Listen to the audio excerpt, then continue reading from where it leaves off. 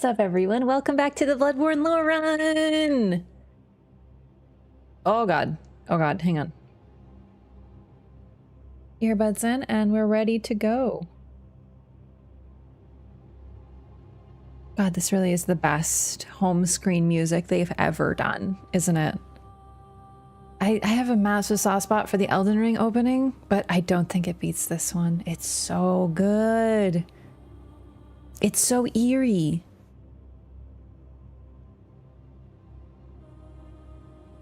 I never get tired of this one. Oh, the Dark Souls opening is really good too. Bloodborne has main menu music.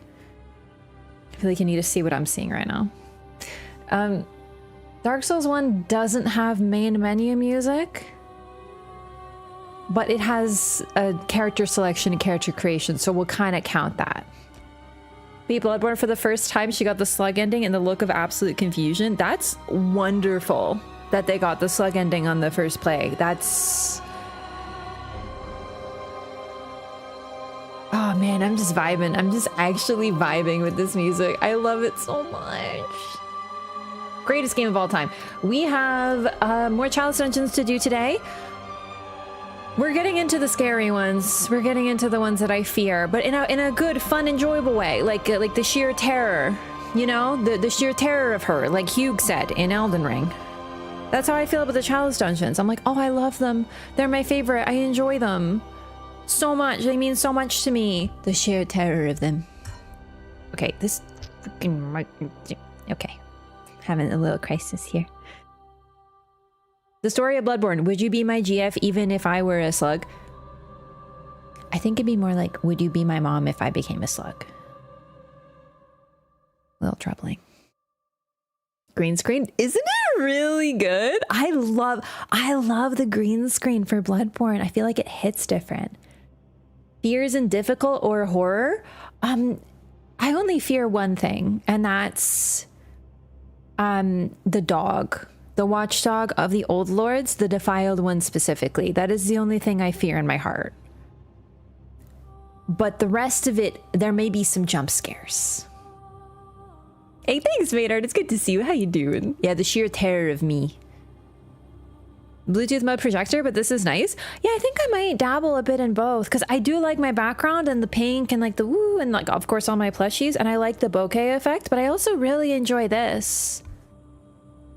Watchdog has a banger music theme. Please don't misunderstand. I don't dislike Watchdog, specifically defiled. I fear. That's it.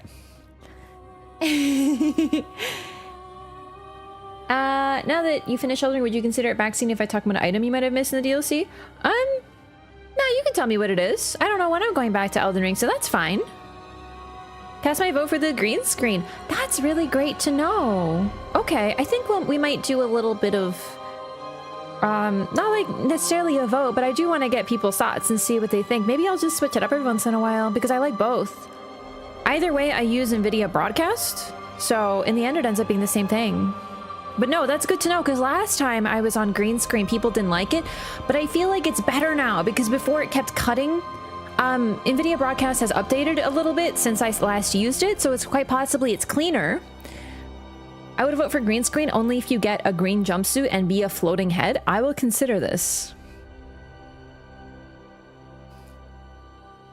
I'll talk pretty easy with whip. This is, I think, the first time I've ever heard of the whip being particularly good at something, which is like striking.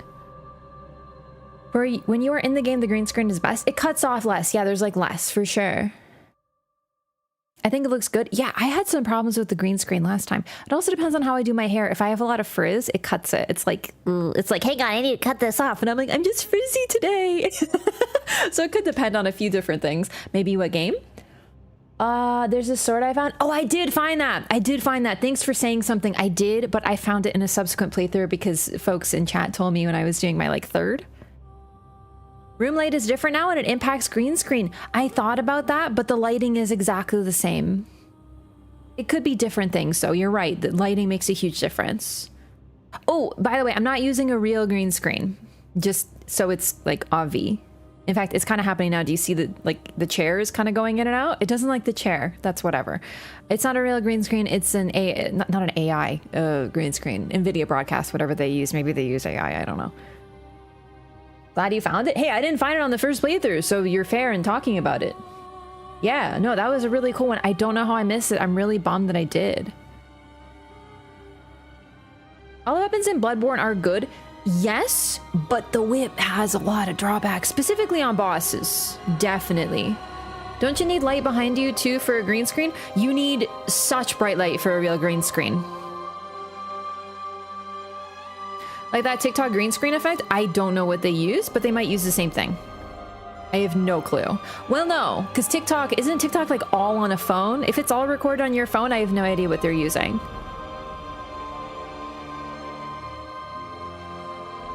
It's actually over for us gamers? It's not over.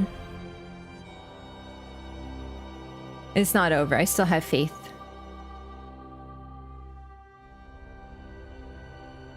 Either way, it works. Yeah, pretty much. That's pretty much. We're doing like a bit of meta discussion at this time because I'm trying to like be like, ooh, you know.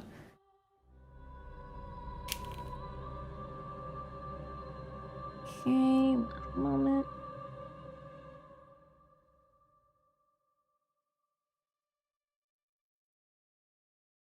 Just remembered something. Oh, wait. Can I do this real quick now?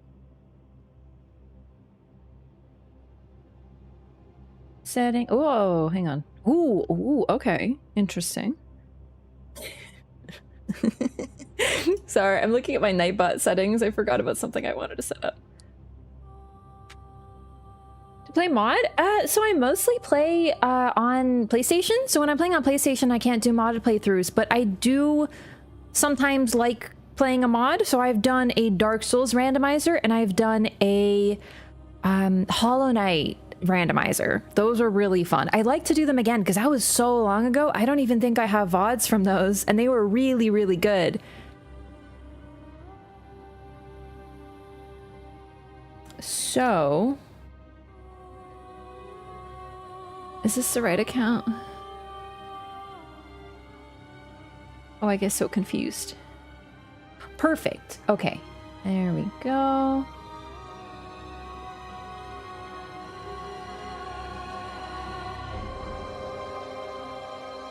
Okay.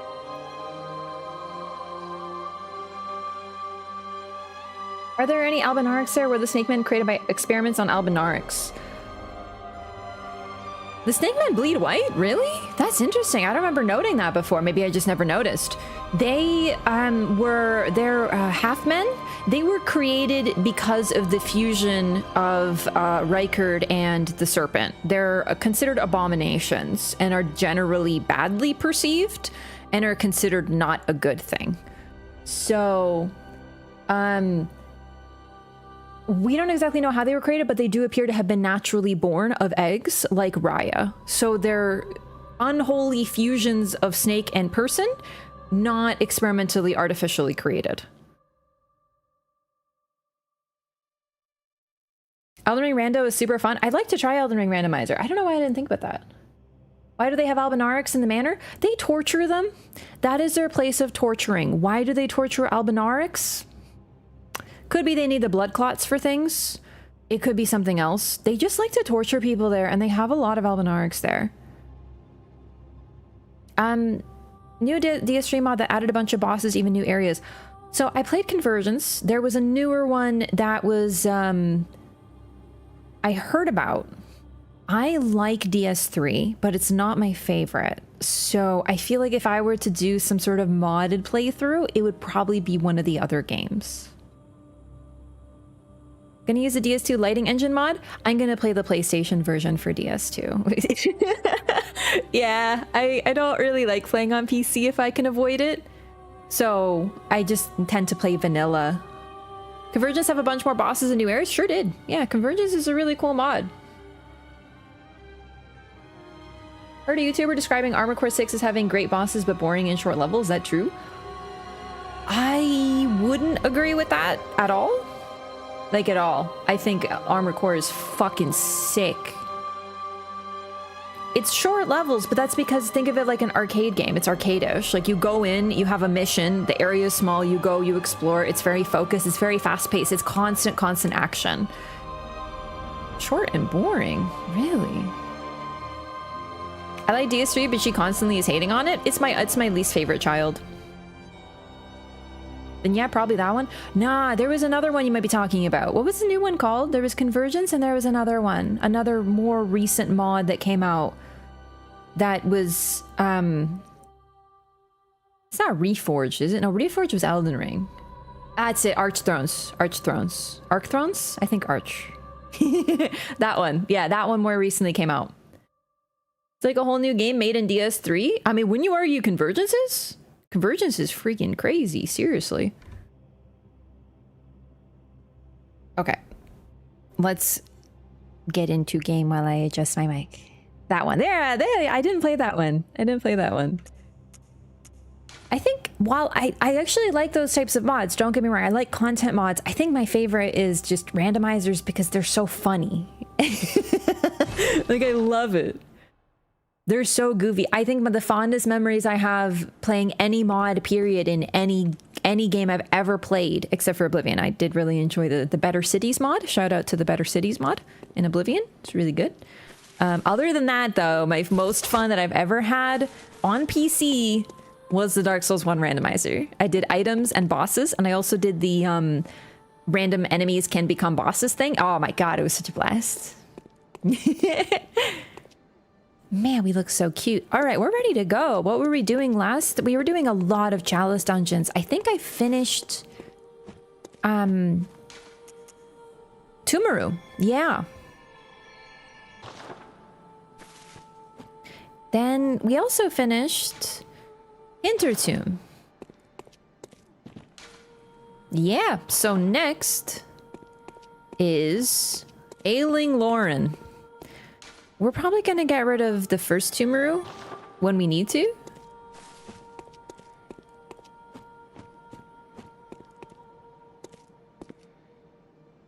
Problem with content mods is that there's a very high chance that the modder will misinterpret the lore and break my immersion by putting a boss somewhere they shouldn't be or something. Yeah, the thing is, when I'm playing a mod, I don't really care too much about lore. They do sometimes try to put lore in, and that's really cool. It's just, you know. Okay, yes, let's go. Lauren, welcome to Lauren. I'm actually really excited to start with Lauren. It has lore in the name, am I right? Lauren is a city a civilization, I should say, not a city, that existed before Yharnam did. So the Chalice dungeons are all ancient civilizations, tombs of gods, old ancient things were discovered there, including I say ancestors, the Tumerians, those really tall, white-haired, pale people that we've been fighting, they lived where the Chalice dungeons were, but they also, some of their descendants still exist in the world, and that would be Castle Cainhurst.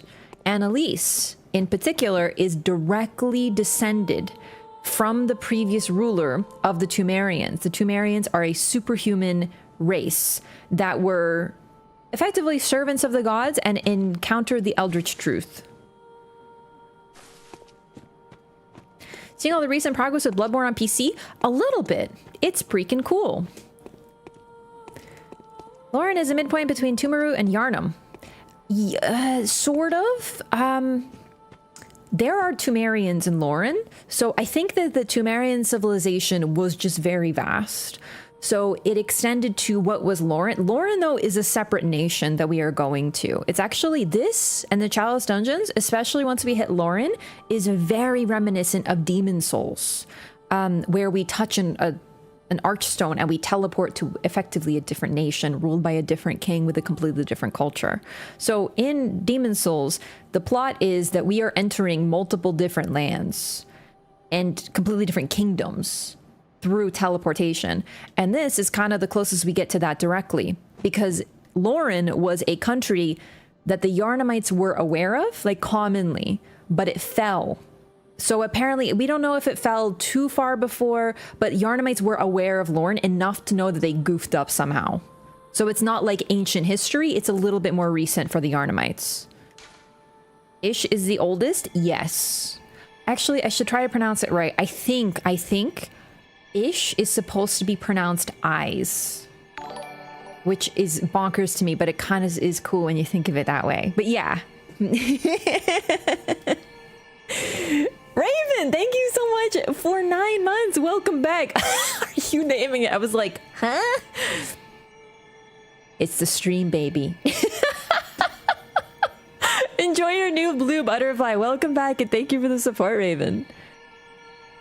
Yarmites are descendants of Temerians too. The culture is like they came later, but we don't know exactly how related they are. The reason that we can't say they're super directly descended is that they make a big deal out of Annalise tying herself directly to Yharnam and the royal line. And her blood seems to be special for that reason. So Yharnam, this is gonna be like slight, I guess, spoilers. We're gonna need to like more advanced lore. The queen of the Temerians was named Yharnam. She is Queen Yharnam. So you might notice there's been a little bit of, it's the curse of Yharnam. They follow Yharnam. Yharnam is both the nation, the city, I guess, and the queen. It's both. So that's kind of what we're getting into. They're doing a little bit of tomfoolery. Is it the curse of Yharnam, the curse of the queen of Yharnam? Or Queen Yharnam, or of the nation, town, city of Yharnam, right? It's a bit of both. Also, thank you so much for the resubs, everyone. Welcome. STHRN adjacent. I'm sorry, I don't know how to pronounce that. Thank you so much for the prime. Welcome in. We love primers. Thank you so much for choosing to use your prime here. Really appreciate that. Welcome. Sorry, I goofed. Dano, also thank you for 26 months. Welcome back. Thank you for more than 2 years.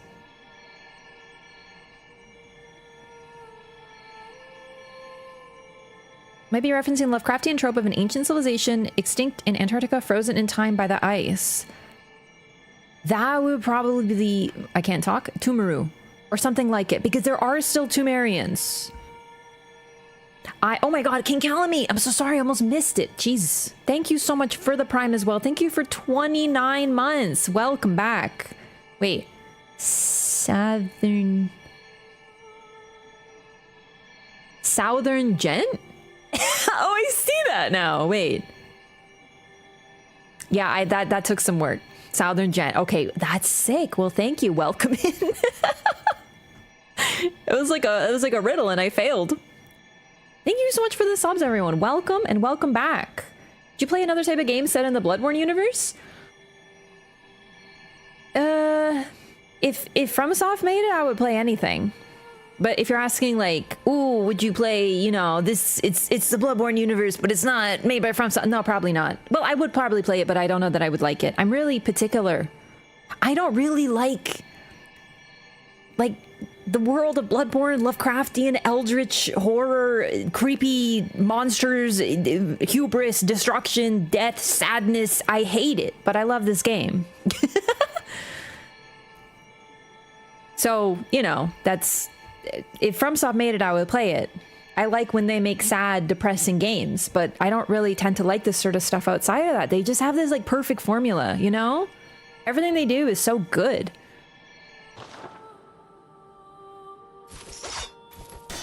What are we doing in main game though? I'm just trying to remember where we are because we might want to actually progress, but Lauren has some really cool stuff in it, so I kind of want to peek into Lauren while we start. And then Rom. Oh, we're in a really cool spot too. Oh god, this game is just pure gold. Degent sounds like Old English for degen. It does. It kind of does, doesn't it? Okay, I feel like I did it the once over of Lauren, so let's look at it. It's different. It's cool. But we're gonna see some familiar things here as well. Horror investigation Cthulhu-like game by FromSoft where we play as an early Bergenwer scholar discovering fucked up shit inside the catacombs. I'm in.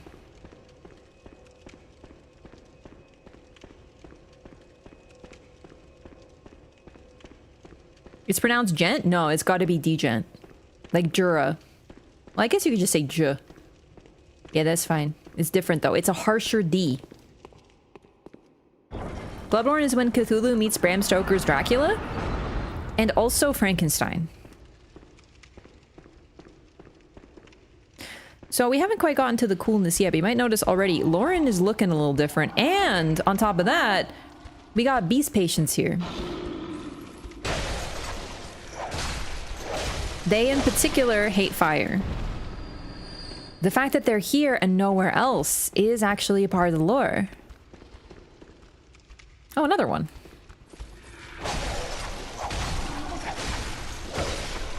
Now that I think about it, I think we get the lore of Lauren directly from this. The tragedy that struck this ailing land of Lauren is said to have its roots in the scourge of the beast. Some have made the dreaded extrapolation that Yarna may be next. This is expanded upon a little bit more, but generally this is where we get it. Lauren is a tragic land that was devoured by the sands. It's very sandy here. It's pretty much a desert, actually. Oh. Is that a bell ringing woman? Troubling.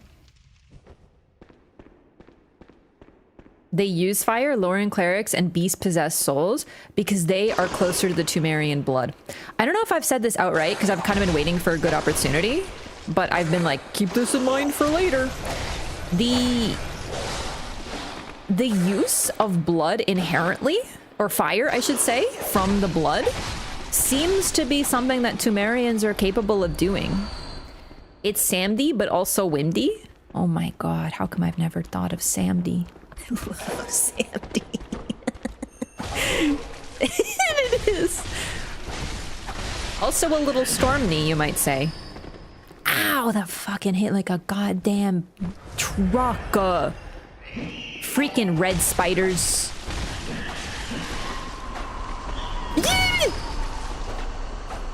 You know, get away. No, get away. No. Nope. Nope. You know what? We gotta take care of that. 1 second. Oh, Jesus. Oh my god. That was oh my god. Where is the bell ringing woman? Woman. Woman. Woman. Where woman? Where is this woman? I'm getting freaking trapped. The spiders have intelligent pathing. They're pincer maneuvering me.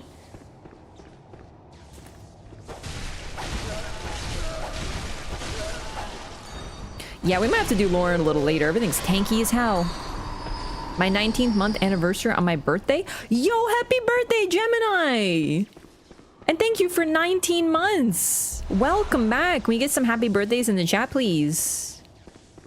Appreciate 19 months of support. Tomb mold. You shouldn't have.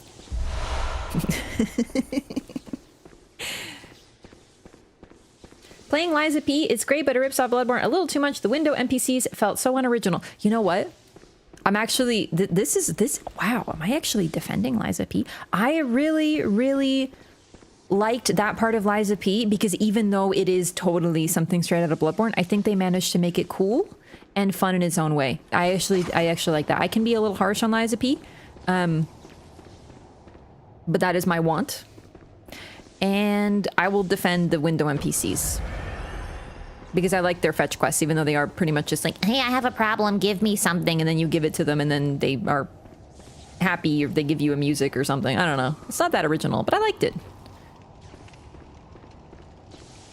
I'm lost.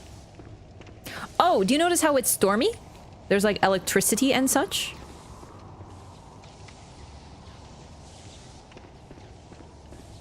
They got like electrical dust storms and shit in this locale. Hey, what up, gamer?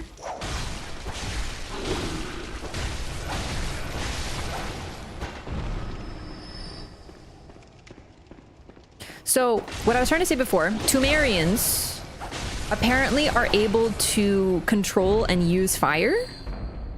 Just as sort of ability, like just naturally. It's to do with their blood. So those with a strong tie to Tumerian blood can do this. That includes the Elder? Elder does it. But he's literally a Tumerian. Annalise should probably be able to do it, but we don't fight her. Maria can do it.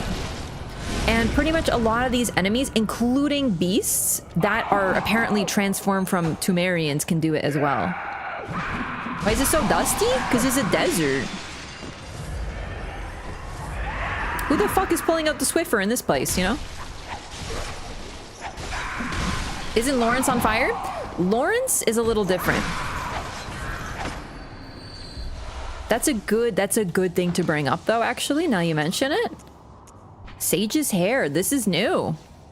Special material used in a holy chalice ritual, a body part of a saint sacrificed by the healing church in their search for truth. Everything else is pretty much the same. It's actually largely the same. Forgot to order more Swiffer? Are you why it's so freaking dusty in here? I'm gonna be sneezing. Controlling fire is different than being on fire. Lawrence burns from within. His fire, his blood is literally flame. I would consider a lot of what we see in the nightmare to be, dare I say, an artistic rendition. So the fact that Lawrence burns,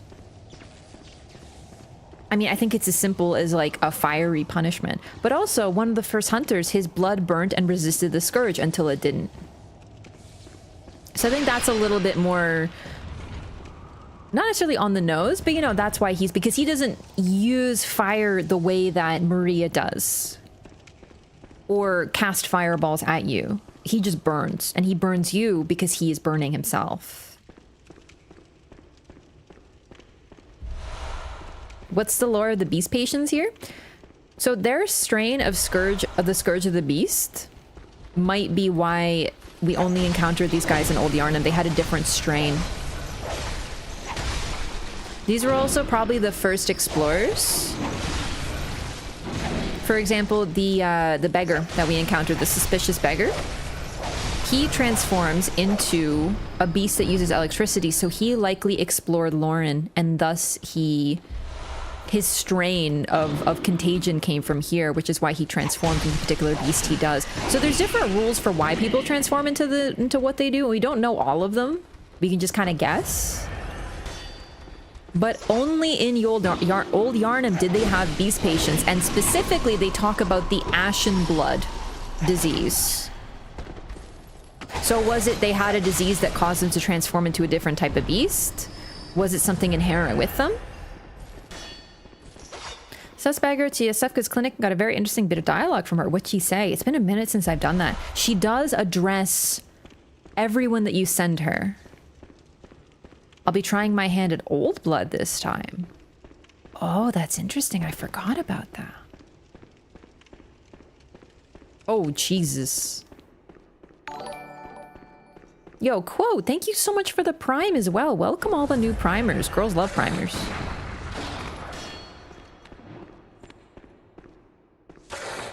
Dark beasts are from Lauren? Probably. Or they were, hang on, I got that inscription. I have to find it because I want to show you the exact words. Wasn't Old Yarnum also poisoned by the church? I don't think they poisoned people. I think they just killed people that started being scourgy, and they burnt them. They cut them off and burnt the entire city. I don't think there was direct poisoning, but I could be forgetting something. They do use poison, so that could be like they inflict what was used upon them. You could argue that. I just don't remember something exactly that mentions poison, but if I'm forgetting something, feel free to remind me. Hang on, let me, before I forget. This. Wait. This isn't it. Damn it. I have to find what item description it was. I'll find it.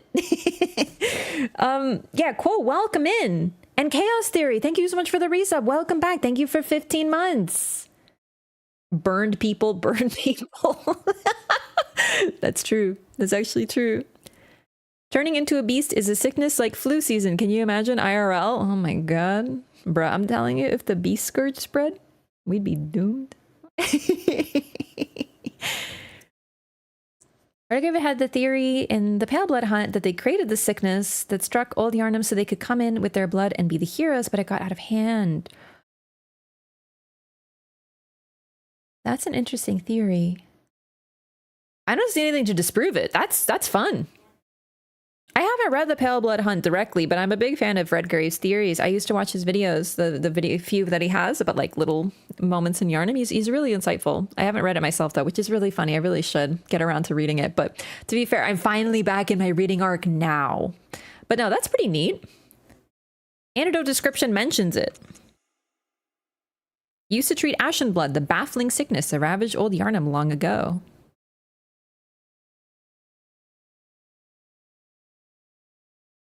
I mean, it does cure poison. Interesting. Oh, that's a fun. Huh, that's a really neat one. I never thought about that. That's really cool. No, Surnum, I see what it means. It's saying that the antidote counteracts poison and it was used to treat a disease, implying that the disease was poison.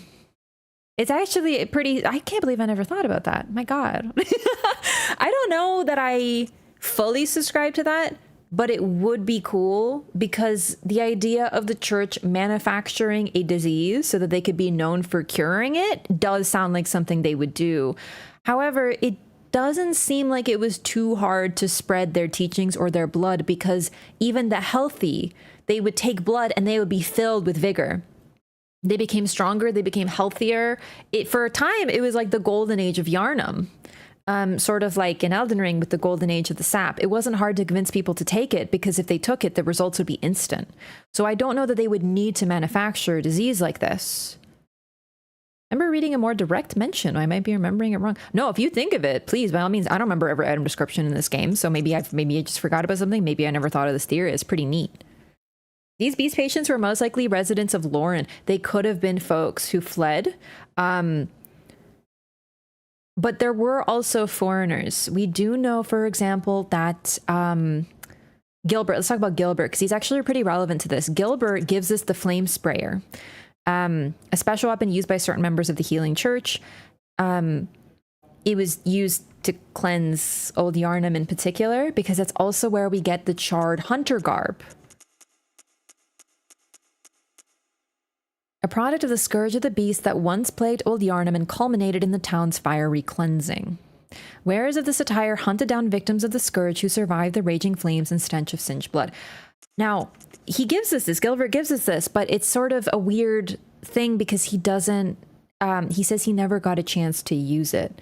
So he wasn't a church hunter, potentially. Maybe he wanted to be, maybe he failed, but he was a foreigner who came to Yharnam, and a lot of foreigners are hunters because they have a resistance to the scourge of the beasts, which he clearly didn't because he eventually became a beast patient. But he received treatment and it helped him for a time, but eventually he succumbed to whatever his illness is. But when he does, he becomes a beast patient only from Old Yharnam. So it's possible that he lived there. So maybe a lot of the time when immigrants come to an area, they tend to all live together because, well, for many reasons, but, you know, there tends to be communities. So it's possible that Old Yharnam was filled with a lot of folks who came from foreign places. Maybe Gilbert wasn't alone. But then why was he let out of the scourge? Why did he escape it? Do you know what I mean? It's not a perfect guess. But we do know that the folks in Yharnam knew about Lauren. They were aware of it.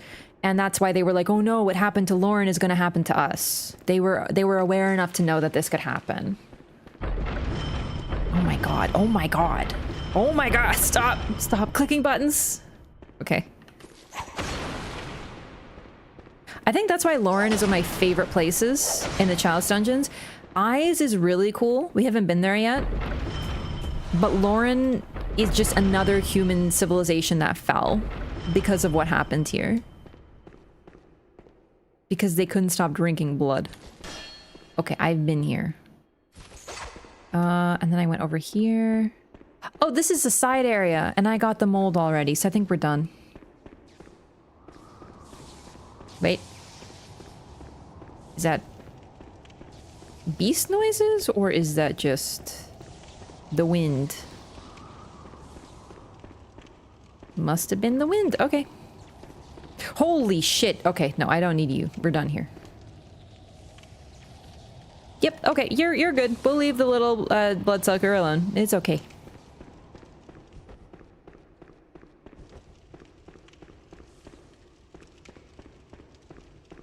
Yeah, I think we finished the optional area. So now we can go actually do the first level of Lauren. I don't remember if it's this level or one of the early ones, but we can get a new weapon in Lauren. One of the, in fact, I think the only weapon that is acquired in the Chalice dungeons. The new unique weapon. There are weapons you can find down here. Knew the Scourge would be a big problem eventually, and they would need to reform the hunters into what they became, so they kickstarted that new era of hunting by provoking the old Yharnam tragedy to justify reforming the hunters and applying much more restrictive policies in Yharnam proper. It's possible. Maybe it was also just like their first test, their first foray.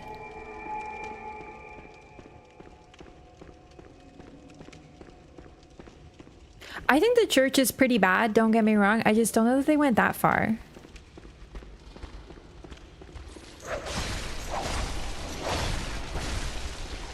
Although testing the blood on a subgroup in an isolated population would make sense first before they actually use it on people. But the thing is, the problem that I have with that theory is they already knew that they would turn to beasts. That was just a thing.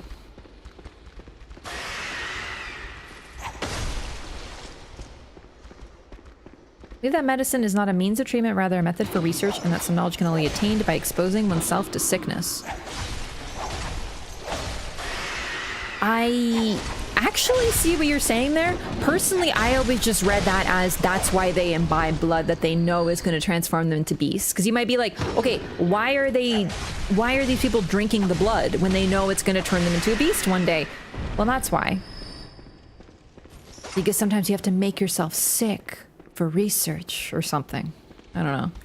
Because the church, yes, they were a church, but they also had avenues of research. And they were doing some of the most high-level research in the in Yharnam. But you can interpret that multiple ways, yeah. Since before Lawrence left Bergenworth? Oh yeah, exactly. Hey Flamebait, what's up? Use of beast blood, it resulted in a schism. It sure did. The Bergenworth group, led by Willem, said do not use the old blood, fear the old blood. And he liked things that didn't use blood in any measure. So Carol runes, or at least he would have approved of those. Freaking guillotine. And eyes. His whole thing was eyes. He wanted to develop eyes on the inside, grow eyes on the inside, make eyes on the inside, whatever.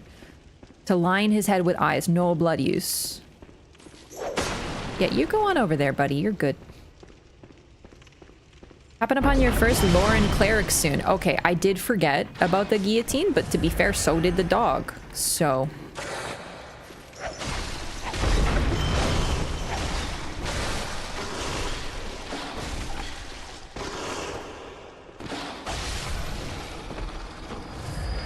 even know what Old Yharnam was before. They're detached from the main city, almost like it was the original Yharnam. But then as it grew, rich people went to Central Yharnam, and the poor were left in Old Yharnam. Yeah, we don't really find out what it was. It does end up isolated.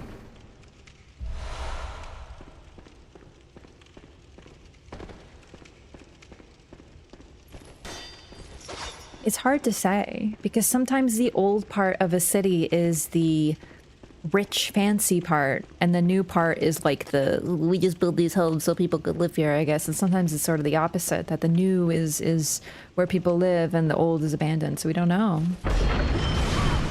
It happened again. I forgot again. God. Even no object permanence. Well, to be fair, I'm busy loring, you know? I don't have time to think about, you know, guillotines when I'm loring. I feel like one of these is going to be a illusory wall. I can't remember if I found them all. Since that thing against religion, it seems all the churches and temples in his games do fucked up things. He, well, it's sort of like an anti... what was it? Not establishment. Maybe a little bit of that. Mainly, it's like the organized groups. They're always corrupt. Any organized groups in these games is corrupt. Whether it's a religion, whether it's the Golden Order, which is also a religion, whether it's the Royals, they're always corrupt.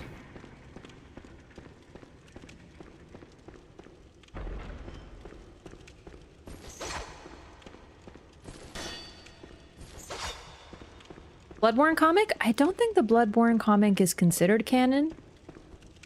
But it's also not canon. You know what I mean?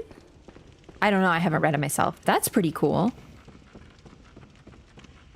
Connection it has to another part of the world is Yahar Ghul.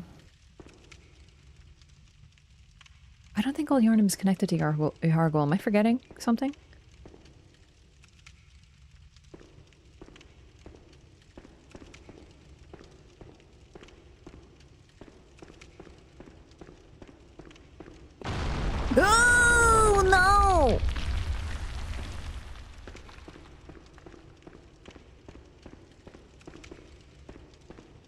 Scared the shit out of me. Where the fuck am I?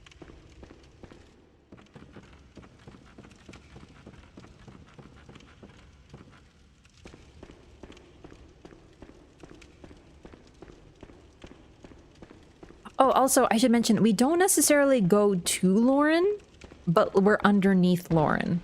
So we get to see some of the outside of it, but not like any sort of civilization above ground. So we sort of go, but we kind of don't. I think it's connected to Parl's arena. Oh, yeah. It is. It is. But what's weird about that is that the only way to get to Yahar Ghul looks like it's literally like a mine. I completely forgot. Thank you. I knew I was forgetting something there. Someone broke out of Yahar Ghul and looks to have like mined a tunnel to get out of Yahar Ghul. It's attached, but it wasn't like built to be attached. If we think of Old Yarnum, the Dark Beast was kind of sealed at a dead end. There's nothing there except for this cave that was eventually excavated. It's probably someone getting out of Yahar Ghul because it seems to have kind of been a one-way trip. We don't know who was there. We don't know who made that. We don't know who escaped, if anyone even did, because Parl is still alive, right? But no, that's a good point. It is definitely connected. But then again, Yahar Ghul is technically connected to Yarnum, but then is cut off.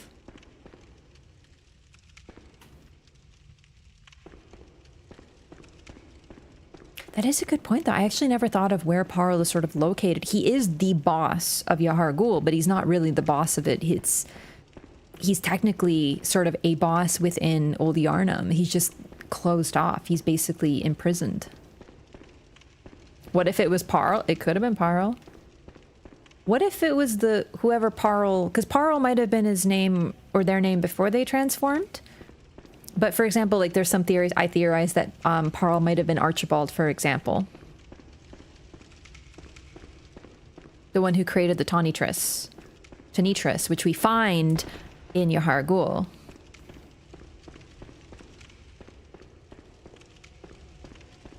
Because we get the badge, this badge, Archibald's Spark Hunter badge, from Parl, but it was also something given to his friends. But he didn't have many friends because people thought he was wacky and weird. Archibald was fascinated by the blue sparks that emanate from the hides of the dark beast. So I don't remember which item it is now, unfortunately. I thought I remember. Oh, wait. Okay, there's two options. Tanitris or Tonitris?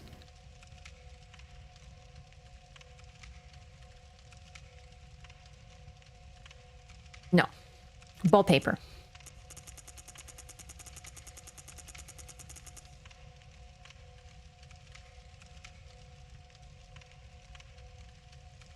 There, this. Okay, this is what I was looking for. Invented by Archibald, the infamous eccentric of the Healing Church Workshop. Artificially recreates the blue sparks that are said to surround dark beasts. Unlike the other strange weapons created by Archibald, this one is favored by many hunters, in particular those who had even once laid eyes on a dark beast. This implies the fascination that you look at one, you see them, and you sort of become entranced by the electricity. Now you can read it multiple ways. You could just read it as they thought it was neat, but also it does seem to have some sort of like, woo, you can't stop looking at it effect, because when you find the Tonitris, it is literally being stared at by one of the bagmen and two dogs. Like they are like drawn to it and they're staring at it constantly, implying that the electricity does have some sort of effect. I mean, humans like looking at cool, we're like, ooh, sparks and pretty, you know, so it makes sense. It's like cool and shiny. But it does suggest that the effect of it, we don't know exactly why people turned into dark beasts or abhorrent beasts, which also use electricity, like the suspicious beggar. But the fact that the dark beast came from Lauren suggests that everyone who became that type of beast came from here or saw lightning there.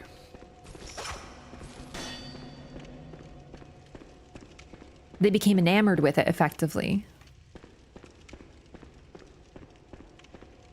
Miyazaki's more against my ideology will save the world, not religion in particular. I would argue he's against organized religion for sure, because any sort of church is always corrupt and full of people who claim to be just hypocrites. Every single one of the Dark Souls games has a cleric who is evil, or a murderer, or a coward and a hypocrite. And they mask their intentions behind their religion. Petrus, Dark Souls 2 has the lady, I don't remember her name.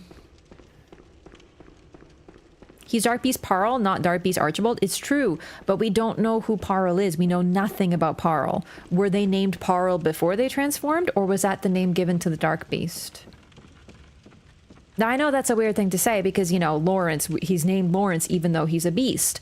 But if this Dark Beast was enough of a trouble that he was locked in a dead-end room, so he has his own arena that's closed off. The only way out, like, it's weird. Then again, the door isn't locked, so he could have just opened it. I don't know. It doesn't make perfect sense. But it's possible that he was given the name because it's like, yeah, that's Parl. What was the name before? I don't know.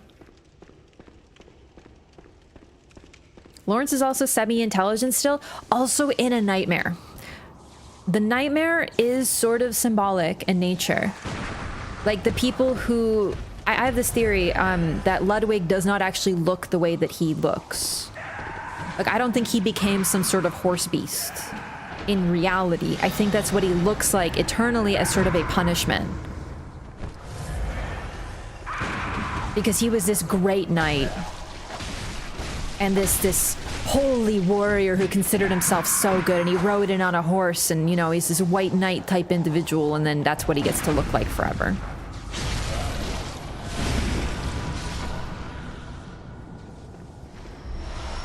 I don't think that Lawrence literally burned. I think he was just a standard cleric beast, but upon being trapped in the nightmare, this is his punishment. He takes the form.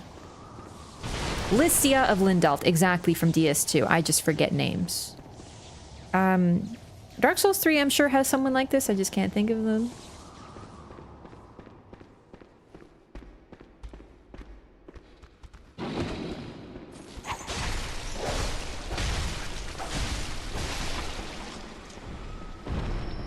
Remember one that wasn't corrupted? The Turtle Pope? The Turtle Pope doesn't seem to be a part of any particular religion. He just sort of... He believes in marriage. He's just like, yeah, marriage will fix everything. Yay. DS3 is Pontiff Sullivan? That's a good example, yeah. He became powerful in a church because he wanted to control it. Okay. Man, this one took me a while. Oh no, I thought it... Oh no. Okay. Okay, hang on. I'm still lost, as it turns out.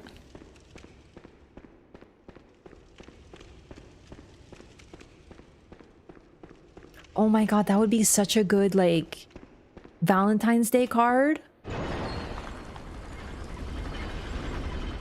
Turtle Pope says, all things can be conjoined. So what about you and me?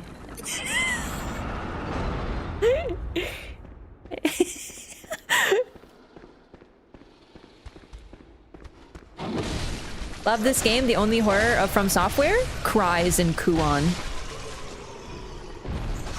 No, I know what you mean though. Just did some of the chalices and got my butt kicked. I still don't understand it. Where are you in the game? Because you might just be like a little under-leveled.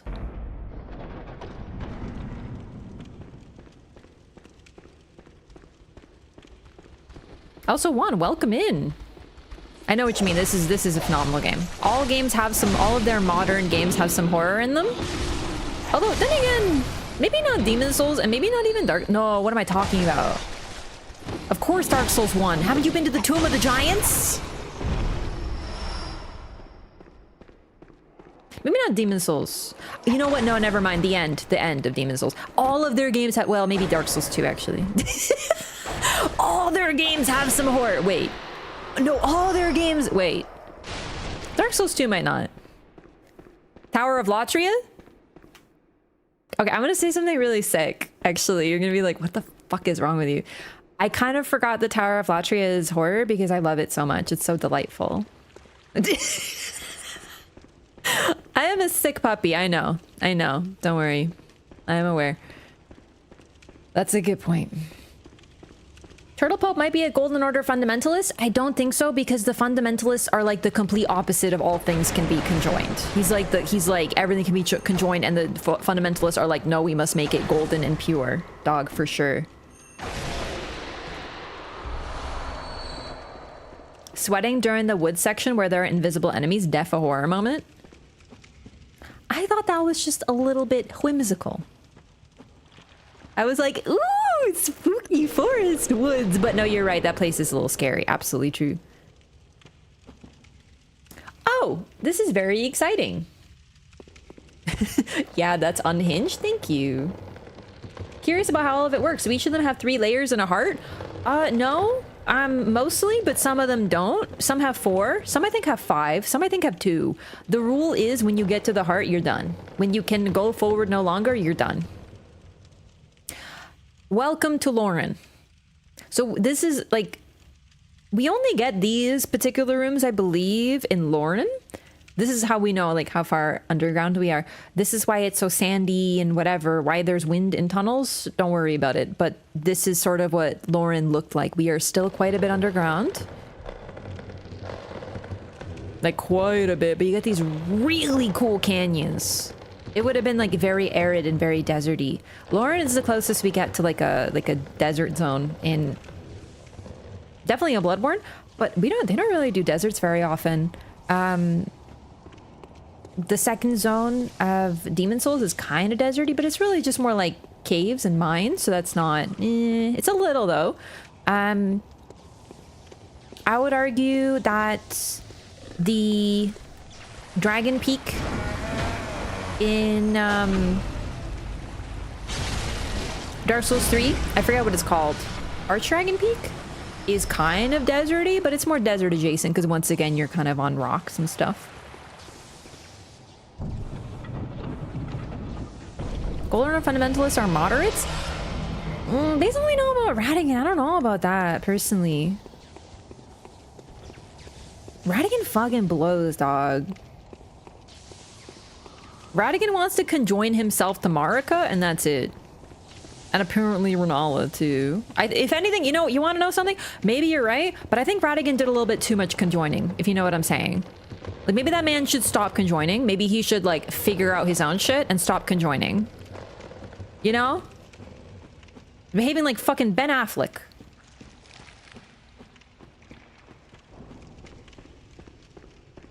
That's some real pop culture for you right there. Also, sorry, I just remembered I wanted to reply. I saw Bugs, was it you saying that you want to play some Bloodborne after watching? That's why I'm an influencer, baby. That's right. Get influenced. Play Bloodborne. There's a desert level in another. Oh my god! Don't read chat when you're going across bridges. You have learned this. This is not the first time that's happened. You have to not look at chat when you're running across. Okay, hang on. There's holes in the floor here. I remember. Oh my god. Radigan be like, she can fix me for real, and then he's like, wait, no, she can't. Pretty much. Fucking hate Radigan.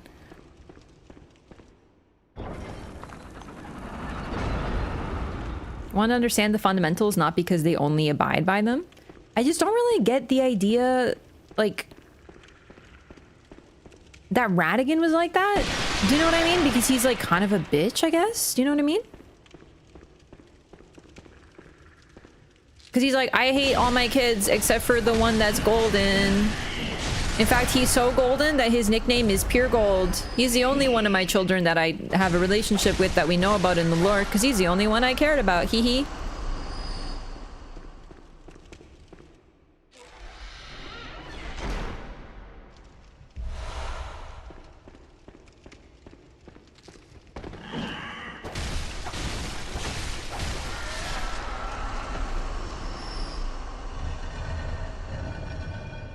The fundamentalist? Yeah, but the problem with Gold Mask is that man, he ends up being kind of extreme too. He's like, hey, you know how we worship the gods in our religion?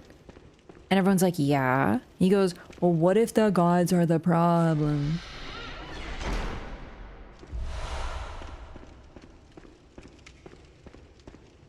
I just don't think Radigan was some sort of accepting bloke. I just don't, like, there's literally no sign that he was ever a chill ass dude. The Turtle Pope was cool despite him. Is the law of regression? I don't know. I just feel like regression isn't... the regression causation thing confuses the shit out of me sometimes. Most of the time. I just kind of go by, like, what they do. And it's true, Radigan does really like conjoining with women. That's, like, his favorite hobby, I would say. But then he's also really good at unconjoining and abandoning them and oppressing them. So I just feel like, you know...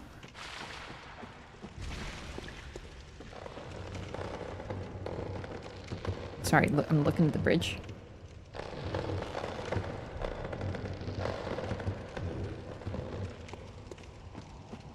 Radigan in today's world would ban memes after seeing one meme he did not like. There would be a meme that was like, haha, Radigan has red hair. And then he would be like, all memes must die. I can see him doing that. Also, I'm not lost. Don't worry. I'm definitely not lost. Isn't this bridge how you get to Shadow Tree Avatar?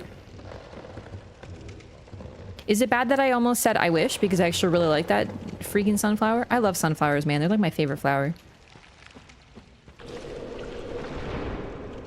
Oh, I was like, something's alive here. It's the slime that I was ignoring.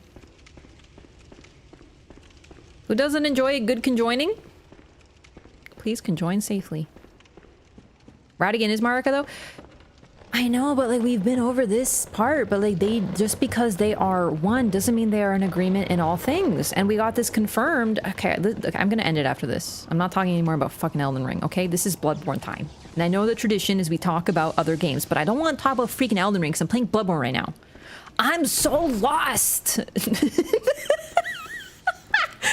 Anyway, Radigan is Marika. It doesn't mean that they are the same. They are completely different. They are completely different in like thought and behavior. And we know this because of Trina and Mikola as well, who are also completely disalike. And that's all I'm going to say about Elden Ring. I just went a big circle!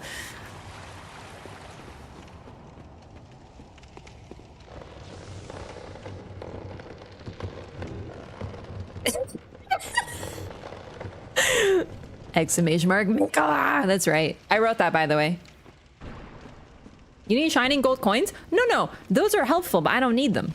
I prefer to stubbornly keep running in circles until I eventually find my way out of the maze.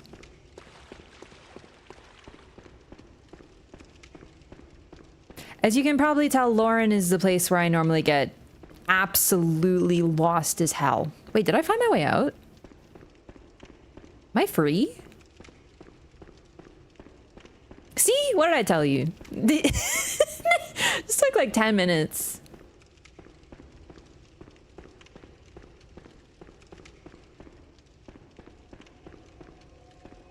Lauren is particularly bad for it in my experience.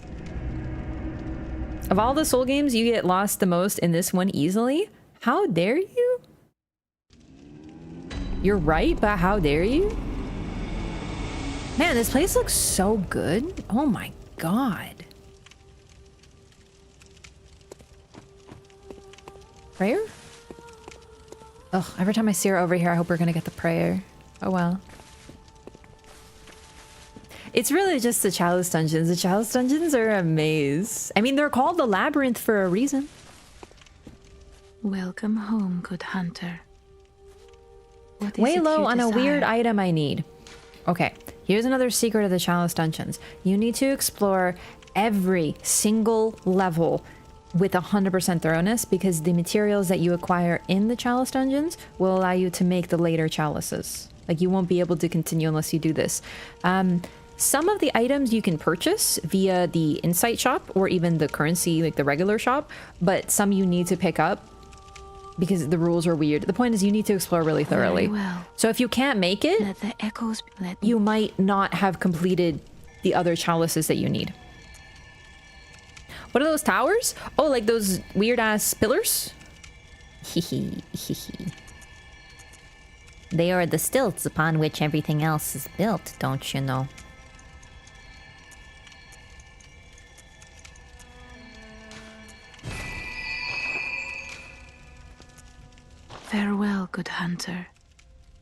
May you find your worth in the waking world. They're usually in the big treasure chest rooms though, right? They usually are, but there's also smaller treasure chests that will have items that you will eventually need too. You need a lot of items to make the later chalices. If you complete one chalice, can you delete them after? Yes, yes. So this one, for example, is my very first one. When I'm done with Lauren, I'm gonna wipe this. You just go, remove chalice. You want to be careful doing that though, because if you want to recreate the chalice, like from anew to get materials, you're gonna need to use materials again. But it's really not that big a deal unless you know, get rid of one that you missed an important material in or something. Hey Nola, what's up? Also a way to get the night sky with the blood moon in here if you Hunter's Mark as soon as you get the moon presence echoes. Right, so you don't get pushed into New Game Plus. I haven't done that actually. So, someone else might have more in-depth theories about these. I think they represent simply that we are at the base of the world. Sort of reminiscent of the Dark Souls one.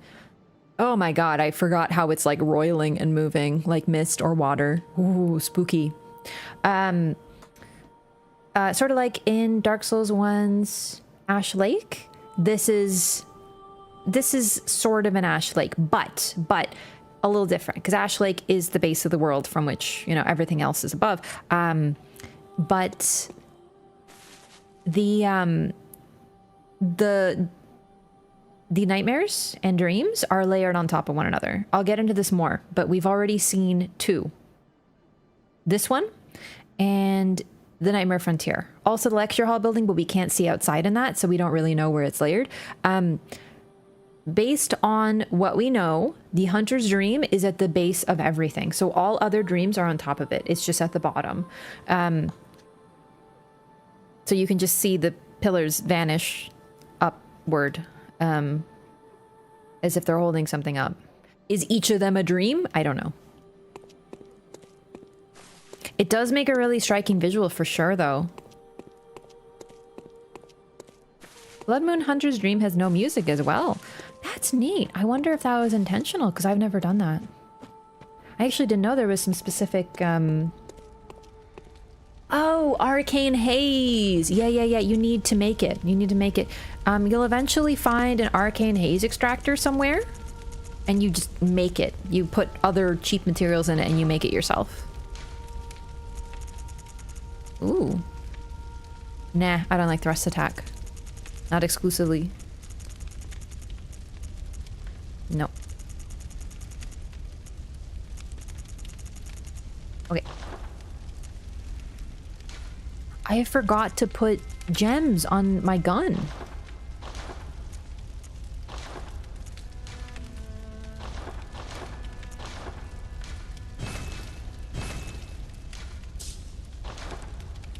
Save file and let's stay open right now. No music. Wow, that's really cool. I actually didn't realize. I knew you could get out of New Game Plus. I didn't know there was something special about it. I told my Spanish teacher I know how to say cheese in Spanish. He said, "K, so?" I get it because it's K. It's queso. Hey, thanks for the 100 bits.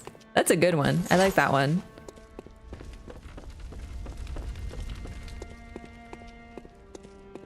Carpenters eating good Miyazaki games. Pillar contracts are guaranteed. Dude, what if this is stonework? It does look like a tree, but it also could be stone. It's kind of just that, like, ambiguous material. Always assumed that the dream was a higher plane, not the lowest. Based on this, it suggests it's the lowest. The highest is the Hunter's Nightmare. Sorry, not the Hunter's Nightmare. The Nightmare Frontier, from what we know. I'm pretty sure. But hang on, what do we see in the Nightmare Mensis? I usually don't remember where the Nightmare Mensis is. This layering of the nightmare becomes more obvious in the DLC. It's like super blatant, but in like the coolest way. It could be petrified cheese. I freaking love cheese. I accidentally sat down. Did not mean to do that.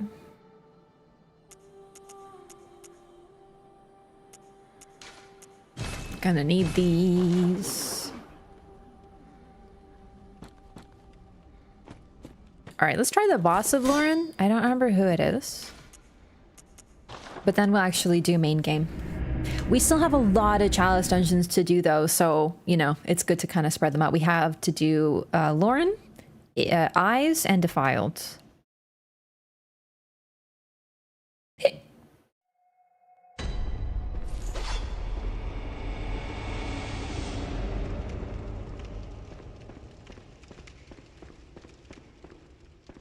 Yeah, Defiled scares me. Ton of audio glitches in Bloodborne DS3 era FromSoft. Also, we don't know that you were meant to... Oh, sick! So, for example, the Beast-Possessed Soul, how he uses magic, like literally casts fire at you, does appear to be an inherent ability. He was likely a Tumerian before he transformed. Also, the name Beast-Possessed Soul, like this is a person who is possessed by a beast, like they've become a beast. Tumerians, this doesn't seem to happen to them too often, so we don't know exactly what caused it. I am getting stuck. You should let him eat you. I should, that's smart. Okay, we're gonna take an intentional L over here. Do the grab. I am getting true comboed by those hands right now. Ow. Jesus, you hit like a fucking truck.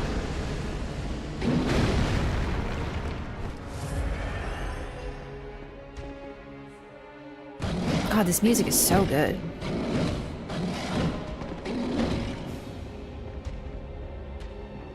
Yeah, also how tall he is, how long the legs are.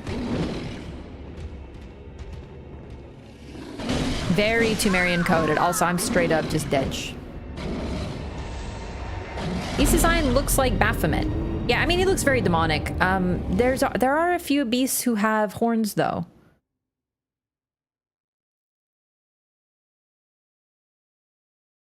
Beast-Possessed Soul is a strange one when out of a boss room because it can target and fight other enemies. Interesting. What the grab looks like, I know, is Big Punch Poke is another grab. Okay, well, honestly, I'll die a few times. I'm gonna try not to heal too much because, like, this guy hits really.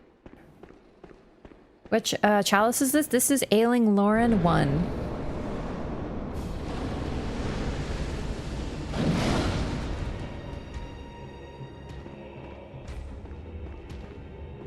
Gotta be a little closer.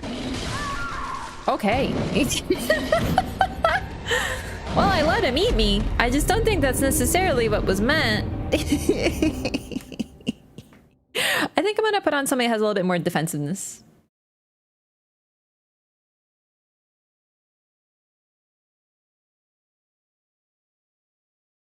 The dress makes me a little squishy.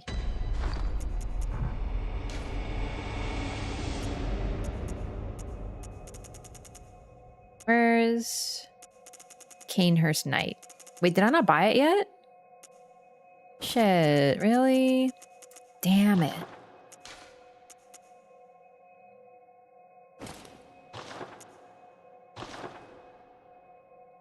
They look a little dorky, but it's okay. Hey, Nathan, what's up?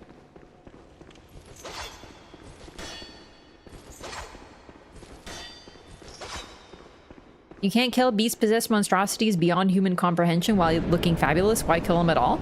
Excuse me? I'm not trying to kill them right now. I'm trying to show off their moveset. You absolute toxic type individual. I think the claws are straight up a true combo. I can't get out of them. There we go. Wait. What the fuck was that, brother? What? What?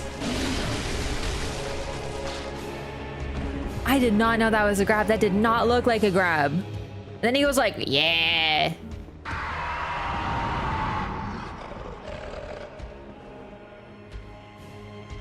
Bro! He ate me and he's going sicko mode.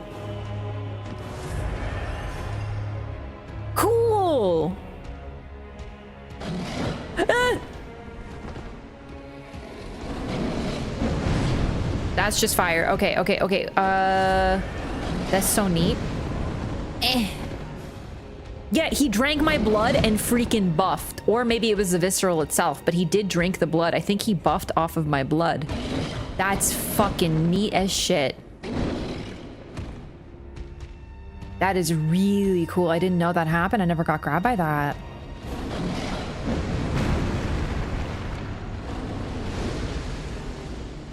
He's also moving way slower, isn't he? His attacks are more methodical. Oh, that's the same move.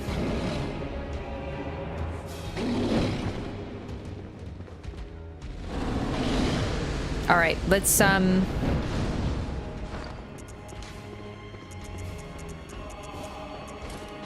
might, you know, die a couple times. If I die, I die. We need good arms that show off. Do the hunter gloves work? No. You aren't a hunter? No, they cover the arms. We have to have the arms because they have these little tassels that are so pretty. Oh my god, everything's covering them. You keep throwing fireballs at me. I'm so concerned about it. There we go. We gotta get that. Oh, fuck.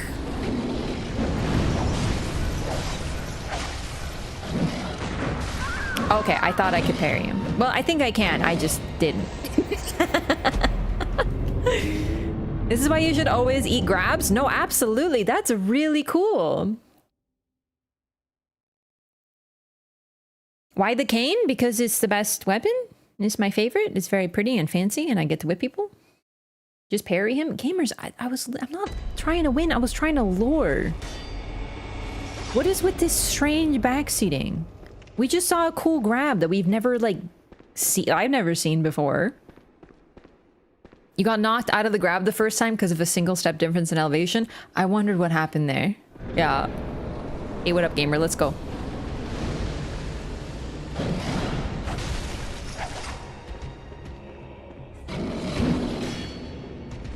Hang on, I try to go for a backstab. There we go.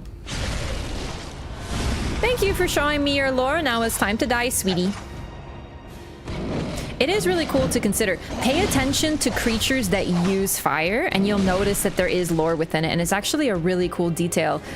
Now, when I say use fire, I mean like this guy. He summons fire out of nowhere.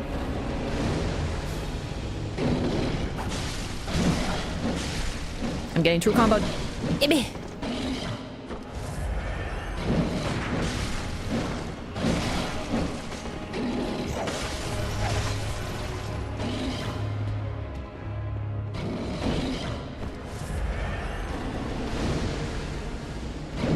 There's also enemies that, like the witches, that use fire, but use it out of a body part. Oh my god! He's fucking me up with that one. Okay, you know what?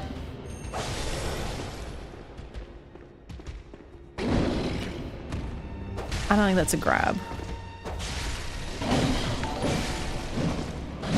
He just keeps on swinging. He's that 5 swipe, yeah, he's getting me so good with it. Yo, thanks so much for the super chat, Quaither. Appreciate that. Thanks for the support. Welcome back. The 2 swipe is a true combo. I can't get out of it. That's unreal. I actually didn't realize he had one. Like, if I get hit by 1, I'm getting hit by 2. I've never healed so much on Beast Possessed Soul in my life.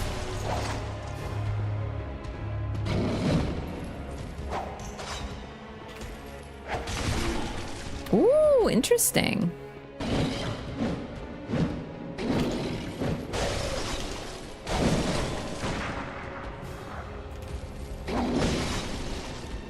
I think he's... Oh, now he does fire. So this is phase 2, I think. He did a slight little... Small temper tantrum, roar into some fire buffed moves. We definitely got into 1.5 at the very least. Oh, the music changed. Now we're phase 2?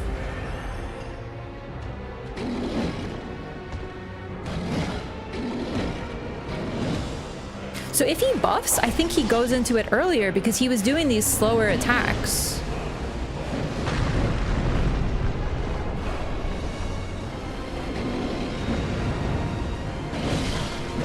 Okay, no, he's still getting me with that. Oh my god, that still hurts. He does like the fire attack from Elden Ring. That's so neat. Any other moves? Did you say there was 2 grabs, Eponymous? Because I've really only seen the one. It technically is different in phase 2, but I feel like the same thing probably happens.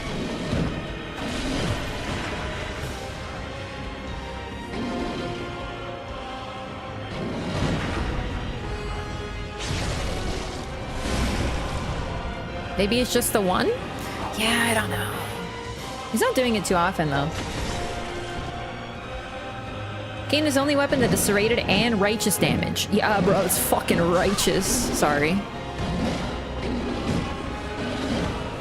The cane also has the largest range out of all weapons outside of DLC, and it's only beat by the strength whip. Oh, that was cool. Did you see that?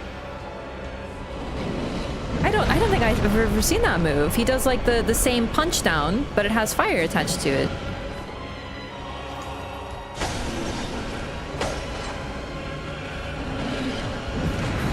I don't know why I thought I could parry that.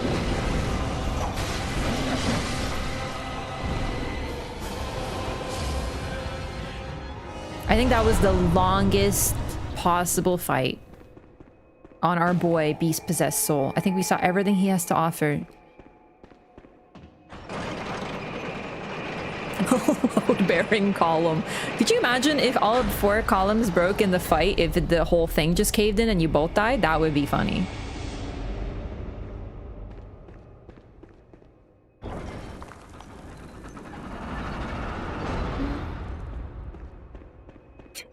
Just saw that. Not that guy, don't be that guy. That's exactly what I was thinking.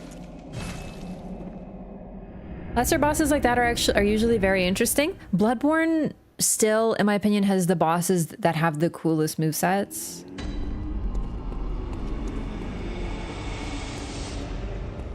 Welcome. What?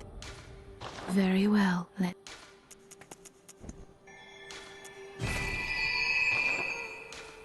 Farewell. Actually, I think, is it 40 skill that's like the soft cap or whatever, or should I go higher? I don't remember. I'm leveling up strength so I can show off different weapons. So for example, the Kirkhammer and Ludwig's Holy Blade. I wasn't able to show them off before. It's 50. Oh, okay, that's my bad. I forgot. Well, we'll level up skill more. I just really wanted to show off this. So in this game, you can't equip the weapons unless you have the stats for them. You can't even put them on. So I just want to show you the moveset. So this is the Kirkhammer, otherwise known as the Church Hammer. Kirk equals church. Standard short sword moveset. Got some pokes. But then it's a fucking hammer, bro. You know the story of Arthur, how he pulled the sword from the stone? Well, what if he went, fuck that, and just took the stone with him? This imagines that alternate ending to that tale. Kirkhammer is my favorite fave weapon. It's a very popular weapon. It's cool. It's simple. It's a very phenomenal, cool as shit hammer. Oh, I should point something out actually. So you might notice some weapons, when they're transformed, they're two-handed. They get a special moveset, like a special attack. So this is the L2 combo. Because the L2 button is otherwise your gun. Some weapons, for example, my favorite, the threaded cane, even when it's transformed, it's still a one-handed weapon. It's not unique. There's other weapons like this. The burial blade. Sorry, not the burial blade. The blade of mercy is one that it's two-handed, so you can't shoot with it. So they get a special attack. It really is cool. The sound design, once again, in Bloodborne, shining through. Just how everything sounds. Now we can also equip the Ludwig's Holy Blade, now that we have the stats. This one, very similar. Short sword. And then when transformed, becomes a bigger sword. After you transform. Yeah, I'm not showcasing the full moveset. I'm just trying to show off some of it. But yeah, no, I'm definitely, like, I'm not doing all the moves. So please feel free to try them yourself. Oh, that's cool. I'd like to try strength weapons at some point. Use the Augur of Abritus to parry with two-handed weapons? Yep. Yep, you can parry with the Augur of Abritus. The timing I find is a little off. But it's satisfying.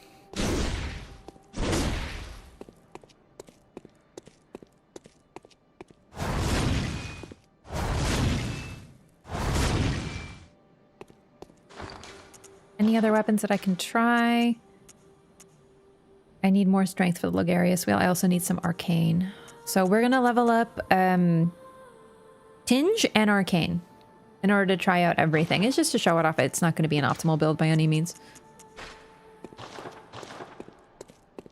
Super rare in this game and unique to only those two weapons is that their backstep R1 can block. Really? Transformed?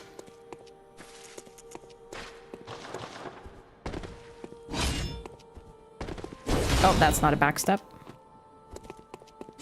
Oh. Oh, that's really neat. It's like a push forward. That's super cool. I didn't know that. I'm not the biggest user of backhand attacks, as you can probably tell. All right, back to it.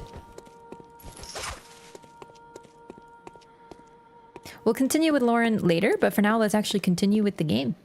So we are up. Oh, okay. Ah, this is such a cool area. All right. So we defeated Rom and we were teleported somewhere else.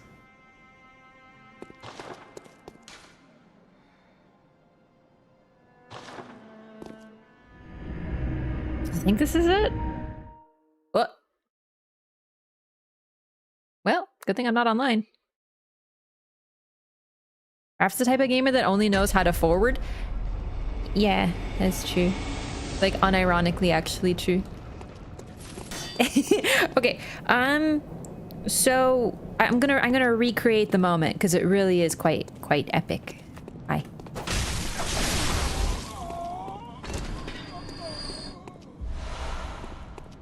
This is one of my favorite areas in the game. Not because it's great, but because it's fucking terrifying. But it's also really great.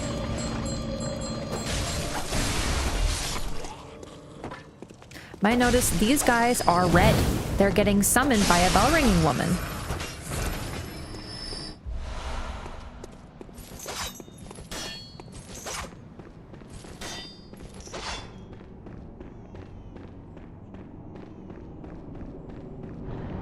Okay, we ended up right here on this chalice looking thing. This is an eye.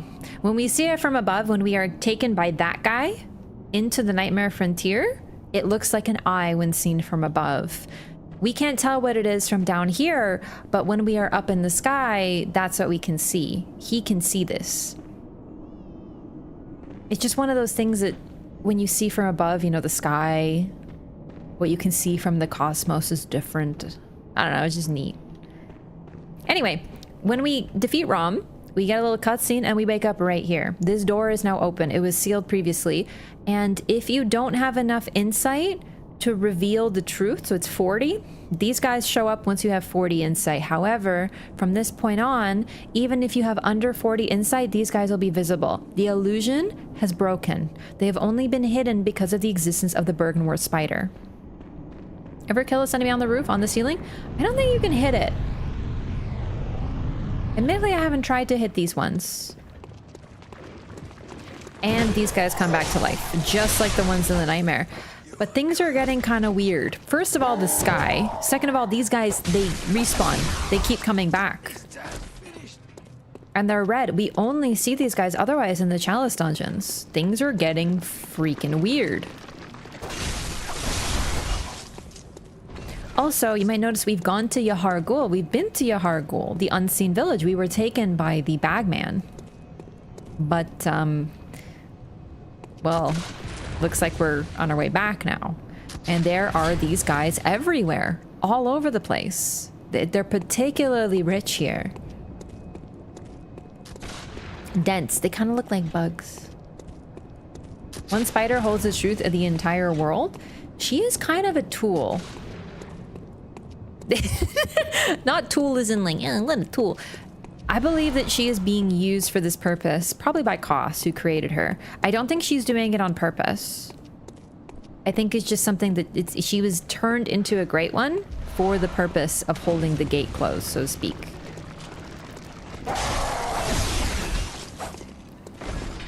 An invasive species?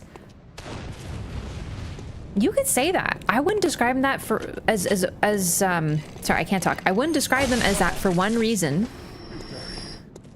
And that is that they are likely being sort of called here. And the amygdala, while their intelligence is a little bit more ambiguous, we don't know exactly what they're up to. They don't seem as interested in regaining their lost children. They seem a little more low level than the other Great Ones that we encounter because they're just sort of chilling here. They don't seem to have any other goals. They just kind of linger and watch. There's one in the Nightmare that seems important, and he's effectively worshipped as a god by patches, but otherwise is sort of different.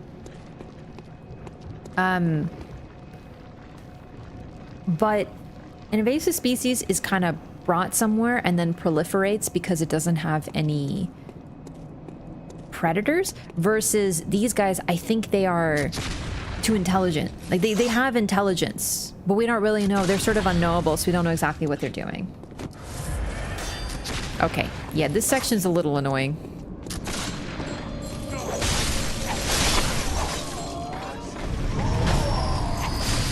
And a few of them want to do more than just watch. Right, yeah, Hugo, I wanted to mention that as well. We've been to Yahar Ghul, but we can't teleport there anymore. And I'll show off why shortly once we get to another checkpoint, because I kind of forgot. Because yeah, you might be like, wait a second, we've been here. Why don't we teleport to the previous location? We can't anymore. So we defeated that bell-ringing woman. Now these guys are killable. Unlike in the Nightmare, or really I should say the Chalice dungeons, they don't vanish when she is killed. They simply stop respawning. So they're a little different.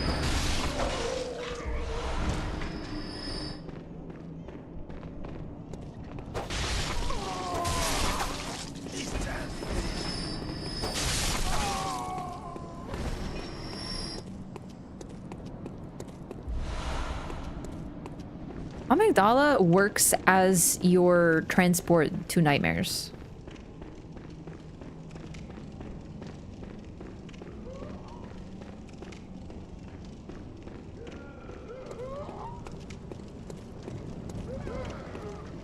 Oh, wait. Forgot something.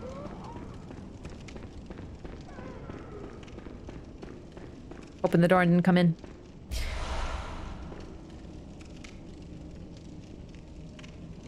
Pretty sure that's Yahar Ghul Hunter garb. But it could also just be regular Hunter garb. It's hard to tell. Maybe that's Yahar Ghul Hunter. The Mensis ritual must be stopped lest we all become beasts. This, I think, is the first time we've heard Mensis.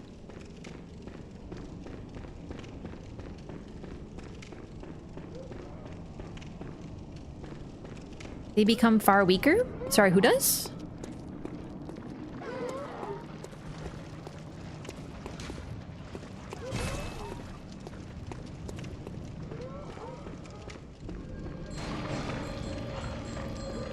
This is the worst way to do this, which is why I'm doing it. Can you even get in there? Oh. I always take a different route here, but this is actually way easier. I should do this more often.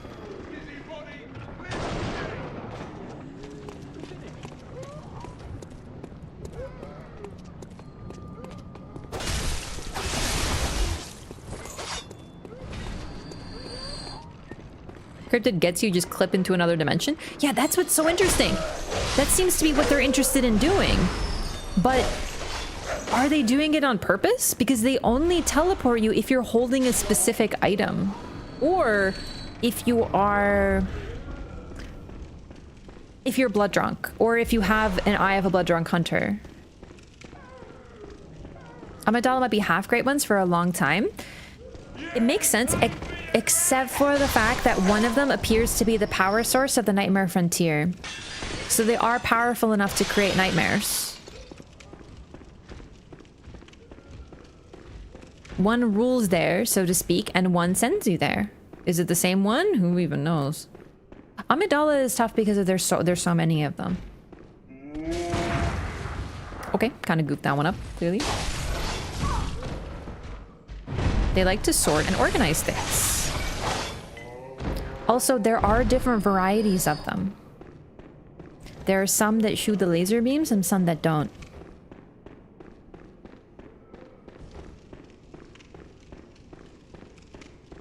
Raccoon dipping their cotton candy in the water. Ooh, air! Nice.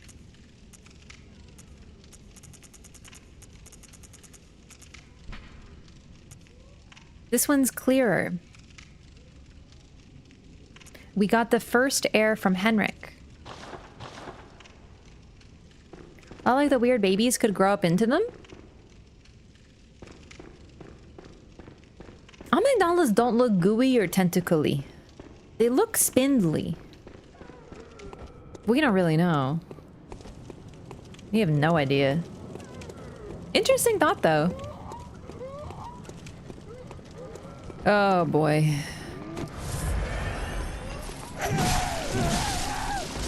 So remember how we went to Henwick Charnel Lane and we met the ladies who chop people up and take eyeballs. We also encountered the eyeball stealing ladies here first. This is the first time we met them in Yahar'gul. We know what they were doing in Henwick Charnel Lane. Also, there's a bunch of these guys. We've seen them before, only in Yahar'gul, but we're gonna see more. So let's just keep those guys in mind. Some have tendrils, some don't. That's true, actually. They do still have the tentacly mouths, but some don't. So some do, and others don't. And the ones that don't... This one also, look at this one. It has eyes. Like, really big, bulby ones.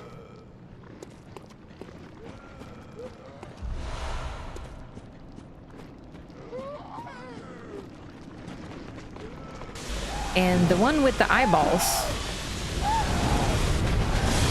shoots fucking laser beams out of its fucking eyes. Oh, Jesus. We got bigger problems, ladies. Fucking run.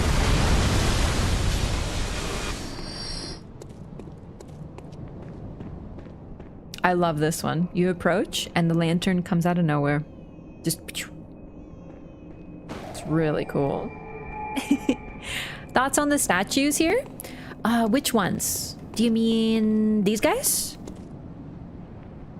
These are really interesting because we see creatures that look like this later, but they're associated with the choir.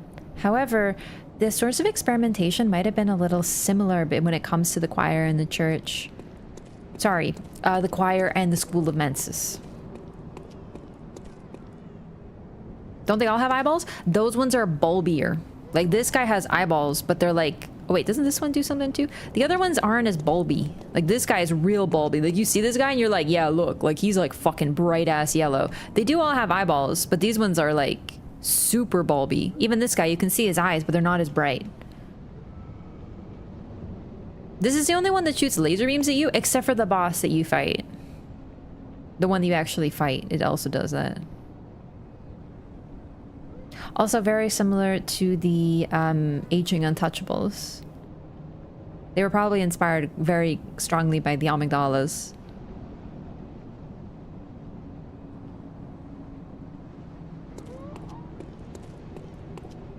Alright, so actually I don't need to teleport. Watch this. Look at this. Right over there. That is our previous, I almost said bonfire, lantern. We were there. But it's hard to tell from here. Okay, especially when I keep doing that. It's broken. The lantern's been shattered. So if we go back to the Hunter's Dream, which we will in just a second. Wait, if we go back to the Hunter's Dream, did it already leave? Hang on. Oh, I did that jerk. We can't teleport to that one anymore.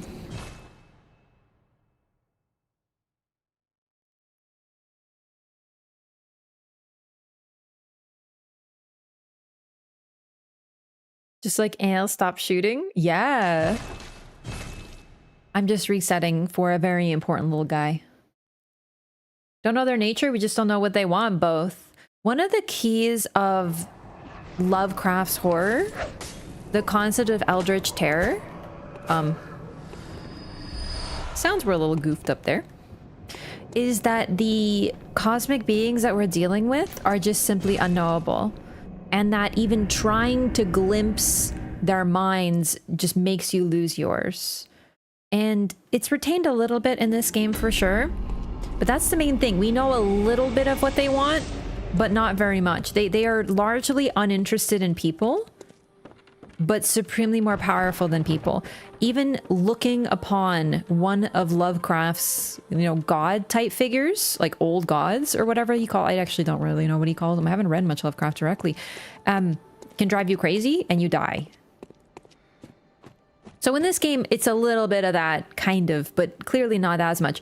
Then again, the fact that we look upon so many great ones, you know what I mean? It's kind of Lovecraftian, but kind of not. Because if you saw an enemy and you instantly died, it wouldn't really make a great game.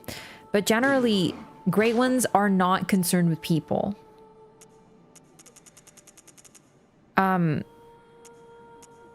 They are just so far beyond us that humans are fixated on trying to understand them.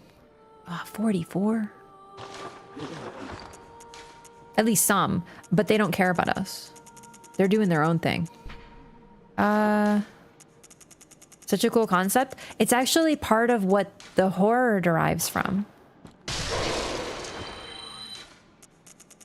The fact that they are so beyond us, that they are so unknowable that they could accidentally kill us without a thought.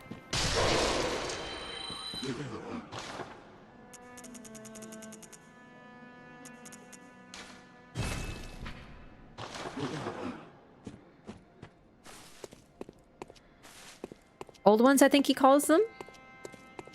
They don't care about us except when they do. That's true, but I feel like it's like the key that the really, really powerful ones don't. So the concept of Lovecraft is that our world is literally sustained by these old ones dreaming because they're asleep. So if they wake up, the dream is gone. It's like a human. We have a dream. We wake up, the dream is gone. Imagine that, but on such a scale that if an old one awakens, the dream is gone, but the dream is our entire world, our civilization, like the entire earth. It's simply a dream in the mind of a great one. So if that being awakes, humans are just gone. And the horror that comes from that and the understanding of that and truly realizing it and being exposed to them drives you mad and kills you. Way above a great one, but the main point that it's the core to Lovecraft's work that I feel is a misunderstanding of eldritch terror is that these beings don't care about us.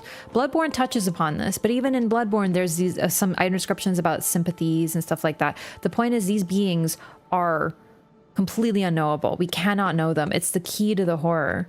And part of the fear, Lovecraft was a very, very troubled individual, even for his time. We all know about how he was an extreme racist. Even by his standards, please understand. I know there was well, back in that day, everyone was. Even by his time standards, he was bad. He feared everything, and the unknown especially. Into his head. He doesn't die, but he does sink back beneath the ocean. Also know, we're not living in the Great Old One's dream. We're not gone if they wake up. But they will take notice of us and decide. Yeah, that's basically it. It's the indifference, though. That's the key. This family life makes sense. Yeah, his work, there was a sign of his work being a little bit more positive and optimistic, but that's his very, very early work. And then it's pretty much just heavy, depressing, rough stuff. But as someone who is scared of everything and everyone, that fear is channeled into his work.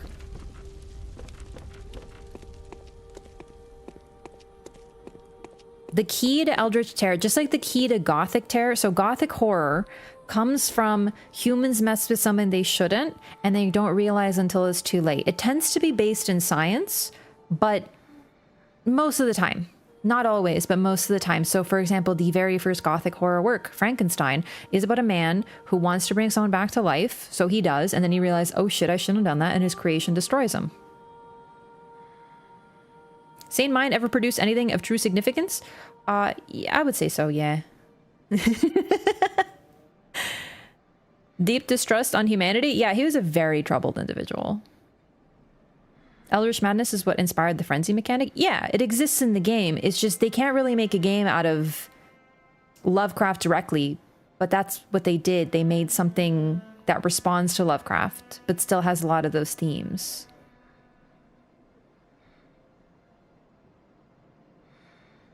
Humans can also kill great ones. No, they die, but they're still alive. We haven't really encountered too many great ones yet.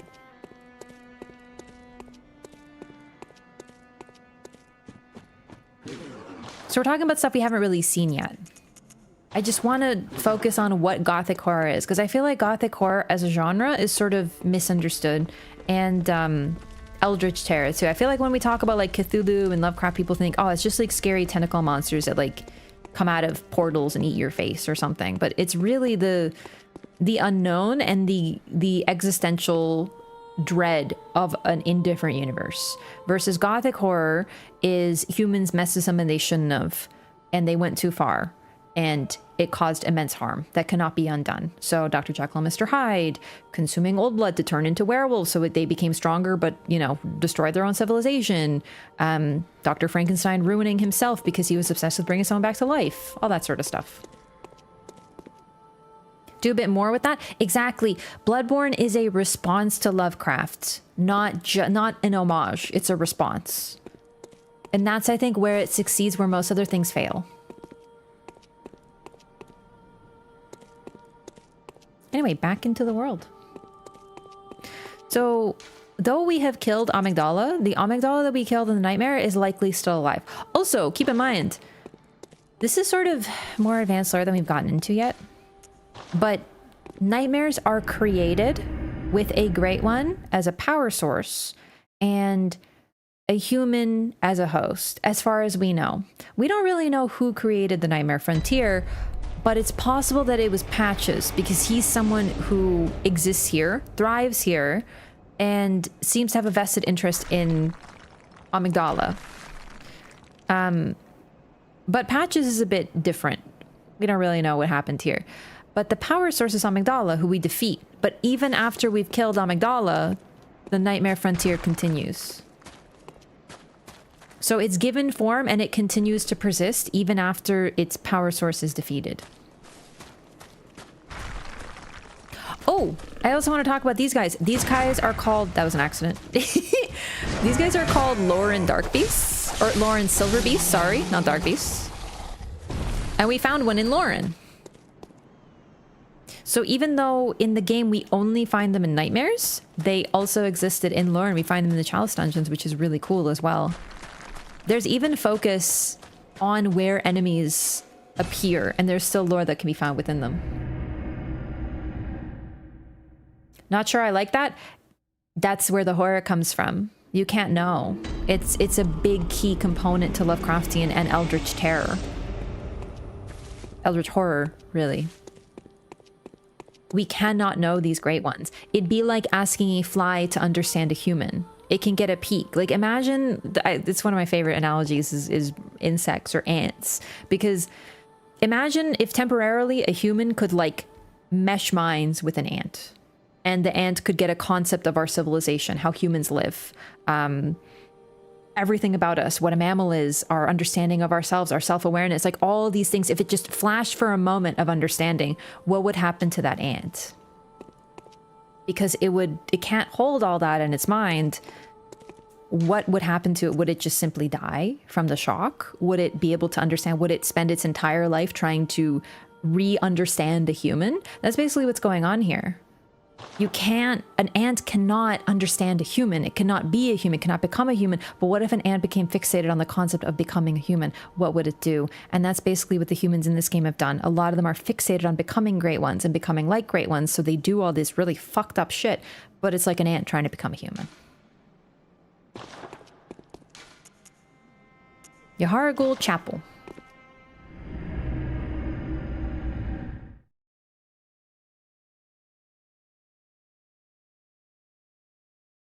Each amygdala is like a limb to the actual gray one, and we as ants just see the hand, not the full body. Interesting. Great analogy? Yeah, no, like that's kind of what I'm trying to express. Like that's what, you know, eldritch horror is, and that's why it's so amazing.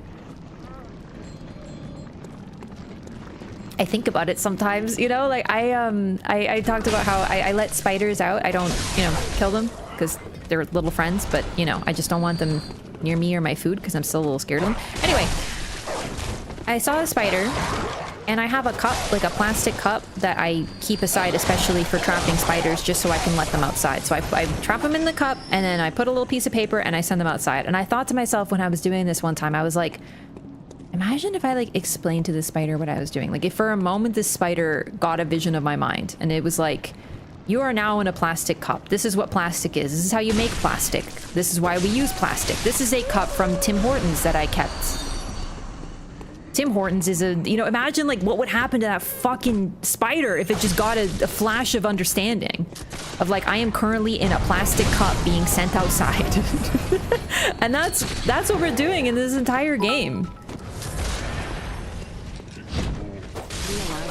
The reason anyone remembers Lovecraft, despite his massive xenophobia, is that foreign markets loved him. Americans only discovered him when they started spending semesters abroad in France in the 60s.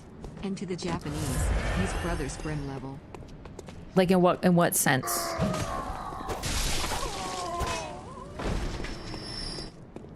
Choose to save you rather than kill you? Yeah, exactly.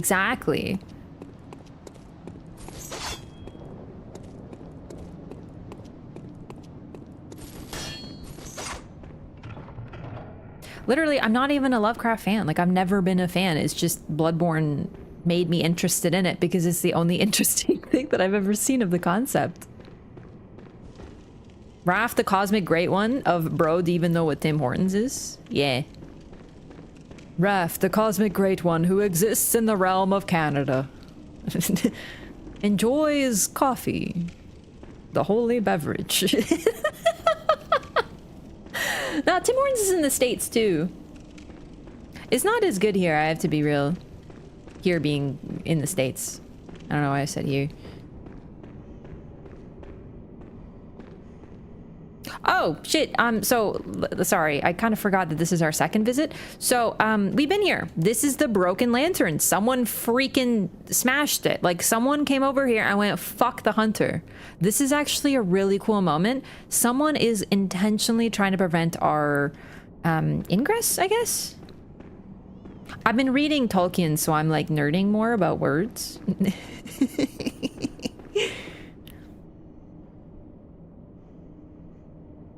And now we know what the statue is. It's Amygdala. Demure? Yeah, I'm demure AF, bro. For real, for real. They say to summon or commune with Raph, you must devour the fluff of a plush and inject coffee into your eyeballs. Bro, if I saw like a spider doing that, I'd be like, what the fuck are you doing? I would probably show up. It's true.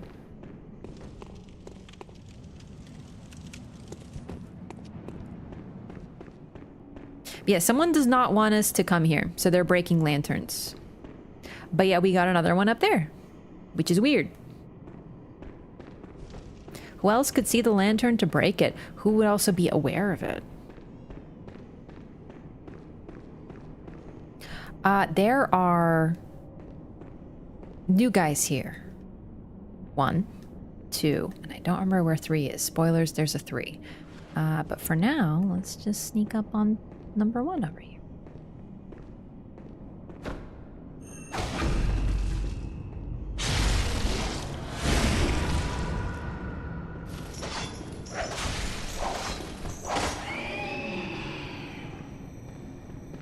There's 3. A fellow whip gamer? Another dreaming hunter, right? As far as we can tell, there's only one dreaming hunter at a time. Okay, I don't like when you use my shit against me. It's very mean. Yo, that thing has got fucked up. I kind of realized I should have not done that. That guy had a unique, well, not a unique weapon, but a weapon I don't have yet, and I should have let him show it off, but it's not my fault. He got his shit pushed in. He got fucking skill issued, because guess what? Bitch is a strength build.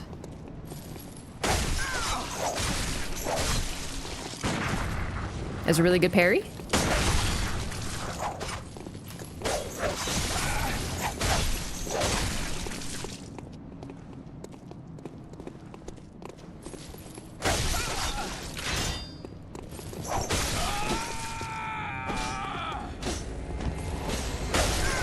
This guy can fuck your shit up.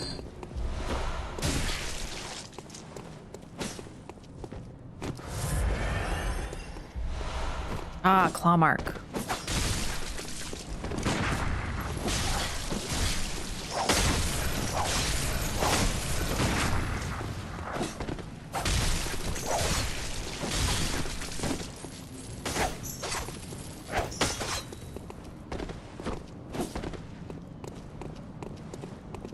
Unseen world has been revealed that might include the lanterns.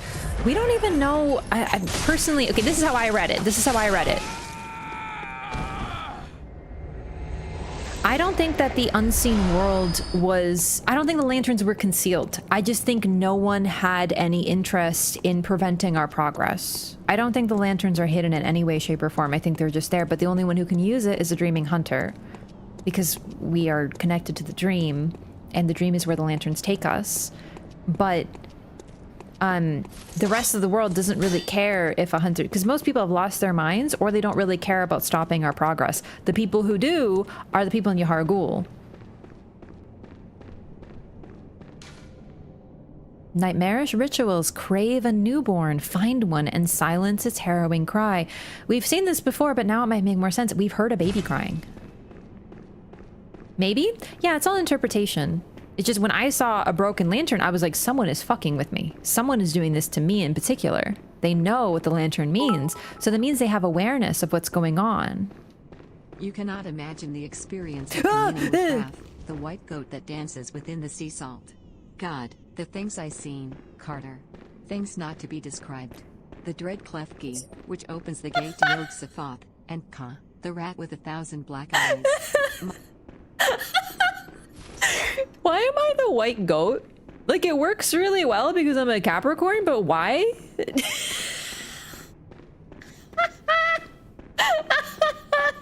Klefki! Yo, where's Sylveon? How come you didn't mention Sylveon, my favorite Pokemon? You wanna know what's cool about Sylveon? Sylveon literally has flesh ribbons that control your mind. Just because it's fucking cute doesn't stop that from being scary as shit. The only other female great old one is the black goat with 1,000 young. Lovecraft is closed-minded. But also, I know about that one. I watched a playthrough of that Eldritch Terror dating sim. It's a good one. The amygdala is it's a part of the brain. Takes inspiration from Lovecraft's Cthulhu. In appearance, likely, for sure, with the face. But yeah, the amygdala is named after the center of the brain that controls the fear and disgust response. Okay, I'm waiting to do this because, like, I'm waiting. This guy, he's just like a wolf type individual, right? But this one looks a little different, doesn't it?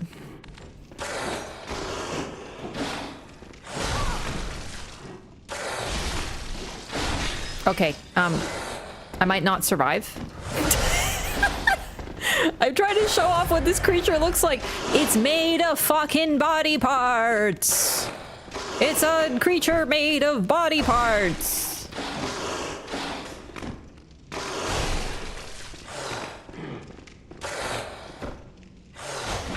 Sylveon has what? Flesh ribbons?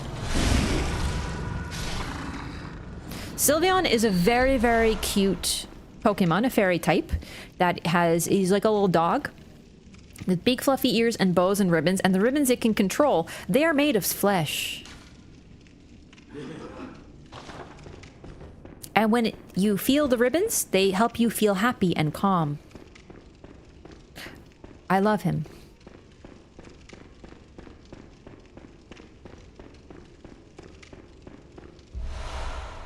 Oh, this is really cool. So this is where we were first in prison.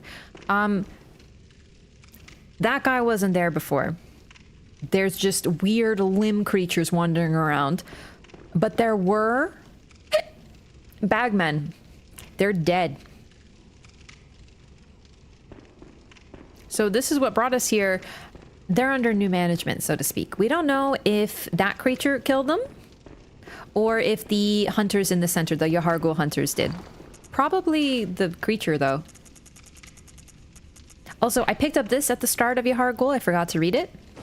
Iron Yahar'gul helm. Iron helmet worn by hunters of the unseen village. Removing the hood reveals something reminiscent of a warrior of a previous age. This headwear is made of metal, a rarity for hunter garb, and has high defense, but only against physical attacks. So this is what was underneath the hood. We just get the regular piece.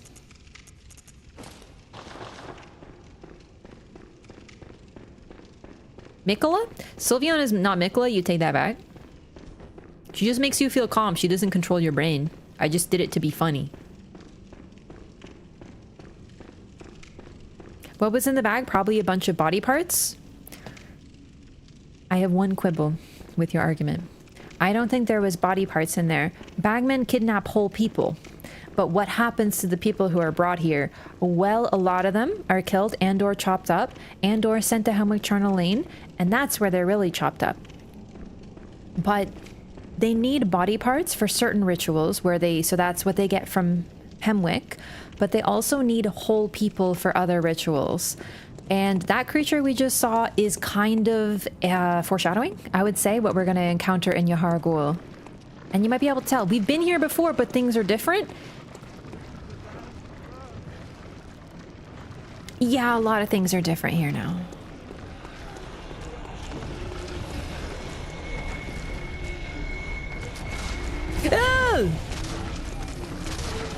Oh, I was completely joking, but you kind of have the right idea. Ah, you can come up here. You're not supposed to be up here. You can't come up here. Holy fucking shit. How did he thread the needle? Oh my fucking god. Ah! Okay. I'm trying to get him to light himself on fire. On this thing. You saw the damage that did, right? Look, he's cooking. He's on fire. Do you see how he's on this, like, weird white fire now? He's stupid. Okay. This thing touched this thing 3 times, and now the fire went out. This is very similar to what was underneath the... It's hard. I'm trying to get shot by this guy. Sorry. I don't know what's going on with the weird glowy dudes. Big dudes with the axes chop the bodies up too. They're in Hemwick. That's what they do. The Hemwick ladies, they do the more detailed work.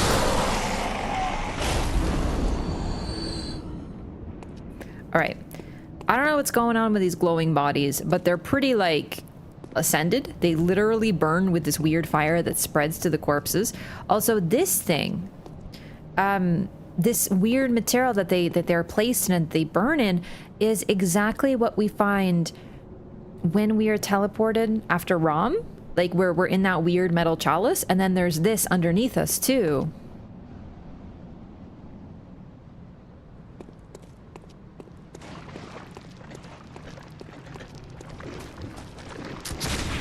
Oh, he came back. Hang on. I forgot.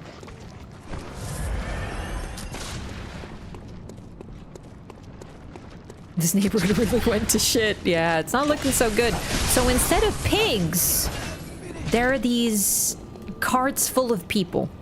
Amalgamed people. Combined, squished up, goofed up, fucked up corpse people. I love the second trip to Yahar'gul. It's very cool. Like, it's super fucked up, but it's really cool. Excuse me? Pardon me? This wasn't working before, but now it is. Shortcut! We're all the way back at the start. Also, there is a shortcut, not a shortcut, a secret on that elevator I will be showing off shortly. I'm just taking a trip back to the start.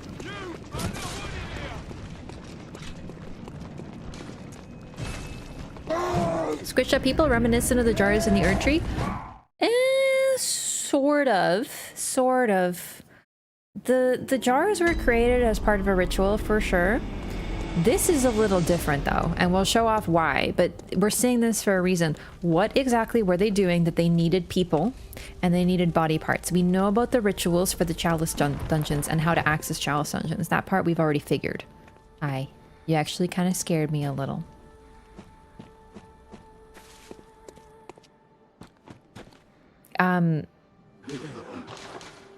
But the other things here are sort of a consequence of what happened here, because we were supposed to stop the ritual, or at least we were told to stop the ritual. We didn't succeed. That or the ritual, you know, occurred a long time ago, and it's kind of hard to tell. Did something change when the blood moon broke? Like, did something change just sort of as a coincidence, or did it always look like that? We just didn't know.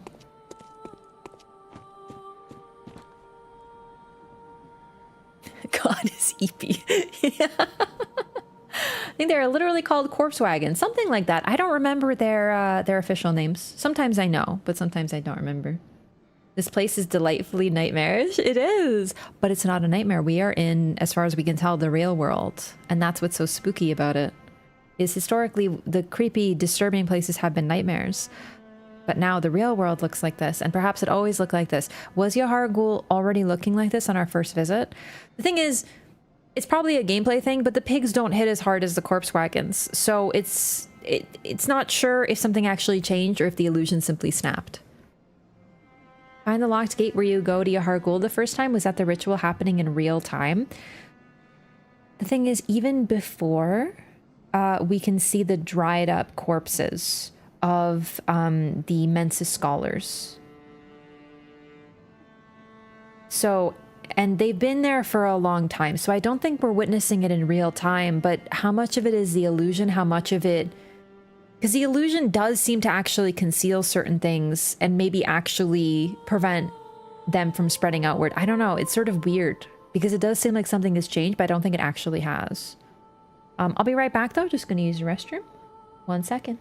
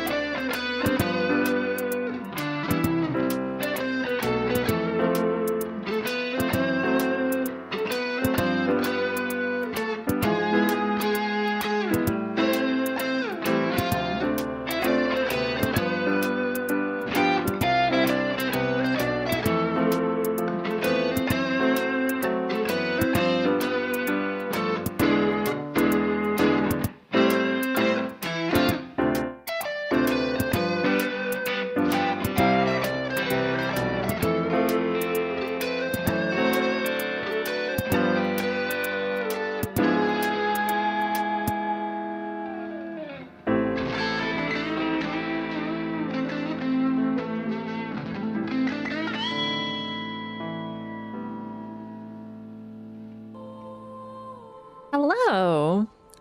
Top 3 weapons born of a god's corpse. 1 amygdalin arm, no argument. 2 sacred relic sword. Okay, inarguable. 3 great epee. What? Hang on. Wait. Where do you get the great epee? Was not expecting that. Honestly, you got it. You can't beat the amygdalin arm. It is one of the weirdest fucking weapons ever. I was gonna say the cost parasite, but that's technically not a god's corpse, is it?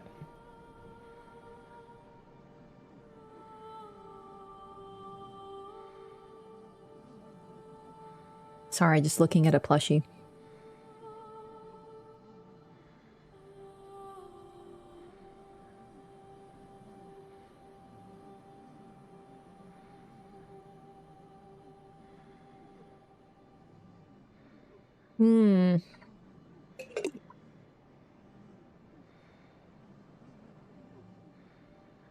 Early game Elden Ring weapon? Yeah, but like, why? We see the fucked up Pikachu? I don't have him within reach right now. I will give you a rain check, Maestro Shay, on Pika, the rat with 1,000 eyes.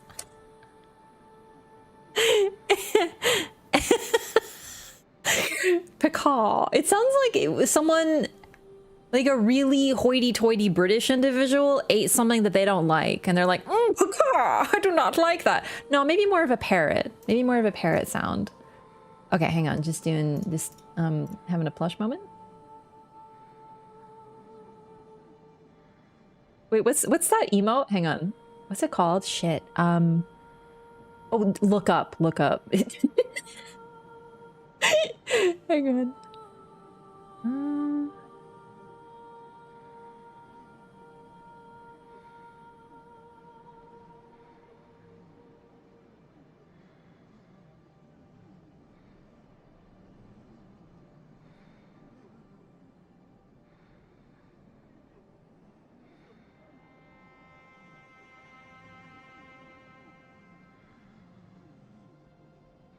Okay. Hang on. What was I doing? Yahar Ghul. I love Yahar Ghul. I think this might be the first time in Bloodborne, I mean, that we go to an area for a second time. Ah, this is actually what I was going to check. We can't go to the jail either. So in Yahar Ghul, we go once and then we go again. And everything's changed. I don't think that happens until after Bloodborne. I think this is the first time they did this. I'm trying to think now. I don't think we don't really do this in Dark Souls 2. I can't think if we do this in Dark Souls 1. Not really Dark Souls 3. We kind of have a moment of we go somewhere like, wait, I've been here before. Kind of. It's sort of in Dark Souls 3. But it's like a different version of it, so that's close. Sekiro does it, though. Jail's lantern is the one that's broken? Oh, right. No. I'm getting confused. The jail cell, if you die, you end up back in the cell, but there's no lantern there. Yeah, sorry. That was just like a short circuit in my brain.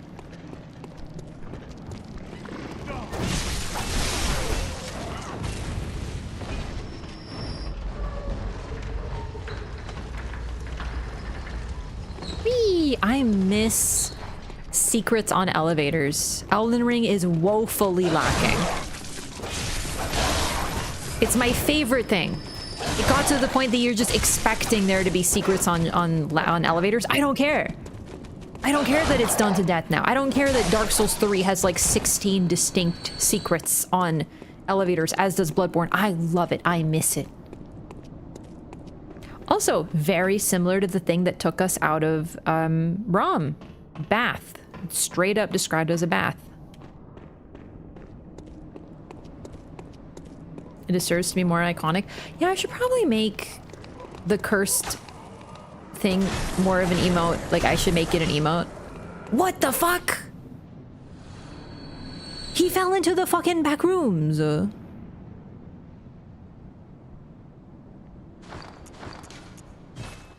That scares me a little.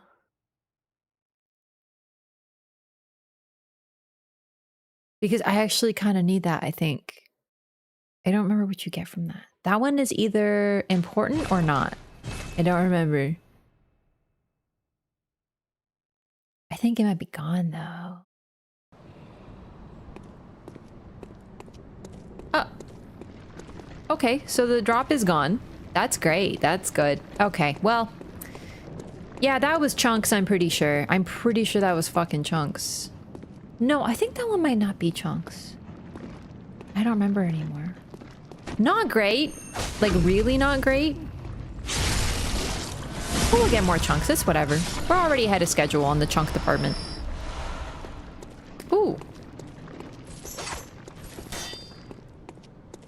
That was not great. That's why normally, when you kill crystal lizards and stuff, it's not on the body in later games. Because I just lost that drop. And if it was an important one, that would have been a bad thing.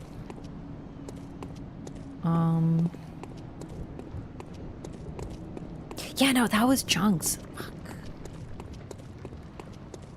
Oh well.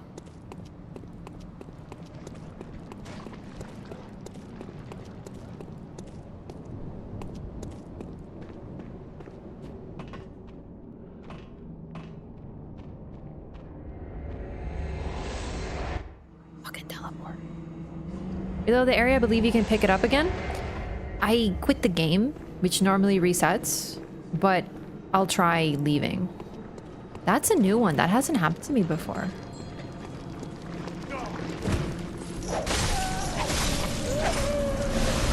Also, these guys, they don't die when she does, but they do like an ow animation. Also unlocked and is also not there? Wait, what do you mean? Ah, your emotes are bugged. Oh, that's weird. Yeah, you should definitely have those. They haven't changed. Hang on, let me double check. Maybe there's something in my Twitch settings?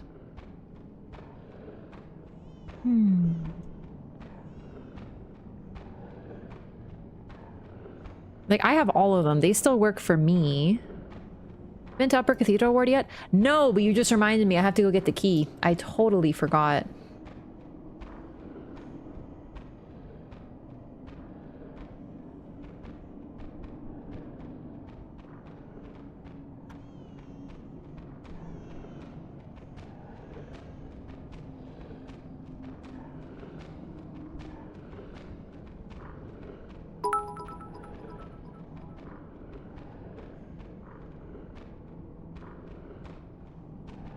Hey, Flamebait, thanks for the 740 bits. Heck yeah. Gravity. Oh, Master MPS, put the G in gravity has to be capped.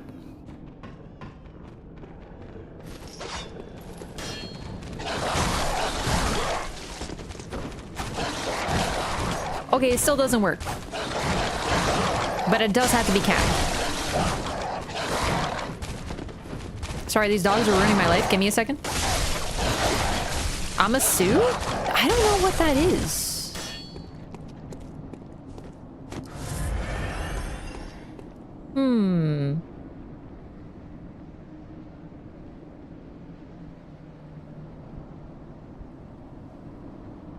Yeah, you should definitely have those.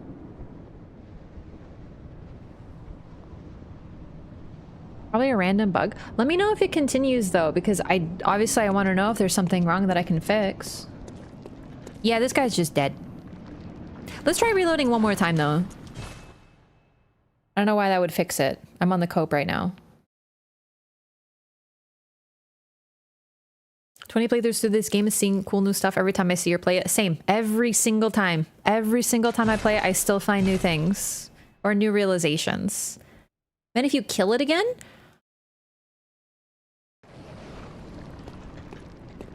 I mean, I don't know... that might work. But... it's dead, so I'm confused. Nightmare critters will respawn if killed but not looted. So that means if I reload the whole area, it should fix? I've never had this problem before. So I'm kind of, this is like new to me. Yo, Flamemate! Thanks for the 4,000 bits! Oh, don't forget that I have some really great emotes locked behind the bit paywall. Also, bit badges. Hey, the gravity works. Okay, at least it works. Are you on Twitch mobile or on browser? Reload in the area should work. Okay, I'll do that. Farm the Frankenwolves to get chunks? That's true. You might notice some like eerie whispering occurring. Don't worry too much about that yet. You should worry though. There's some weird shit going on here. This is the only place. There's a lot of lore in just what's around here. Sorry, I'm just like going through the area. I'm having a great time. This is one of my comfy areas, you know? I have a special fondness for really, really fucked up places where fucked up body horror happens. So this is like, I'm just chilling. I'm in my flow state. I'm zenning. Me on Chrome. Try relogging in, maybe? I don't know. I'm like troubleshooting. Has anyone ever had that issue that your emotes aren't working?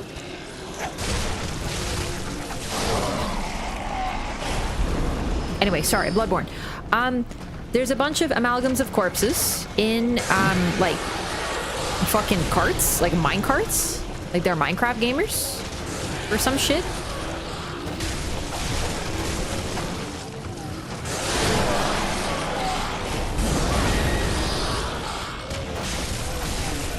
There's amalgams, there's wolves that are made of human body parts, but otherwise act like beasts.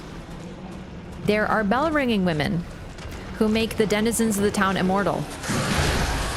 Bell-ringing women have only appeared in nightmares or chalice dungeons so far. We never have seen them in the game, but they appear capable of summoning endless creatures. The way that we summon hunters to our world is also with a bell, but they do it with their own, and they just summon endless enemies over and over and over again. In this case, they make them immortal. So you're starting to pick up on what's going on here. They're summoning something.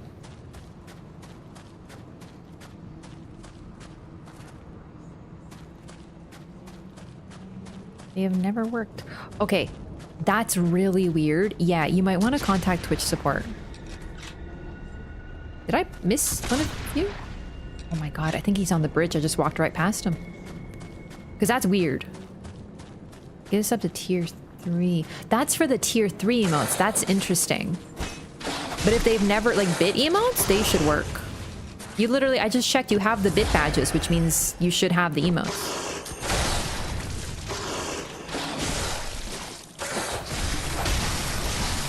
So definitely contact Twitch, like send it a ticket, because you should have them for sure.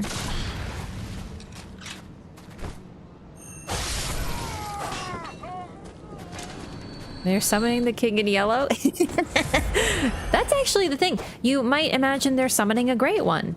And you're kind of wrong, but you're kind of right at the same time. I love this boss. Okay. So I kind of took a different route, but this door was shut and these hunters were here. Just sort of bowed, and they each had a madman's knowledge. Now the door is open. Yet another door that opens for us when we progress in the game. You don't have enough insight to see the emotes. Yo, what if we all trolled? What do you mean? Is the emote not showing for you? Because I see it. Oh, I'm fucking dead. Oh my god, I got stomped. Freaking bodied. Is she a hunter or a bride? Ooh. Rizzy Drip, by the way, Crown of Martyr Logarius and Ariana's dress. Thank you. Thank you. I do try, but I do have to. I'm going to have an actually moment. I'm sorry. I'm sorry in advance for whom I'm about to become. Actually, this isn't Martyr Logarius's crown. It is a crown that he stole, likely from the king. He wears it, but it is not his. He has taken it. It's not his crown, for Logarius is not a king. But I see what you're saying. Yeah, like a real life nerd. Actually,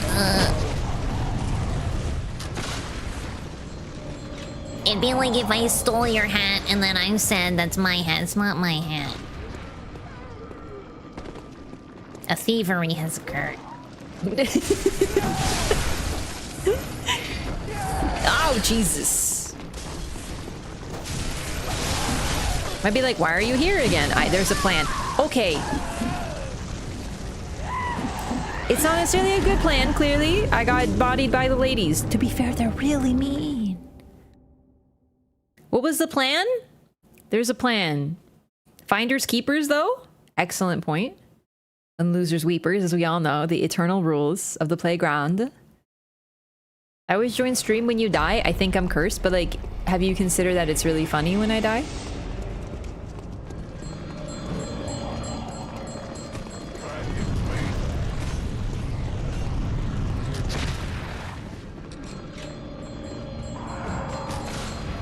All right, you know what? You need to decease.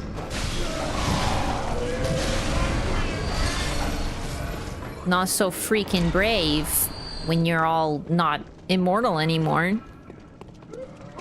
Isn't that right? The plan was not to die? No, the plan was to get the key. But to get the key, I need to not die. So technically you could say that, you know, I failed the plan. But I also didn't, you know.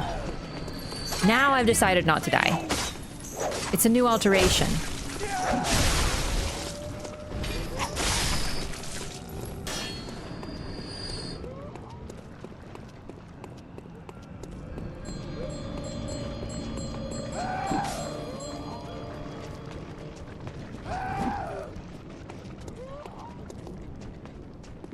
There's a little secret over here. Holy. Scared me a little.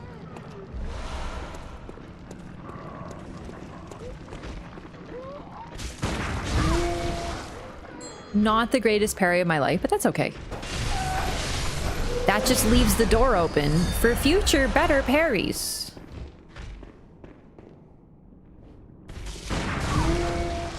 Not that one either. Just you wait. Just you wait. Okay, that one I got stunned by a rock in the face. And to be fair, wouldn't you?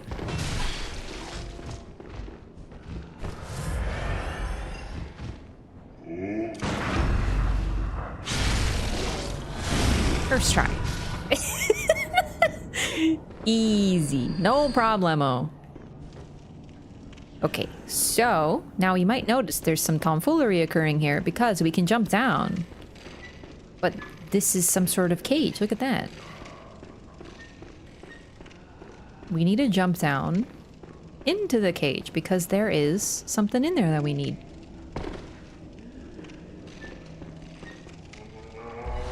Upper Cathedral Key. The key to the Upper Cathedral Ward's seal. The upper echelons of the Healing Church are formed by the School of Mensis, based in the Unseen Village, and the choir occupying the Upper Cathedral Ward. This key brings one a step closer to the choir.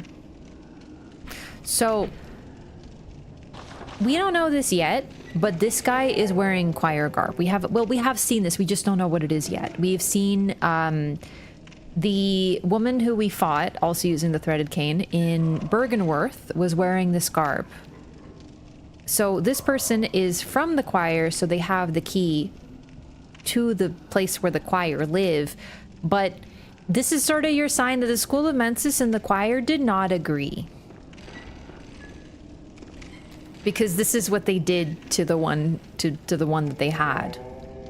They put him in just a chair in the middle of the room. It's also possible they wanted to do the ritual with him, but he isn't like chained or anything. And he doesn't have the hat. He could have been used for the ritual, though, to be honest. The people sitting here in chairs are very used for the ritual. This is also the shittiest jail cell of all fucking time, because you can only open it from the inside. Like, are they stupid?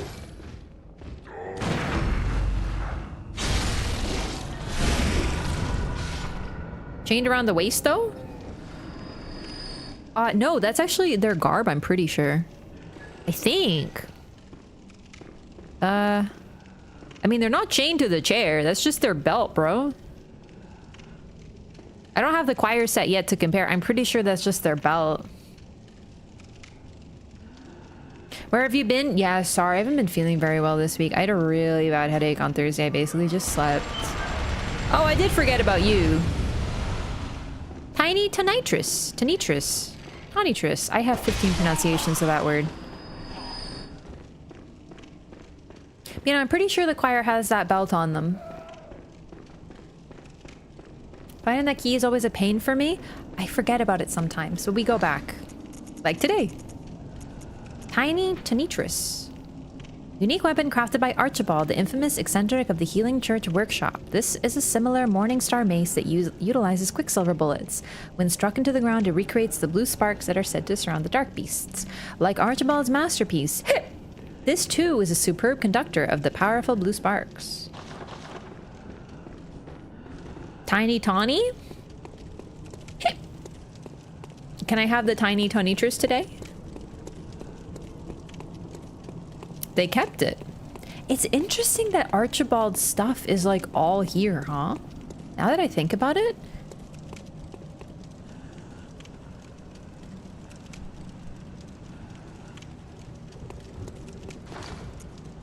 Like, I'm realizing now that literally most, because the first wallpaper we get in the game is found in a Yahar Ghul Hunter. We get it from killing him. Also very early bolt paper in Yahar Ghul. The Tonitrus in Yahar Ghul. Tiny Tonitrus and Yahar Ghul. I don't think it says that he worked with them.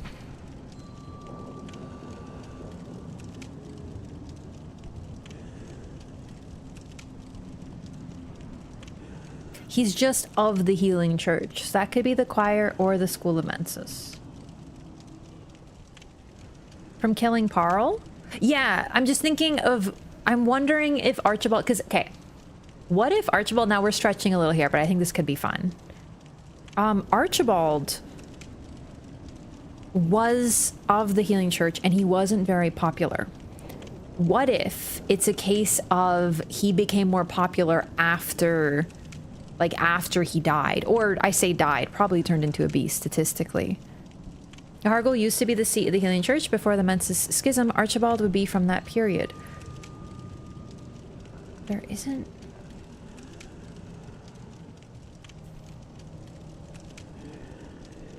School of Mensis works in Yahar Ghul. Choir works in the Upper Cathedral Ward. Mainly. They're not really far from each other. The thing is, well, there is a chapel in Yahar Ghul. The Unseen Village could have been where they do their, like, ooh, spooky stuff before... I don't know, because they have the research hall. It's probably possible, even before the schism between the School of Mensis and the choir, that there was already... They already operated in different locations. Like, Van Gogh had to die before people could appreciate his genius. Yeah, because they're really fixated on his stuff here, but it doesn't say that he was of them. He was probably an early eccentric, and he... Honestly, I'm leaning toward he was Parl. I don't know, because that would be cool. What if he was... Okay. Theory, based on circumstantial evidence, but isn't that fun? He was imprisoned in the jail because he was a wackadoodle, but they also liked his wackadoodle thing, so they're like, make cool stuff for us. So he did, but then eventually he was like, I'm breaking out of prison, and then he did, but then he became Dark Beast Parl. So he's the one who dug his way out. Maybe he dug his way out as Parl. Nah, his hole's too small.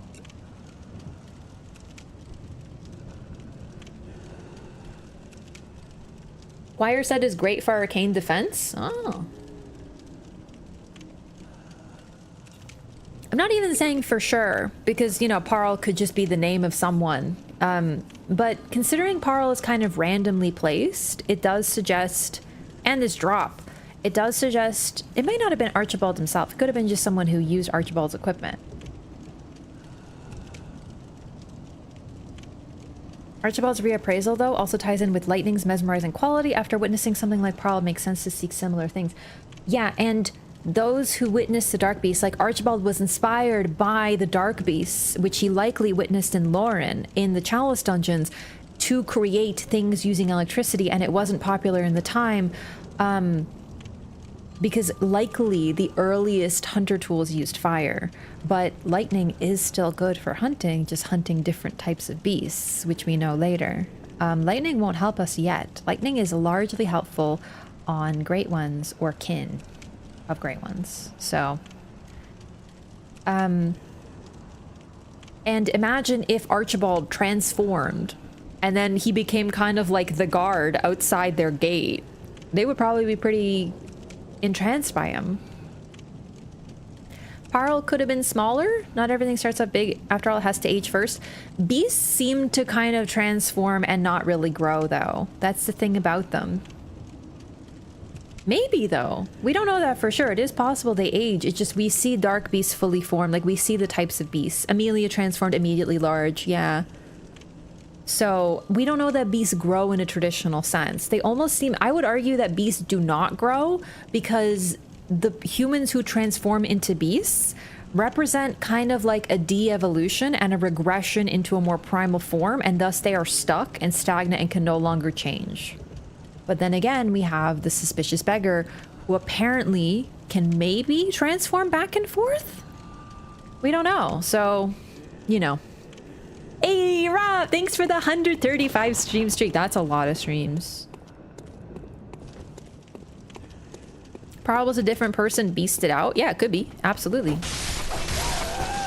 Silver beasts seem to be the phase between dark beasts and normal beasts. Silver beasts are their own thing. They have crooked heads. They are fucking weird. I don't think that they're an evolution. I don't think they evolved like that. I think they're just different. Lore-wise, is it Murgo Reborn? You're talking about the one Reborn? No. No. I'm not gonna talk about that boss yet. I love the one Reborn. I'm so excited. Oh! I goofed a little.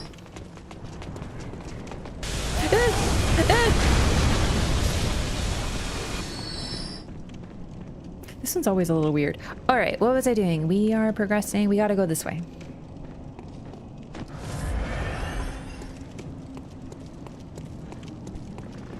Gare Bear got bigger? Who's Gare Bear? Garamond? Garamond is in beast mode. When Reborn are all the Mensis victims? Yes and no. Yes and no. Yeah, do you mean Gascoigne? Gascan? Oh yeah, Gascoigne, I mean, I know it sounds weird because he's kind of like a tall individual. I think that's just what he naturally was like, and then he turned into a beast. Find those lasers only being used here and never again? It seems to be a specific variety of amygdala who can do that.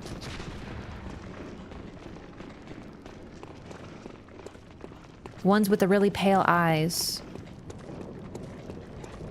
Although the boss one does do it too.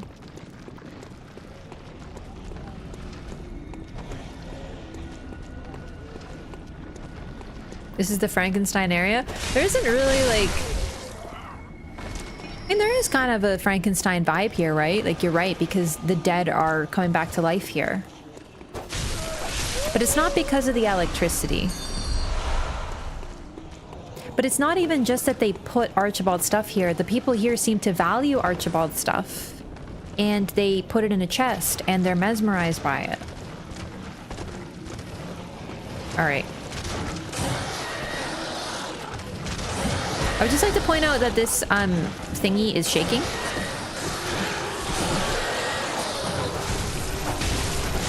I did. We explored this place fully as Hypogean in jail. Yeah, this thing is just like kind of shaking, but it's okay. I'm sure nothing bad will happen.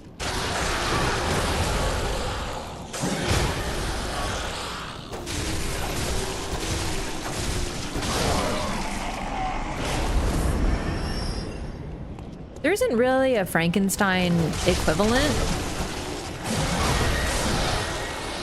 Kind of, but also not.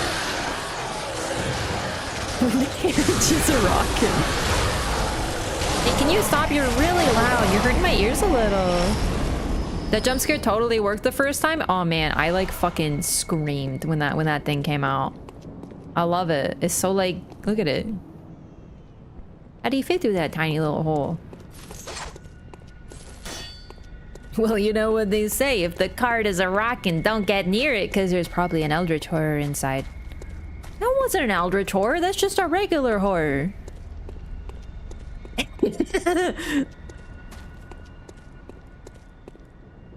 That's just a regular guy.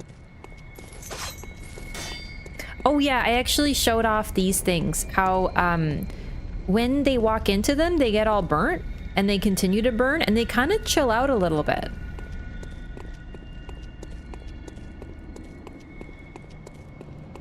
That is indeed what they say. We have confirmation. Yeah, I'll get into the One Reborn. If you want a little preview of what the One Reborn is. Okay. It's really cool. I'm so excited. Okay, so the One Reborn is their attempt, the School of Mensis, to become Great Ones. They failed, but they tried.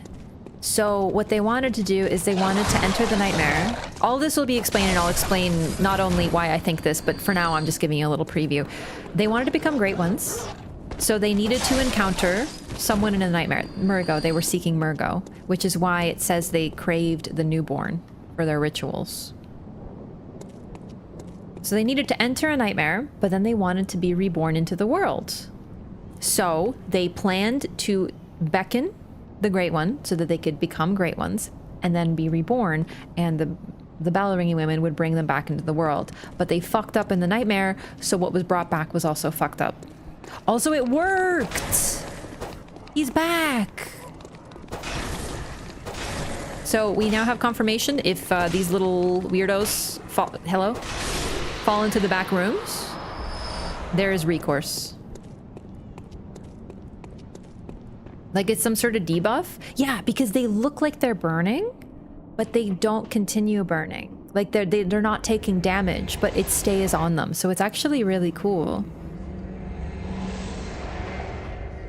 I forgot something over here.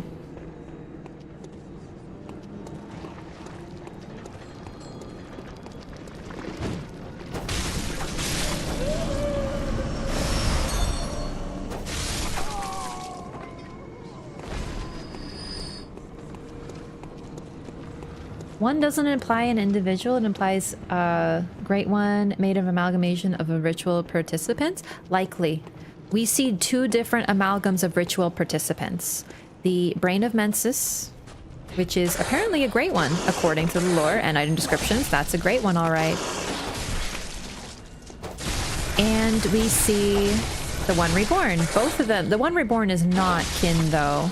It is weakest to fire paper, because it's really just made up of the bodies of the people who thought that they could enter the nightmare and then come back. They didn't want to be trapped in the nightmare. They wanted to become Great Ones into the real world. So they thought, I'll enter the nightmare and then we'll have a way out. And they planned it all. But it didn't work out for them anyway.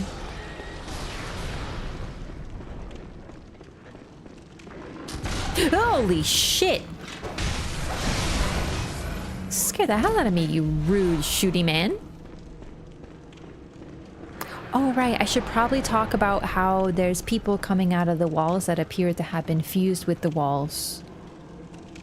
These are likely the people who were not a part of the ritual. This is what happened to the denizens of Yargul who were not the School of Mensis. Likely the sacrifices, the people who were using the ritual. We don't know exactly what happened here, but this is what happened to them. We also know what happened to the people of Mensis, so that's why I think there's a divide. These are the ones who are not part of the ritual, and the ones that make up the boss are the ones who were. Surely nothing can go wrong. Oh no, it all went wrong. Exactly.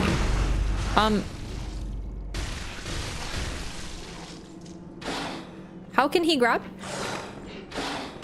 It's really dark. I lowered the brightness on my monitor. Because, you know, I'm very light sensitive. And I gotta tell you, it's made Bloodborne perfect for me. Like, it's so dark, I can hardly see what's going on. It's very spooky. The darkness is dark. Yeah, you can see men, women, and children just running. It's likely because this place actually entered the nightmare. Like, they're fleeing in terror. So some likely became these living caskets.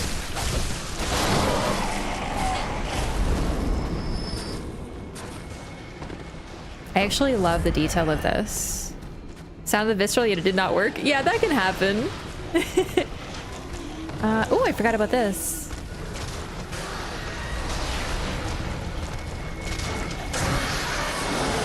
Look at that. And they take a lot of damage from it too. Cool, huh?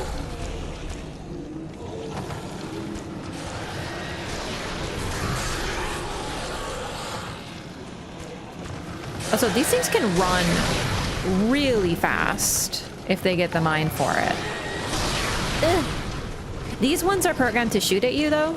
You can probably tell they have a unique, like, shooting animation.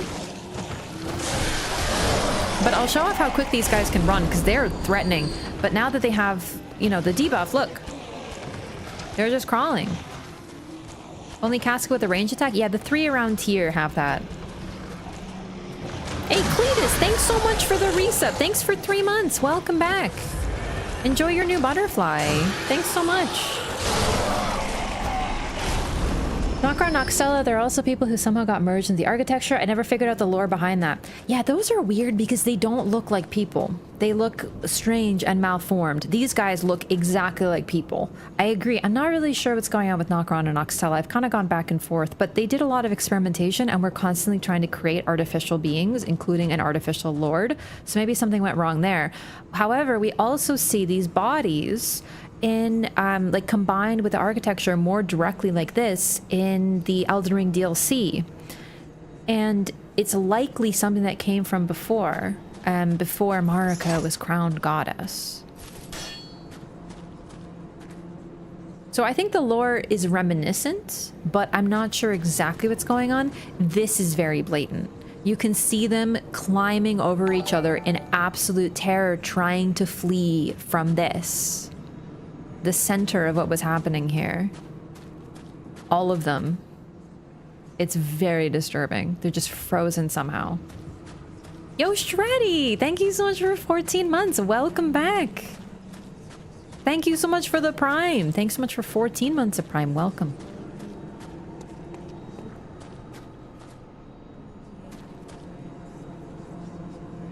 These are interesting statues.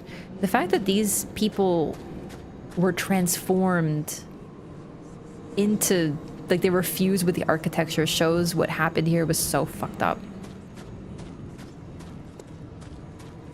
Nokron also done experiments with death, so there's probably some crazy ritual because all those weird bodies are there too. I just wonder what those creatures are because frankly they look like messengers. Like when I saw them in Elden Ring, I was like, those are messengers. Why are they here? They don't look like humans. These straight up are wearing clothes that we see in the game. This one's just lamenting. Wailing. Ooh, actually, I never noticed. Look, this one's wearing chains. Around the neck, chains down, and around the wrists. This person was... The reason they're not running is because they couldn't. Whereas the people wearing regular garb are not chained at all.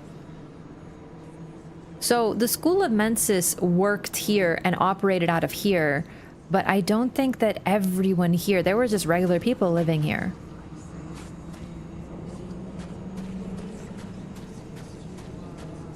Purified people were punished by the Greater Will. Now I think they were attempting to replicate Enhiralim.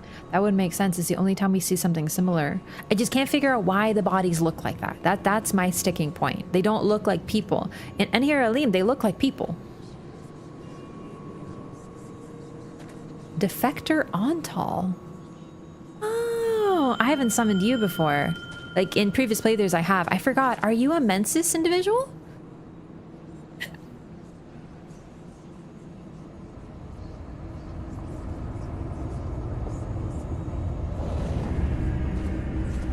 You sure are. Well, is he though? Because he's using the church pick, which is an old healing church weapon. But he's dressed in Yahar'gul, so is he defecting to Yahar'gul, or is he defecting from Yahar'gul?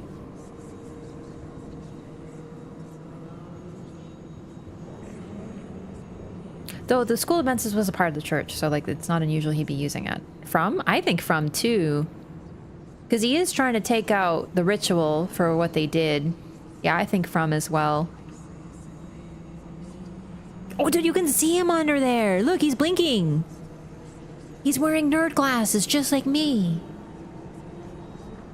He's helping you stop their ritual? Mm-hmm. All the other Yahar'gul hunters are still fine with what's going on here. Okay, go home. Bye. No one's interrupting my fun.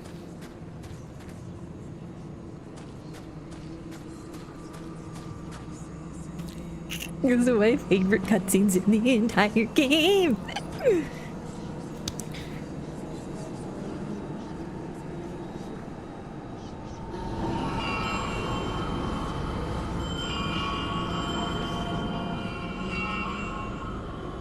These bell-ringing women are garbed in red, and there's a lot of them.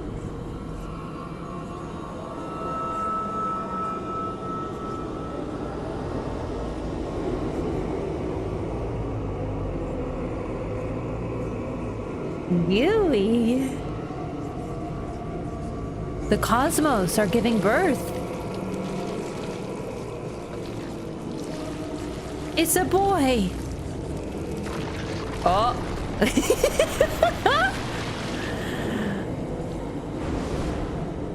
Ah, the miracle of childbirth.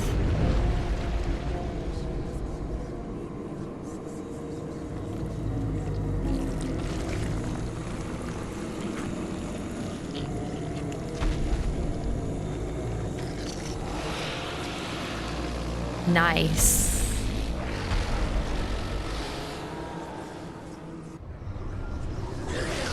Oh, gooey. Ew, very gooey indeed.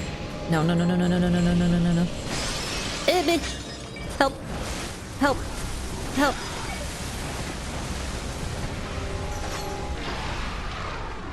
Disgusting? Yeah.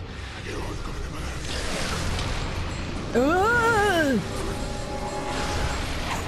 Holy shit. I like how it speaks, like it murmurs weirdness. We gotta take out the ladies because they will shoot at you near constantly. This is something of a throwback to Tower Knight, I would say.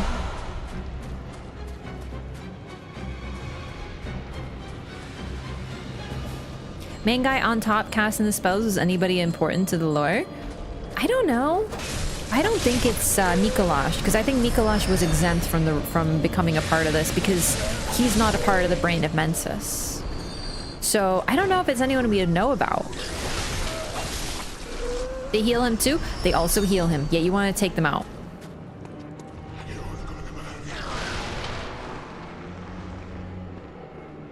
He says, I want to go home, then edge. I'm not gonna lie, I could never understand words from it.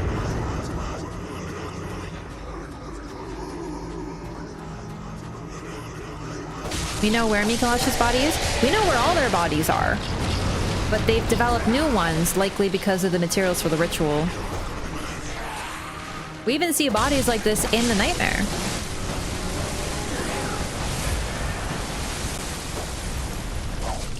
Okay.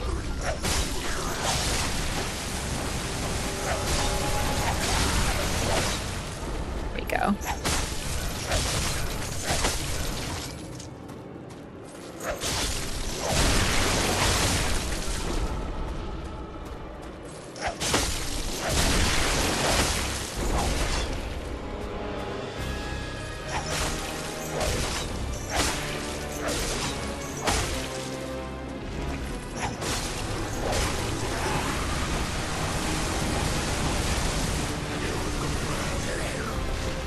It shoots body parts at you. And then it does this. This might kill me. I'm out of range? Oh shit, I thought I was way too close. Yeah, so the strat for him, basically break the limbs, and when you break the limbs, they fall over. He does get real angry, though. Oh, shit! Ah, it's happening. It's falling. Limbs are falling from the sky. It does get really pissed if you, if it's low, though, so you do have to be careful, because it'll spawn, like, constant falling bits. Not the hardest boss in the world, by any means, but a really cool one. And it's raining blood. Fantastic design. Not a very popular boss because he's kind of just weird, but I love extreme body horror, so this is really, really cool.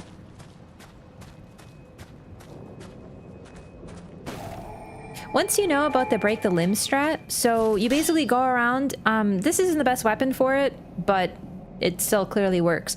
You break the limb, and then he'll kind of topple over. And then you go to another limb, and you hit it, and it'll break. You can basically chain him, and he never gets up.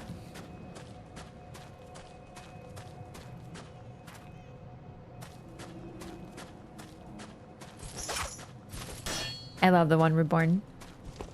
And I love the cutscene, yeah. So. I'm gonna point these statues, actually. Not these ones, these ones.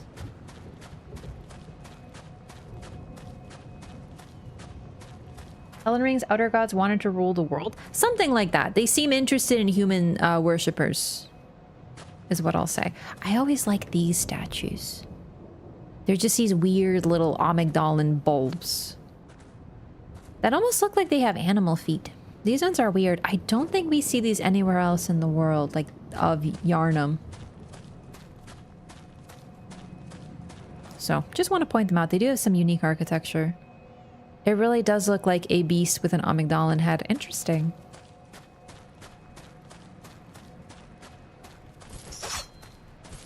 Sometimes it does an Omega Vomit attack like Gaping Dragon. Right, I should have let it show off more of its moves, but also, oh my god, when Reborn, it covers the entire arena with vomit. They're like baby Amygdalin? Yeah, kind of. Reason to have insight that high? 60 makes the baby cry early. Also, it makes the game just like a little harder because you take more frenzy damage, and I like that.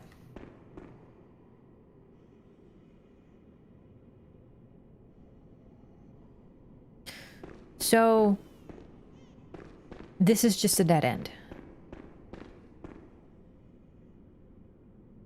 Or is it? But as we all know, a corpse should be left well alone, so we should just go home. Oh wait, we haven't heard that yet. That's in the future. Guess we're good. Before we inspect the mummy, I just want to show off the rest of this room. There's a ton of people in chairs. We've seen these before. We've seen these all over. But this has the most of them. Like, they are all here. This is likely the people who ended up in that, if you ask me, but we'll get into that. For now, we just see a bunch of mummified bodies, but you might notice some of them are smaller than the others, like very small. Children were involved in this, likely too. And it likely wasn't their choice. The experimentation on children is something that Mensis is implied to do, and something that the choir is, you know, outright stated in doing. But these people likely chose this. The children is a little bit more questionable because, you know, they're not chained as far as we can tell, but then again, we don't exactly know what was involved in this. But for now, let's inspect this mummy, who is clearly special.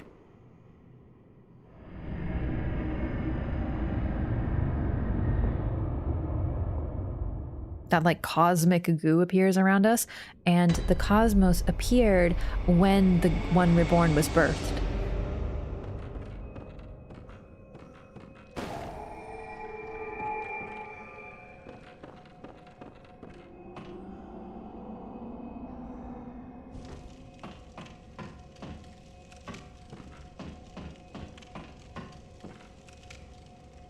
This place probably looks familiar.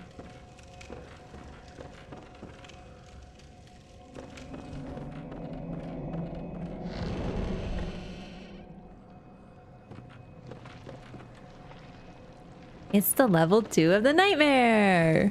You teleport? Did you start dreaming? Little bit of column A, a little bit of column B. We are now in a nightmare again. We've already been here, but this is the second level, which was otherwise inaccessible to us.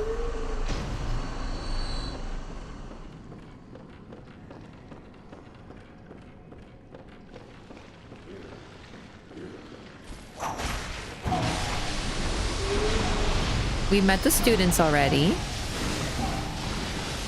Actually... Yo, shut up.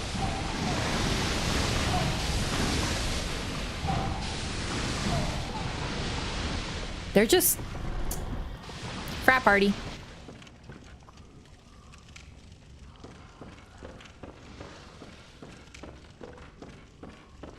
Is there one of you on the ceiling? Oh. Come down.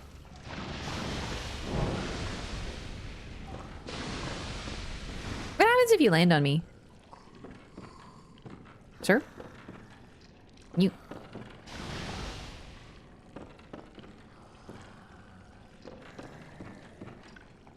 Okay.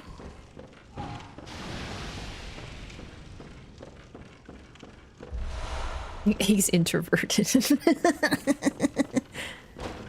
There! Okay. Well, fine. Alright. Oh, is it because I took your sedatives? Bro.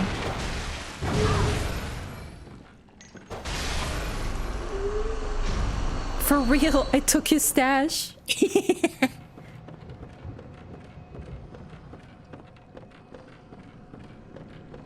you shoot him down with your gun? It wouldn't let me lock onto him.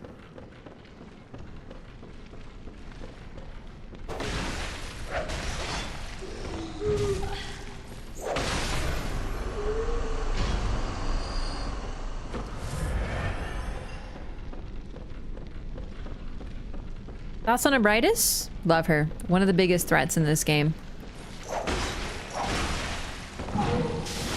One of the worst bosses for double hitboxes and counter hits. So quite a threat. Regular cane? Regular cane.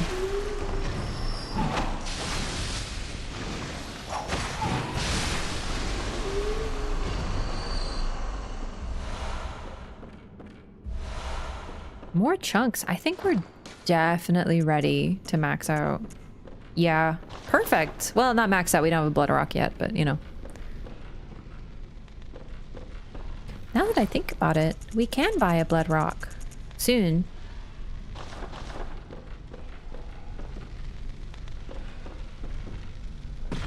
This guy is particularly cool. He's got fire fists. Hit me?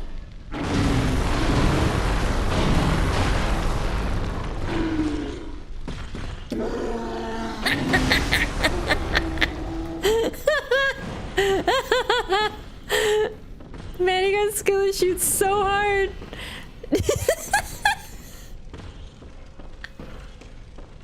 Yeah, I'm trying to show off the ritual fire, but he can't even hit me.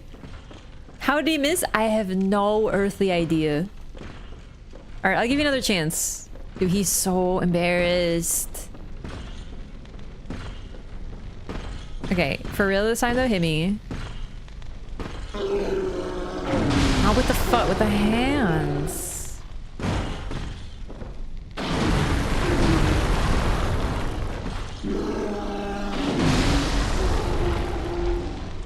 Have I found a secret? Like a secret... Oh, there we go, it works. So it doesn't linger on us. But it seems to be the same ritual fire that we saw. He's nervous? Yeah, maybe he's nervous. I'm so sorry to embarrass you like this. Oh shit, oh shit, where are you going?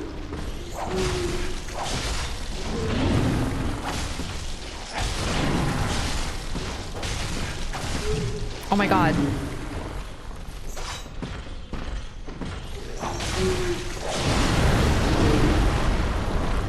Wait, he dislocated his knee?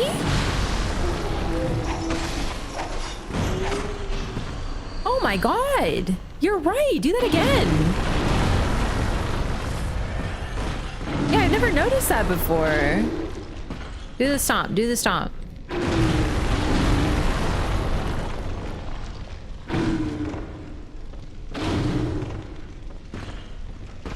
If you can poke the knee, it's a visceral? Really? Holy shit, I'm learning new things. I actually didn't know that. Stomp.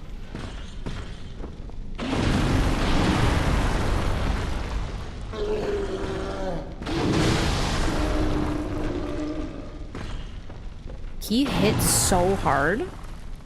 Blood spurted out of his own hand. That's really sick. These things are so self-destructive. I never realized. What? Okay, that's really cool. I didn't know that. More and more new things discovered every time. Thanks for that. I had no idea. That's so neat.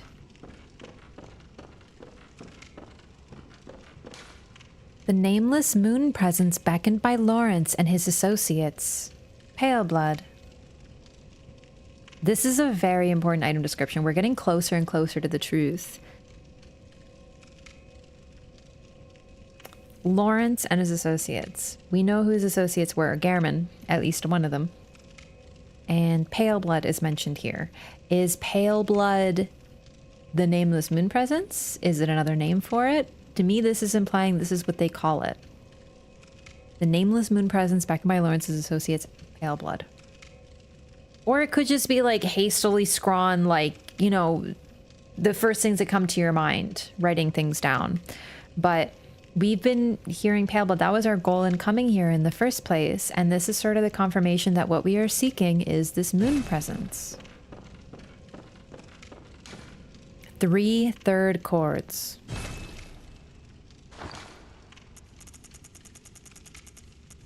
We only have 2.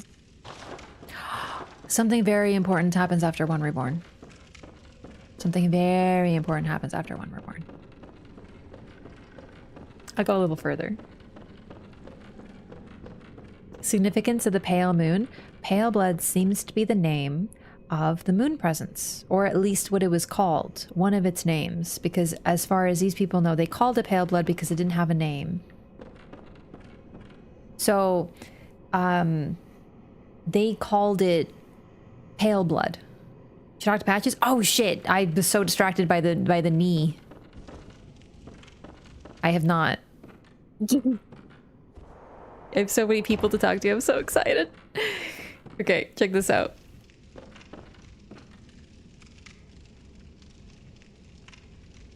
Remember this little nerd?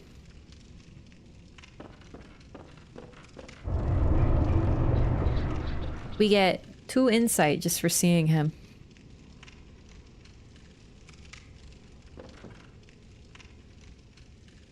He's stupid too.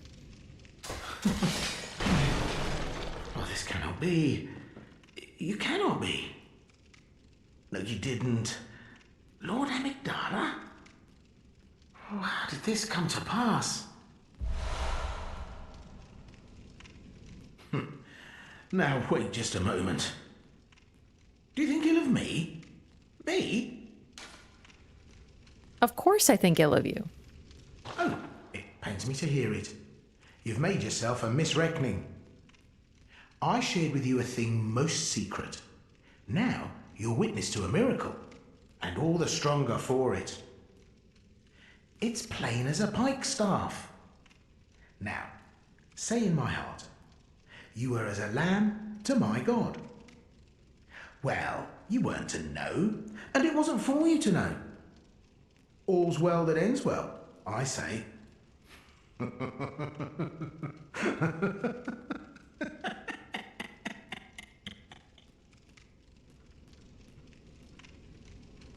I really love the idea of as a lamb to my God, because it evokes the image of Christianity. There's this big concept of it's been a while since I've been to church. The lamb like Jesus is the shepherd, and like the shepherd doesn't just watch over the flock, but if a sheep goes off and does his little sheep thing and gets lost, the shepherd has to get that sheep back. It's about like bringing them all to safety. And the lamb is used as a Christian image, but in the sense of being something protected. But here he's basically saying, I would feed you to my God because you are like a little lamb and you eat lambs. And he also earlier says, here you are, nigh on a beast on the field or something like that. Basically saying you're just like a little animal. You're like a horse or a cow, and you get to walk with the gods for a little bit. But it's because you're getting eaten. His plan was to feed you to Amygdala, but we got free. Like lambs to the slaughter. Exactly. But the mention of the lamb, I always think of like the Lamb of God. So I think it's supposed to be intentional because he genuinely does think of you. He does worship Amygdala, and I actually don't think he's faking.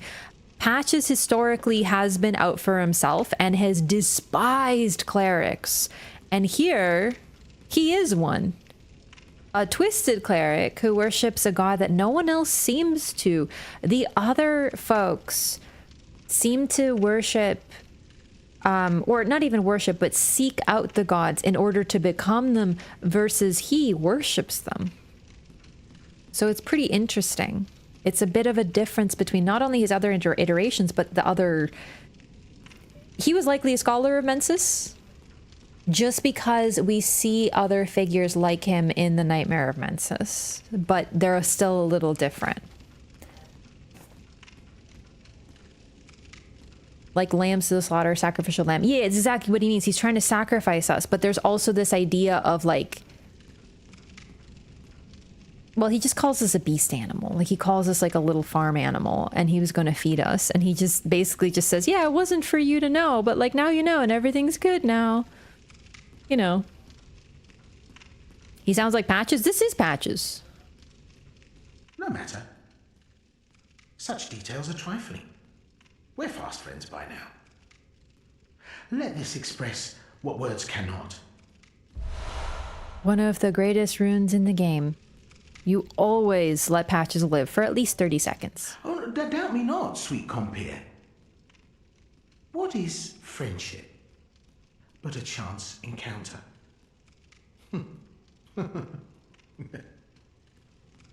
You're a little twisted, but he got the spirit. Ah, well met.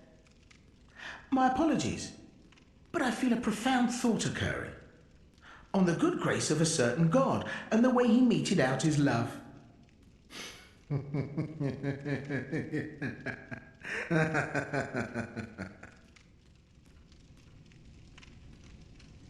He's like genuinely a cleric. That is a terrible route to get in this room, but you can always kill him. If you kill him too early, you don't get the rune. I think, because I remember I killed him too soon without exhausting his dialogue. Maybe if you kill him immediately without talking to him. I fucked up my BL4 run because I didn't talk to him. It was a big mistake.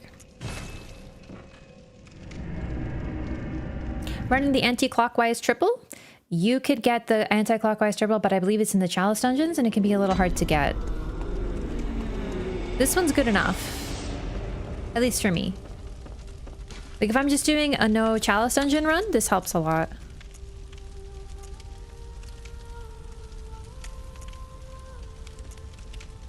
I miss this game. It's always time to play.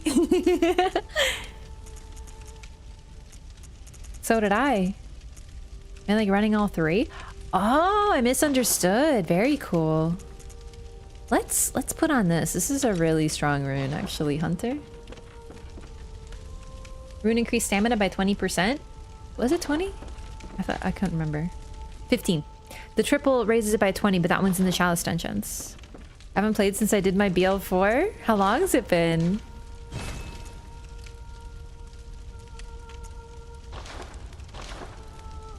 All right, threaded cane plus 9, baby.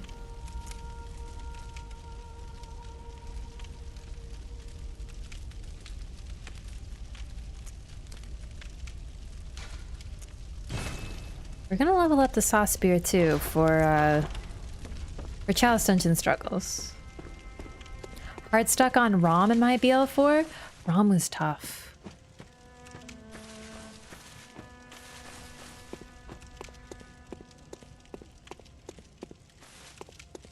I'd love to get into the what is it, Journey to the West, but not through that game. I'm very fascinated by the story. In fact, I'd like to read the original. I'm on a huge reading kick, but not through that game.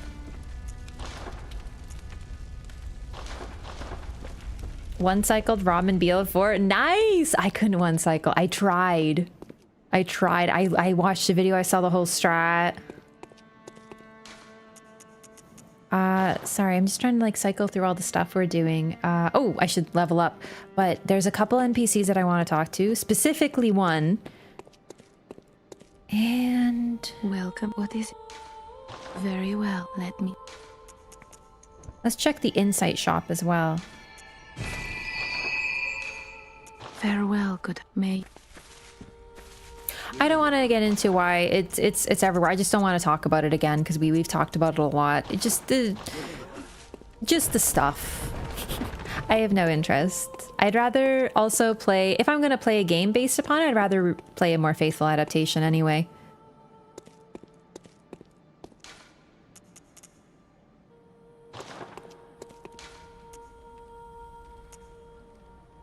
I've been reading the Silmarillion, by the way, and I am realizing how much I love myth, because that's basically what the Silmarillion is. For those who don't know, Silmarillion is the sort of mythos that builds, that is the background to Tolkien's work, and it is so cool and interesting the way it really does evoke like the classic myths.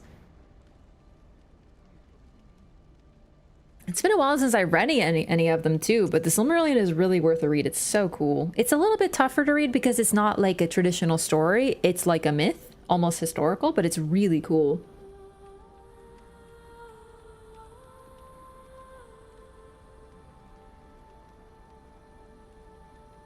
One guy thought of that whole universe. Isn't that nuts? He was really interesting. Also, why he created that universe was really cool. Lecture building second. No. Cathedral ward. Alright. Big lore coming up. Like, huge lore coming up right now. Hang on. Where is the fourth umbilical cord? Oh, I remember.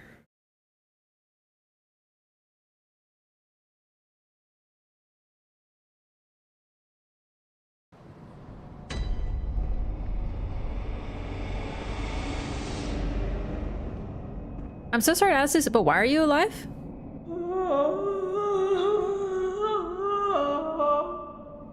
Right, that's why.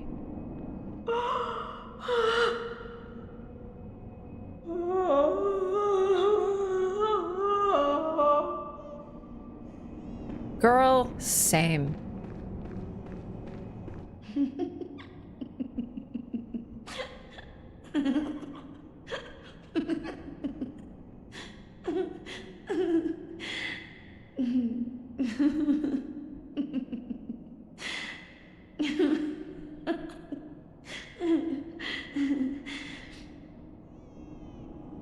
God.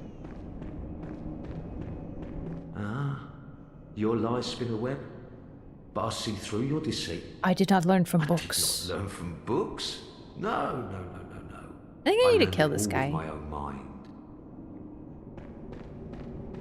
Hey, I forgot that you're not supposed to be here anymore. Let me fix that.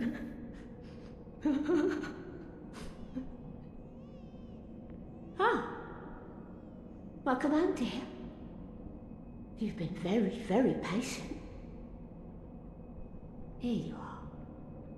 This will help you forget. Forget your troubles. Forget your cares. Hey, praise the fun. Glad you're enjoying the Lord. Thanks for the lurk as well.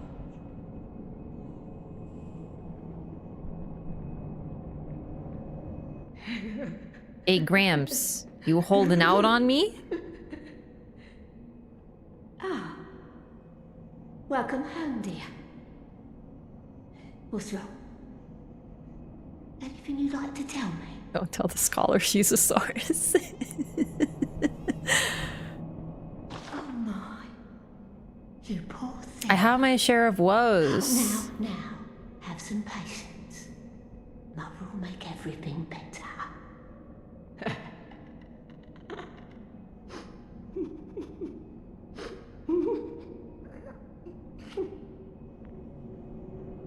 Now, be patient.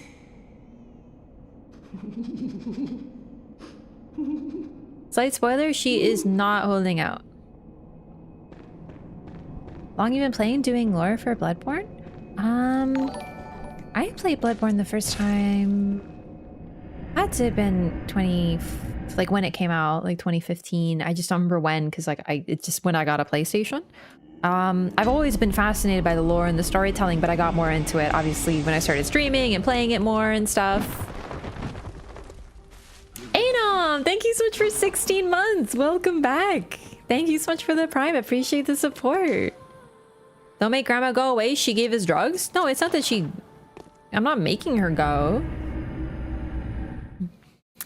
But she ran out.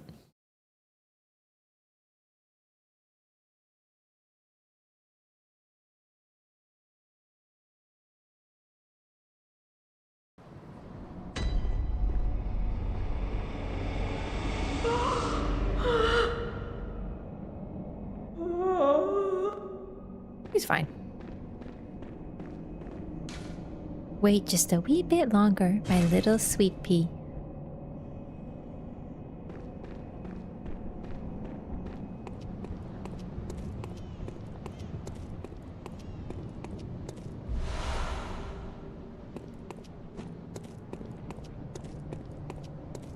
Rip. Sorry, I just saw Grandma was gunned down by a rival cartel. Yeah, things didn't go so great. Goes on dies trying to get us drugs, ripped to a real one? Yeah, it's a little sad. It's easy to forget she was really freaking mean to you before. Pretty sure you did nothing but laugh for the rest of like forever. Oh, kind hunter. The old girl you sent over, she's dead. Killed, stone dead. Why? Must have been a beast, right? Or do you think someone out there could have...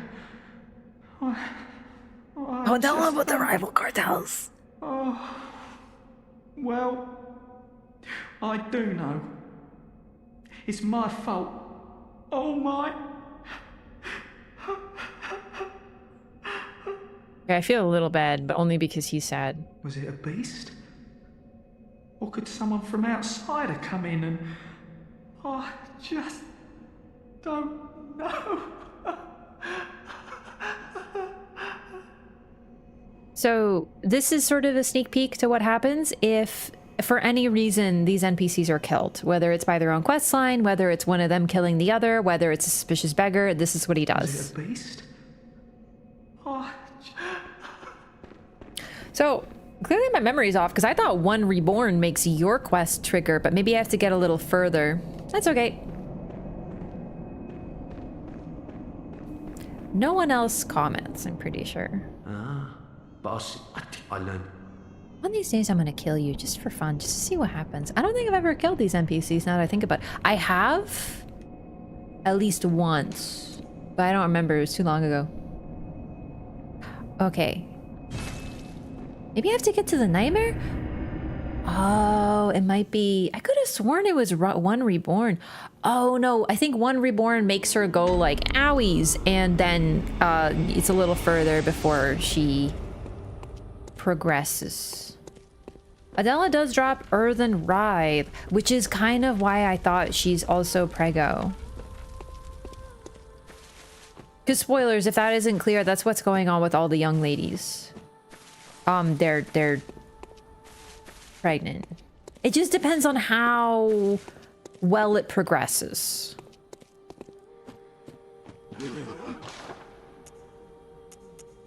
Anything to buy? Yes, pants. Perfect. Wait, I should also buy healing.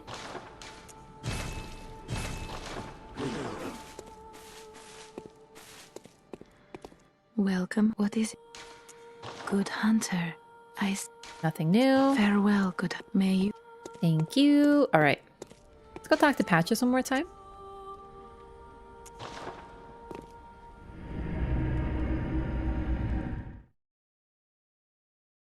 I want to get his death dialogue. I don't think he says anything else, but I think if we come back, he might talk to us once.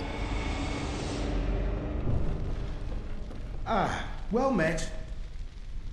My apologies. On the... Okay. Oh, damn. He does get pissed at you. So, Patches is a spider. He's not unique. But I think he does one unique spell. He's the only one we find outside of the Nightmare of Mensis, and there's a couple in the Chalice dungeons, but really they're only in the Nightmare of Mensis. He does a spell! Ew, what the fuck is that?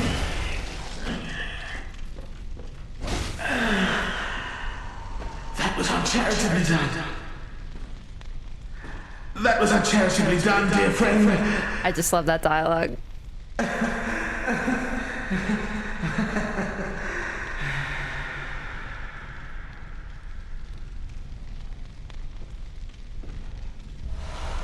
Great One's wisdom. He didn't shit himself. Is he truly dead? We don't really know which body he was. So he's clearly kind of just like attached to the nightmare, but he didn't have the same fate as the others. He's a little bit wiser than the others, and I think he genuinely worships Amygdala. So he might even be able to leave the nightmare because he does communicate with us in order to give us the tonsil stone, which traps us in the nightmare frontier. All right, we're just gonna progress. I want to talk a little bit what I think what happened to Patches. He was likely a part of the School of Mensis just because they seem to be associated with the lecture hall, which is a part of Bergenworth, so it's pretty interesting. I mean, they do call themselves a school. They're kind of the part of the healing church that likely harkens back toward Bergenworth in terms of scholarly pursuit. Because that's why they're... or it's possible it could be that, or it could simply be Mikolash went there because he wears the robes of Bergenworth. So he was a member of Bergenworth before he became the leader of the School of Mensis. Can't recall if killing Patches prevents him from spawning as a vendor in Chalice dungeons. I don't know. Admittedly, I've never gotten Patches to spawn as a vendor, personally. Like, ever. Any meta Patches lore? Why does he appear in each game? He's just Miyazaki's favorite, like a calling card. It's really as simple as that. I haven't either. That's kind of why. Probably glyphs with him in them. I've never used one, but we could try to do that sometime because that'd be really fun. Only shows up in the random seeds? Yeah, it's only the random ones. I wouldn't know. I never killed him. I like his death dialogue so much. I always kill him. I actually really like Patches. But I like when he says, that was a charitably done, dear friend. It's so funny. Ew. All right. Patches genuinely worships Amygdala. That's likely why he was spared. For what happened. My leg literally just did an R2. Okay. There are other spiders, but I don't think they do the same spell he does, and they don't have a Great One's wisdom. So this one, he's clearly different than the others, and he kind of escaped the fate of becoming part of the Brain of Mensis, sort of like Mikolash did. I think part of your goal can sort of change where you end up in the nightmare. Mikolash does not become a part of the Brain of Mensis. I think he just wanted to create a nightmare. He's the host of it, so it could be simply that he's the host. But also, I think Patches kind of had a different goal, so he ended up somewhere different and didn't suffer the same fate of his compatriots. He could also just be completely different. This place is gorgeous. It really is. Lauren Silverbeast. This guy is special though. And let me show you why, because it's disgusting. That is one part of it.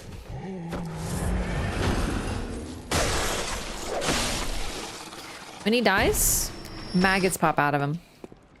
Unless you kill him with fire. Oh. No, not there.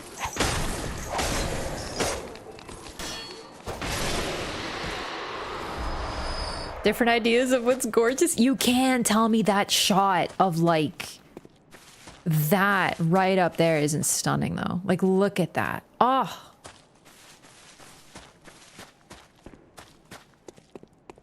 Visceral works too? Really? I actually didn't know that.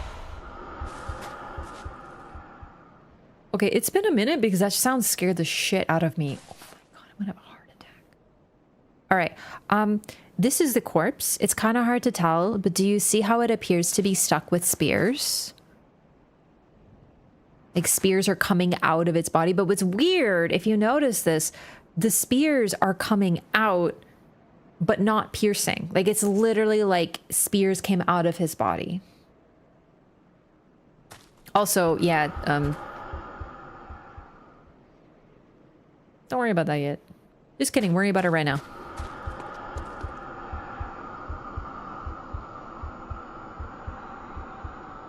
This is so beautiful. I'm sorry. This is like the prettiest shit ever. I didn't realize it's not working yet. Is that what happens when the brain looks at you? Yeah, pretty much. Go to the dungeon via the glyphs. The dungeon... So my Wi-Fi died. My internet seems to be having some struggles today.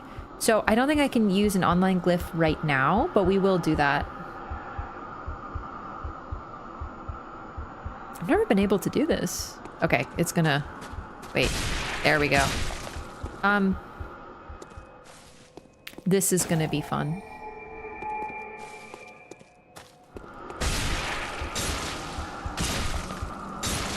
It's happening to us.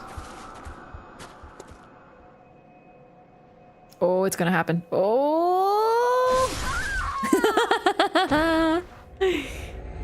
Oh god, I love this place, High Insight. It's a freaking nightmare.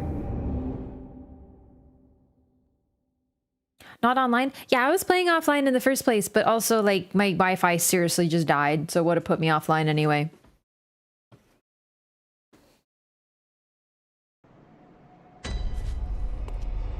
Why are the messengers little Let Me Solo Hers? Excuse me? They predate Let Me Solo Her. Let Me Solo Her is a little messenger, okay? So that thing is looking at us, and when it looks at us, we take extreme damage and spikes come out of our skin. I'm gonna die. Oh my god. That insight meter is unforgiving. Fuck. We gotta be out of line of sight.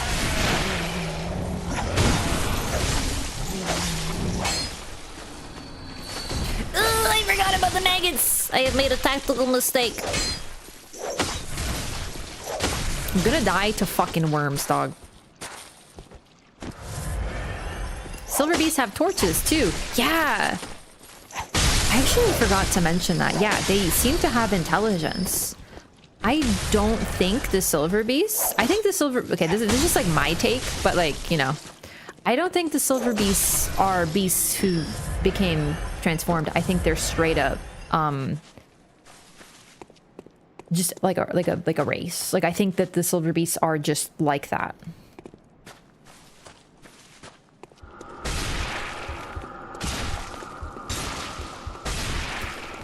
So when the brain of Mensis, sorry, you don't know what that is yet. When we are looked at by that light, when we are in line of sight of it, our blood turns into spikes and comes out of our own bodies.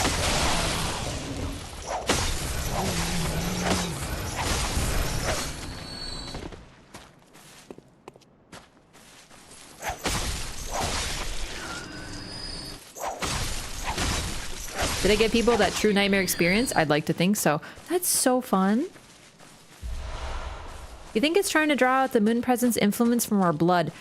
I actually don't think it's doing anything on purpose anymore. I think because it's not just happening to us. It's we are not just the hunter in this case. I think it's just maybe it's trying to communicate with us. Maybe it's a coincidence. Maybe us looking at that causes it, because when we see it, we become frenzied as well.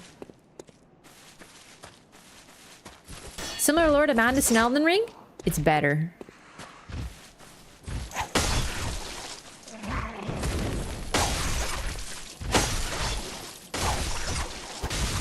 Honestly, I'm gonna be very real here.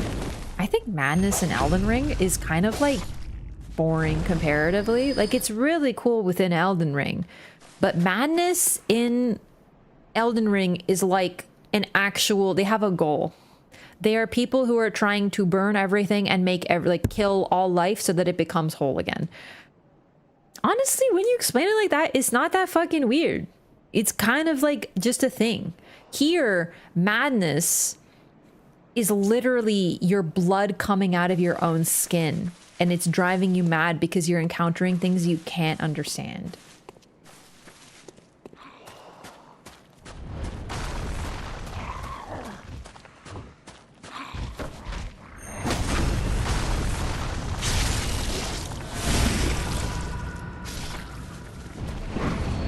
Here, Madness is truly unknowable.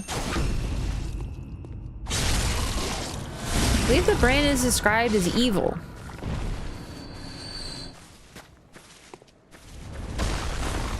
Do you remember where?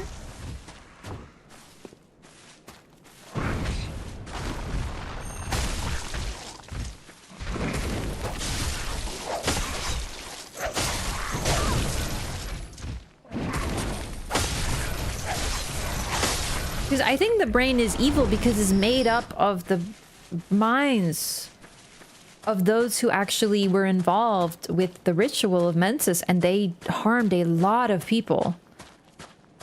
So I would argue that the people who, like, I would argue they are evil, but the brain itself, it's a stillborn failure. And when you actually, you're able to encounter the brain, it doesn't do anything. But you are able to communicate with it, actually, in a way. The word is malformed. It is malformed, definitely. Like, I think they use malformed. Oh, you mean not evil? I don't think it's described as evil.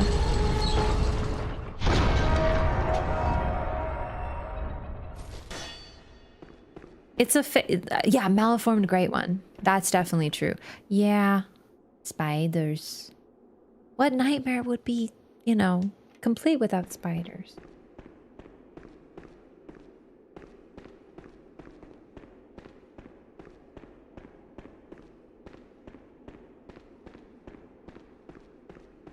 This is not an easy area. I gotta go to the Upper Cathedral Ward. I freaking forgot. It might have been on purpose that I forgot. That's a scary place.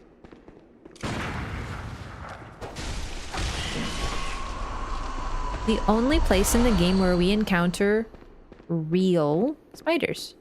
But they're in the nightmare, so they're not real, but they're real. Yeah, I don't think anything in this game is outright described as evil.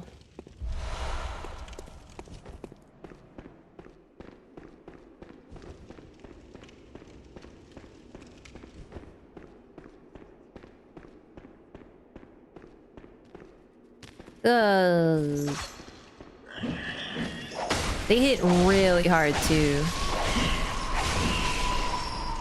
This isn't the only time we see spiders in the nightmare though. Lawrence and Mikolash are absolutely evil. Lawrence, I think, meant well. Not that it excuses it. But I don't think that the game describes him as such because... I mean, we can make up our own minds for that, right? Oh, fuck. Oh, God. That's a big old spider. I love the spiders in Bloodborne because they're a fucking threat. Like, they are terrifying. They will fuck you up.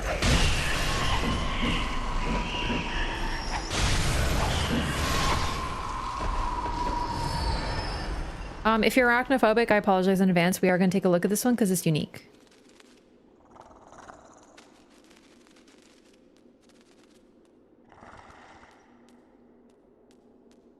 It's so creepy.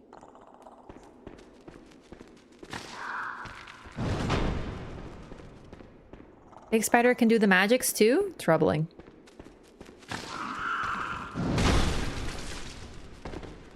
Can you let me in? I want to do the magic. The shirt? Oh, look! Oh my god! Jesus Christ. That was a cool move. I got the shirt from Guess. Okay, yeah.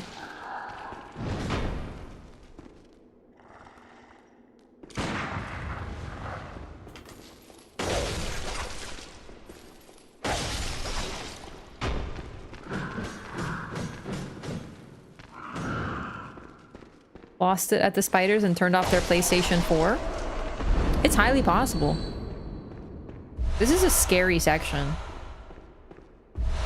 Shaman Boneblade. I purchased one of these for the lore, I'm pretty sure. This is... It's actually really cool. The spinal fluid makes people lose their mind. This is how you get enemies to attack one another. The old hunters is a kind of hell for the evil hunters. Not the evil hunters, all hunters. Oh, unless you mean... Yeah, the hunters are considered evil within the story, for sure. All of them.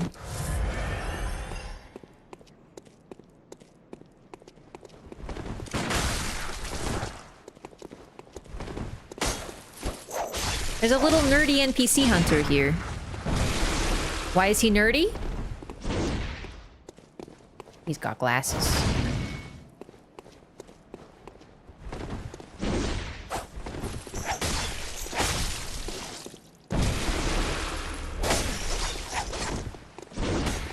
Wire Intelligencer Edgar.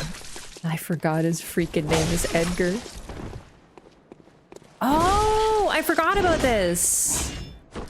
This is likely the... remember how we got the Upper Cathedral Ward key? She says wearing glasses? Fuck! You say that as if I don't call myself the queen of nerds, because I am, because I'm nerdier than all. Genuinely. Also uses Rose Marinus, the nerdiest weapon. Oh shit, do I have the Rose Marinus? Don't you get it from the lady? Yuri? Fuck, where do you get the Rose Marinus? I don't have it. Because you're right, it is the nerdiest weapon. Fuck, I'm all the way back here. Oh my god, actually. Fuck. Oh, sorry, I was talking about why the brain does this. I don't think it does it on purpose. I think it's just like trying to communicate, but it's like stuck. Get an Upper Cathedral. Oh, right, through the symbol. That's what it is. Gotcha. I remember now. Thank you. Thank you, thank you. I forgot. I just want to make sure I didn't miss it somewhere. I say all the way back here as if it isn't like 30 seconds away.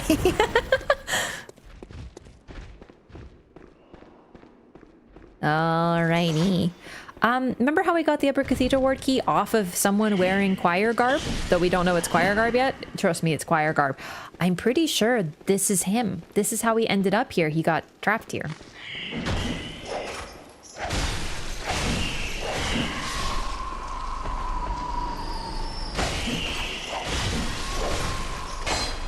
Yeah.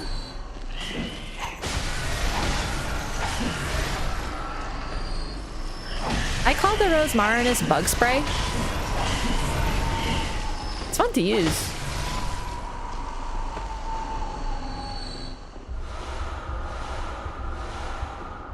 How is Edgar here in one piece? It might be that you have to have a certain amount of insight, but I think Valid. If I were to try to pitch this as entertainment, I would say imagine someone made info in a spectator sport. And it works.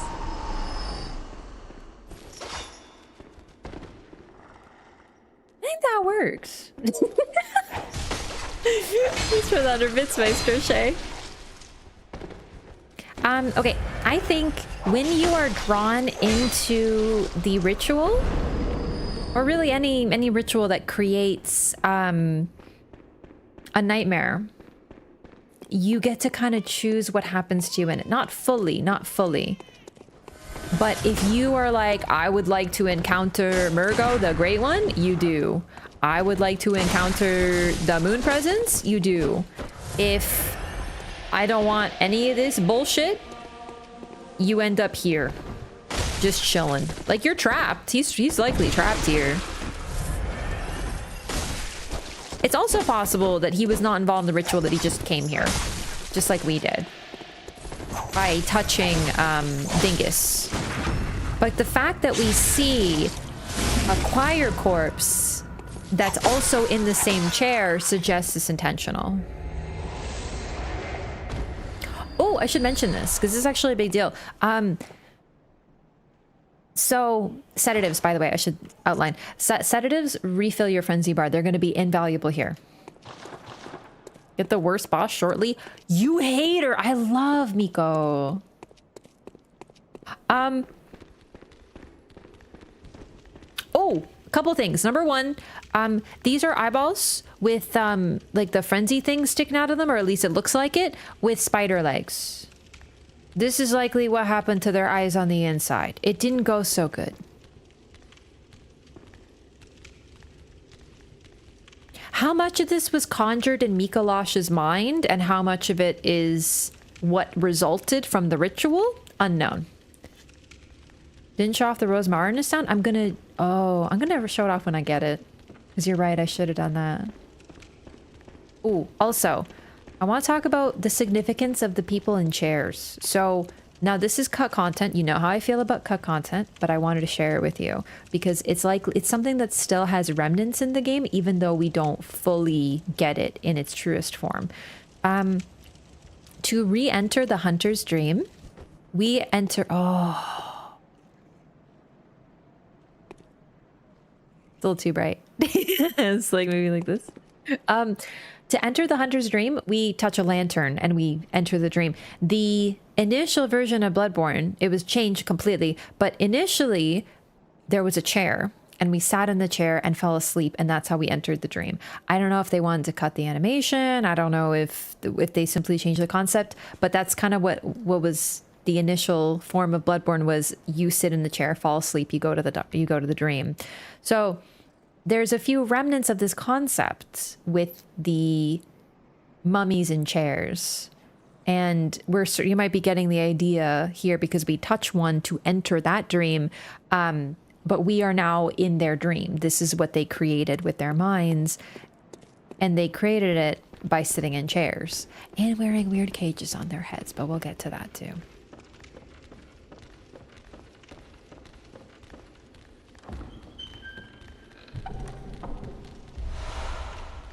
I think we already have yellow backbones. Wonder if video games should have an accessible mode for people with arachnophobia? Some do. Some do. I totally feel for folks who, you know, have phobias, because I have my water thing that I would have a lot of trouble with. I have water fear, like deep water. The first time that I fought Rom and I jumped into the lake, my fucking butthole clenched so tight. That was fucking terrifying. I was like, I can't do this. If this is a water boss, I can't do it. I can't fucking do it. And then it was fine. Yeah, thalassophobia. I just don't like to use the fancy word because I'm just not very fancy, but like, yeah. I just call it my water thing. Anyway, I totally know how sometimes you just can't do things in games, so I feel it. I don't know if FromSoft's ever gonna do that though.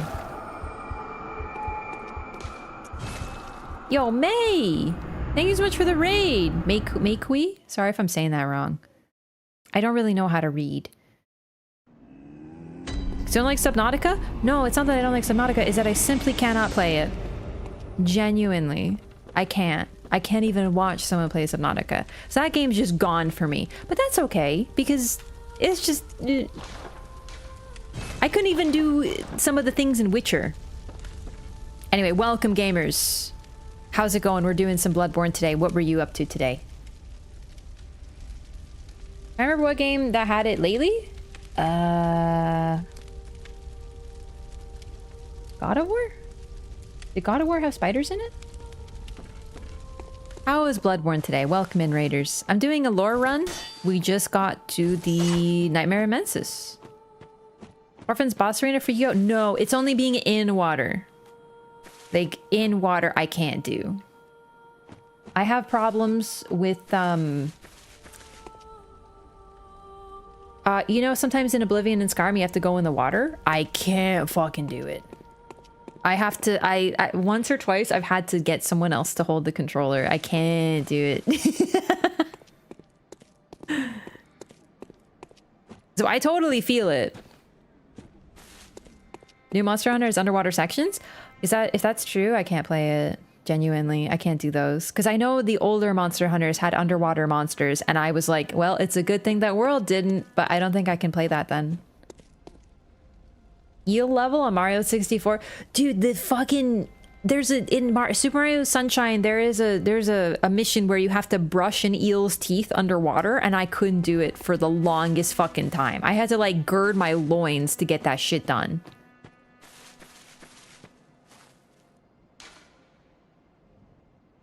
Cave under... Yesterday that was... in Oblivion that was all underwater with Argonians. Oh. I'm gonna give him a new hat.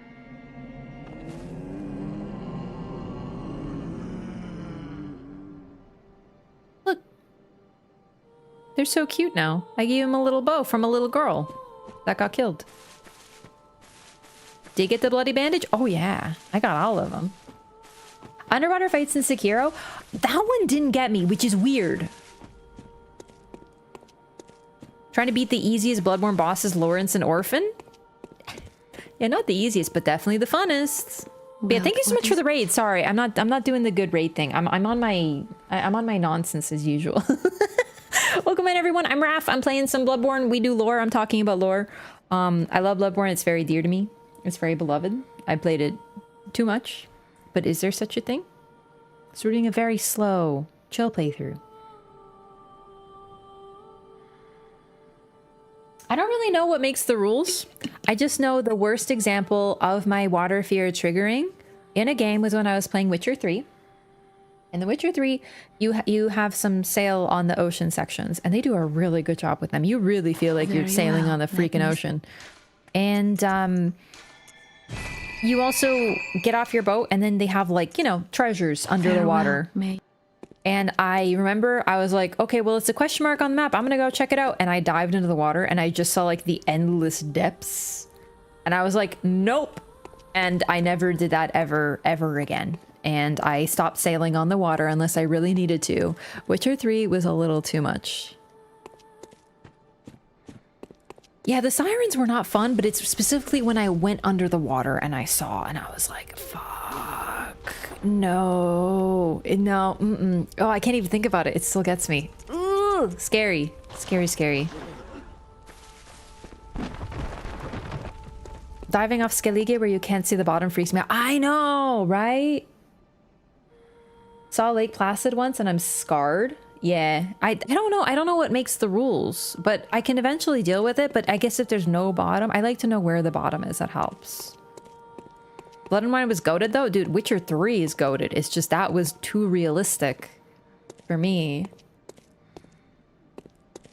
Trivialized by the crossbow? It's not about the crossbow. It's about the psychological aspect. Fear of Heights only in video games started with Alice Madness Returns. I've always wanted to play those games. Are they really good? I want to play them now. You should watch the movie Underwater, right up your alley. I feel like it's in fact not right up my alley. I had a lot of trouble with any space games too. I have huge problems with those because there's a big crossover. Camera? Man, that was really atmospheric, huh? Wait, Upper Cathedral Ward. We gotta go somewhere else. I don't know if I want to do this right now.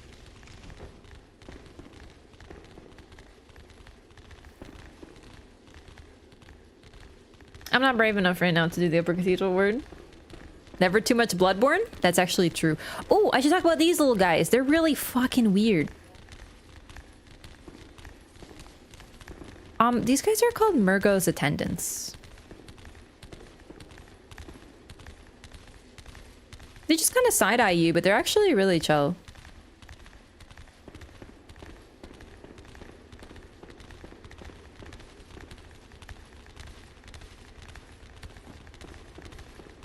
Here's little guys. Down the lift? What do you mean?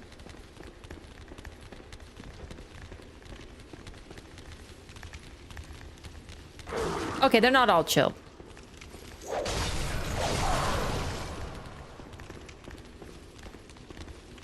Little guys in chairs could possibly be some of these?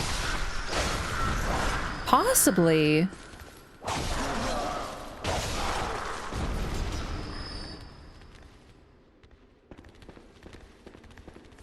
I always figured Murgo did not create the nightmare on purpose necessarily, because, I mean, Murgo is a child, an infant, a literal baby.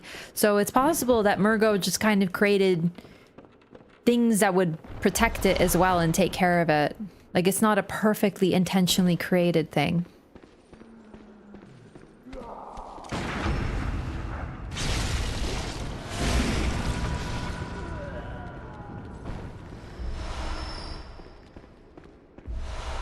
Those are bigger Murgo's attendants. There's an item near the Yetis. Oh, down there. Yeah, I should check that out. Keep this area in mind. That just leads to weird, creepy blackness. God, they sound really monstrous. I forgot how scary they are. Oh my god, I thought that was a pit. Oh, these ones are cool. Look, they have little cool hats. They're like little jester type individuals. Oh, scary. These ones actually suck though because they hit crossbows at you, and that does a lot of damage and causes status. So more eyes, plaster all over the place. Also, very notably, the eyes have become spiders and grown legs, but some of them just have cobwebs all over them. Mikolash, who we're going to encounter soon, is the host of the nightmare, but I think it took on form a little bit because it was created with many minds. I think the form it took on was a little bit more robust. And I just remembered something. I've noted this before, like this isn't the first time, but I kind of forgot about this detail, so I wanted to address it again. Their eyes became spiders. Their goal, the goal of Mensis, was likely to become like Rom, the spider, because Rom, we'll find out very shortly, we'll get confirmation, was a human who became a great one. So these people were like, I want to become just like Rom, the vacuous spider. So instead, their eyes grew legs, like a spider. And some of them did become spiders, not great ones, but spiders. So they got what they wanted, but not the way they wanted it. It's almost like having a lucid dream. I've had a couple lucid dreams in my life. If you've had lucid dreams, you might be like, oh, they're pretty sick. They're really cool. And you can like control what happens. Sort of. But if you're like me, then your lucid dreams will also be scary because oh, fuck. Nightmare dog. In lucid dreams, I don't know if this is a universal thing. What you imagine becomes real, but this can also have a bad side. So for example, when I realize I'm in a lucid dream, I'm like, oh my god, I can control what happens. I want to like fly and make flowers appear. But then I'm like, oh, but it would be really scary if I thought of really evil, awful monsters chasing me and those showed up and then they show up. That happens to me every fucking time I have a lucid dream. I'm like, no scary monsters. Don't think of any scary monsters. Think of happy things. And then the scary monsters show up. Every fucking time. So I'm just saying that this is probably what happened to these nerds.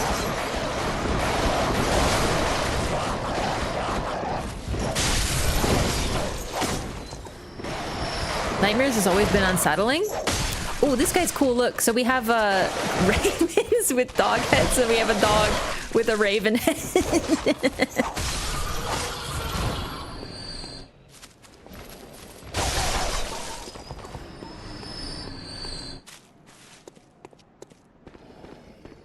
Miko's voiced by 2 people? Fucking really? Is that true? I didn't know that.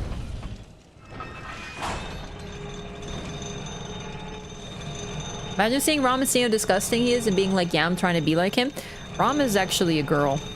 We know this because of an interview where I think it was Miyazaki. Wasn't Miyazaki asked who his favorite boss is? And he says Ram because she's very cute.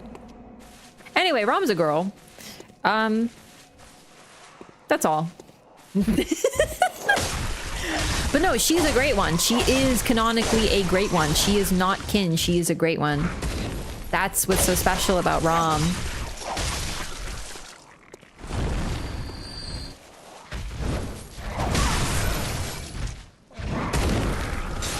Oh, fuck! I'm in line of sight.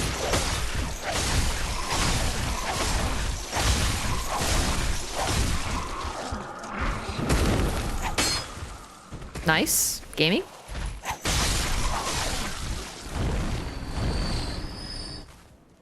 How would a male spider lay eggs? Well, we don't actually see them lay eggs. We just see the babies. But the babies might not be traditional babies. They might just be other people who tried to be like Rom, maybe? Go down to get the brain? You can't yet. That's later. If the brain is attacking me, it's still up. They have different barks and bird sounds, too. Really? I actually didn't know that. We'll have to listen to them more later.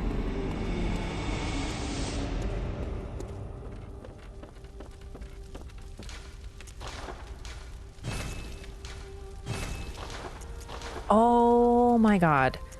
I totally forgot. I got a really good gem. One of the 18% ups. So in the base game, and by base I mean not chalice dungeons in this case, there are 3 gems that you can get that are the best that you can get for like physical attack up without farming. There are better ones in the chalices, but those are chalices you may not want to do. And I found one of them and I totally forgot to equip it. So that's like, that's a freebie. The others are coming up.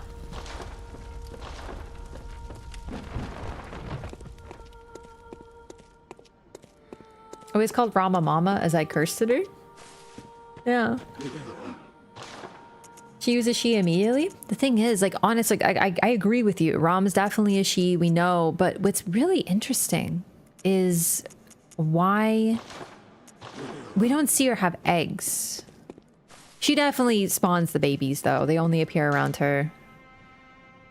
But what's weird is she uses them to attack you. She doesn't protect them. They're protecting her. It's kind of a reversal of these other figures with maternal protection. And these great ones are trying to replace their lost children and they tend to be very maternal toward children and babies. And here, Rom is like a twisted version of them, a backwards version of them.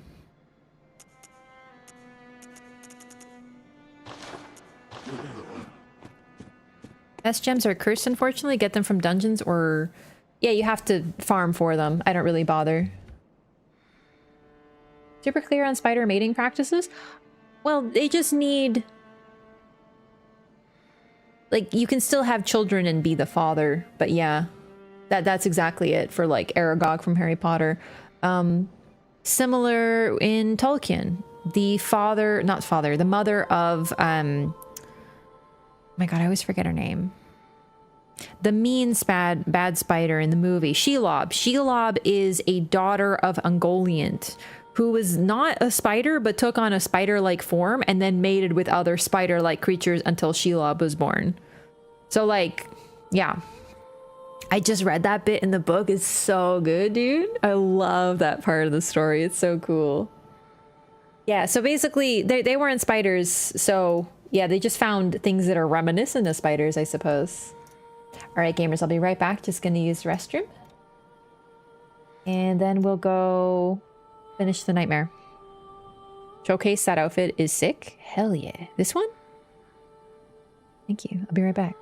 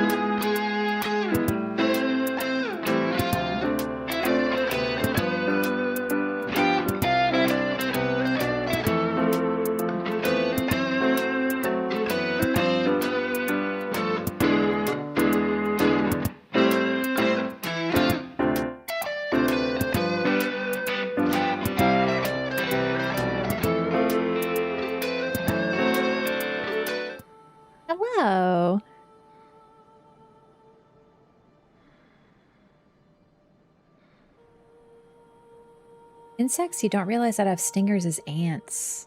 Ooh. Spiders usually don't have stingers? Oh my god, they don't, but they bite, huh? This whole game is so focused on birth and motherhood. Yes, exactly, exactly. Also transformation. So there's a big focus on, well, definitely birth, the horror of it, but also the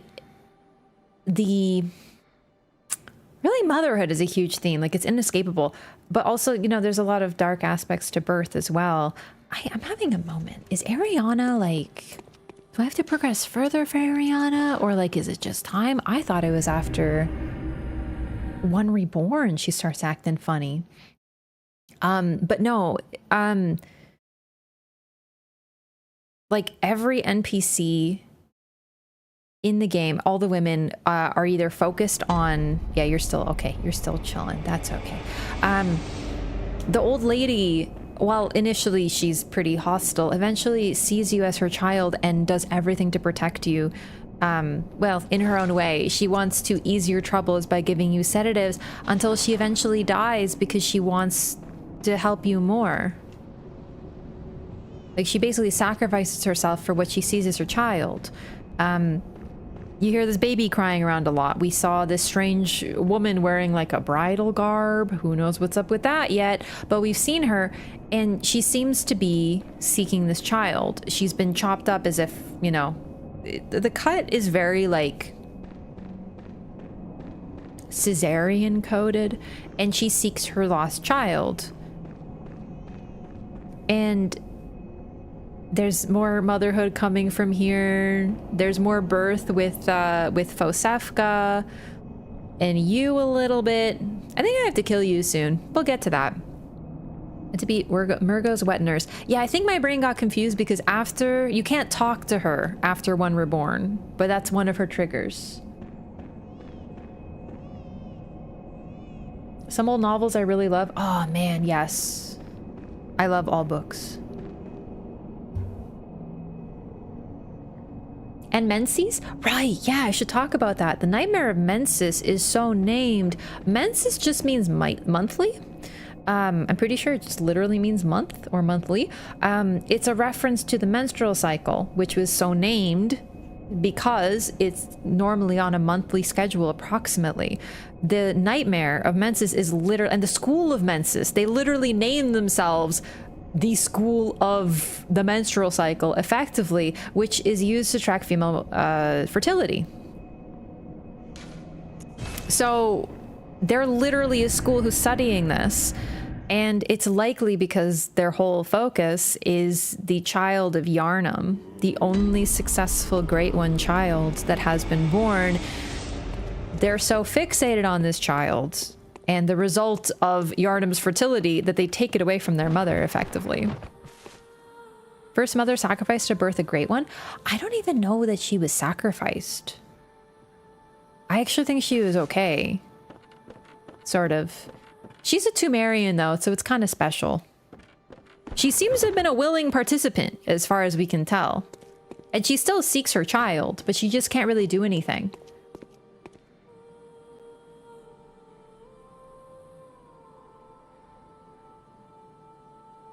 Lord of the Ring fans are never happy? Yeah, but like Shadows, are we talking about Shadow of War? 'Cause yikes. Don't you have to kill her like now? No, you don't kill her. Shadow of War was like... Welcome home. What is it? Gameplay was fun. It was, but like from a lore perspective, it's Very troubling. Really cool game, but like... To be fair, Tolkien would have been rolling in his grave for like all of the adaptations of his work, but that one in particular, I think he would have hated. Including the movies, by the way. The original trilogy movies, he probably would have fucking hated those.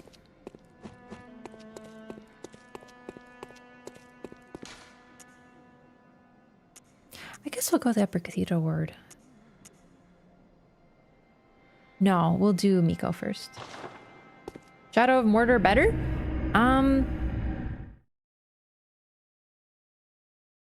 I mean, in terms of just like being games in the world, I suppose, but they both kind of have the same problem. Sorry, Shelob is a hot lady? Shelob?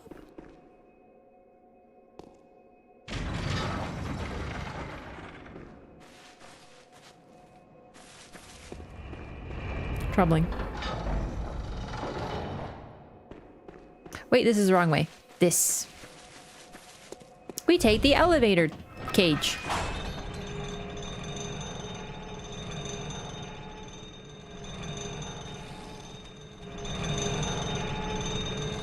She's a shapeshifter? Shelob?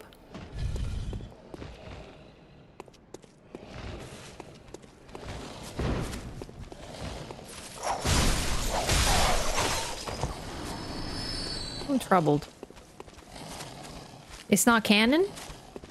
Well, like, respectfully, no shit.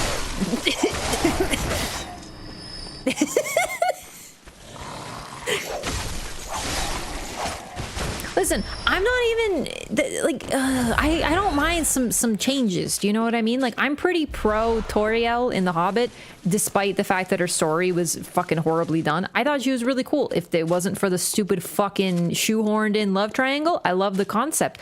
I don't care that Legolas was there. It actually made sense in a weird way. That's fine. I'm super excited for this Shire game. I think Rings of Power is pretty neat, despite it not really fitting with the lore, but I still haven't decided how it has yet, because I've not done the Silmarillion yet, but I don't care, it's cool. Also, The Hobbit should have been one movie, not three. Absolutely, I'm so with you. But Shelob? I'm having some trouble with the jump puzzle this time.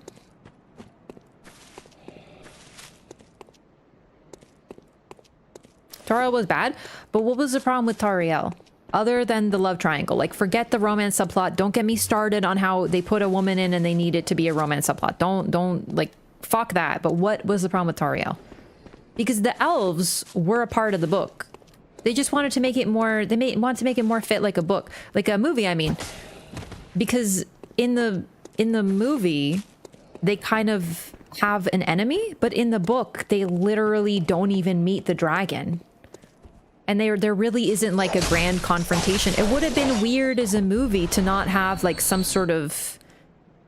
Like, the book had to be changed a little bit to fit. You can just roll? It's fine, I did it.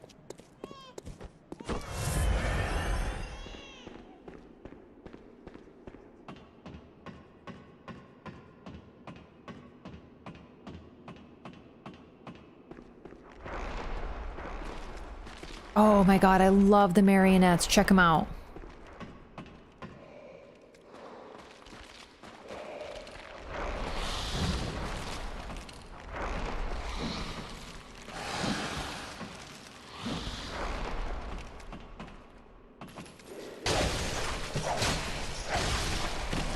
Character from the weird dwarf love triangle? I don't mind other than that, but that's kind of the thing. You know, you want to know like some backstory on that fucking stupid ass sequence?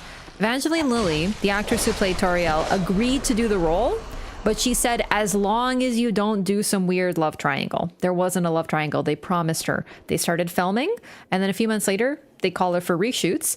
They put in a romance subplot, the love triangle. Like, you can't make this shit up. The bastards. Anyway, it just sucks all around. But like, other than that, her character is pretty cool, and the role that she fulfills in kind of bringing the elves into the story makes sense, because the elves, like, the book, it's really cool, but I think it would have struggled with it with the movie adaptation. Bro, that's whack. I know. Visual effects in the Hobbit films seem super cartoony. Yeah. Also, I'm gonna nerd out about Tolkien right now and the movies, because I'm like really into Tolkien right now. So I'm gonna take a pause, because through that door is a boss. Smaug in that movie, dude, Smaug was 10 out of 10. Like, honestly, the general, it had a lot of good going for it, but a lot of really bad. So in the movie, they kind of created the orc guy, Azog, as like the bad guy, to sort of give it some cohesion, because the real only enemies in the book are nameless goblins who they encounter really early and kind of try to chase them and lead to a war at the very end. But it's not really introduced because you don't need to introduce it in the style of book that it was. Like, it just... The book basically goes, and then there was this guy, and he was the son of this goblin guy, and they fought later. You know, they don't really do like the whole, ooh, foreshadowing, because it's just the style of Tolkien. And they have, like Smaug, but Smaug is literally defeated by humans while the dwarfs never even encounter him. He's completely off screen. They are not involved at all. You don't even meet Bard until, like, in the book, until he kills Smaug. The book literally goes, there was a guy who said the dragon was coming, and they were all like, bro, you're so grim. But he was right, and his name was Bard. And then Bard just kills the dragon. Like, there's literally no buildup. From the book perspective, it kind of came out of nowhere, but it works for The Hobbit, but it wouldn't have worked in a movie. It would have been like, who the fuck is this random nerd? So they needed to kind of create a little bit of cohesion for the sake of a movie and modern storytelling, but they just fucked up with a lot of it. Seen that anime they were coming up with for Lord of the Rings? I saw a bit of it. Like, I'm troubled. The animation looks weird to me. Like, the art style, I guess. It just looks a little too anime. So I'm scared. But I'm going to give it a try. We'll see. Practical effects was what it needed. Yeah, and it had way too much action scenes. It was, like, so exhausting. Can you say hi and give her a Bloodborne intro? Hello, Jake's mom. I'm Raph. To introduce you to Bloodborne, I'm gonna introduce you to this really cool boss. He's my best friend. His name is Mikolash. Ah, Cos. Or some say Cosm. Do you hear our prayers? No, we shall not abandon the dream. No one can catch us. No one can stop us now. You're right on time for Miko. That's my best friend. Nobody says Cosm. Stop trying to make Cosm happen. It's not going to happen. Welcome to Mikolash, host of the nightmare. Oh, I want to talk about a really cool lore thing. So, these little marionettes were outside of his arena. They are also in his arena. We don't know quite yet what happened to everyone else who took part of the ritual with him.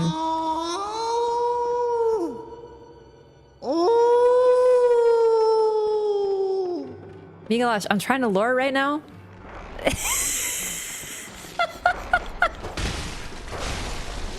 He do be doing that.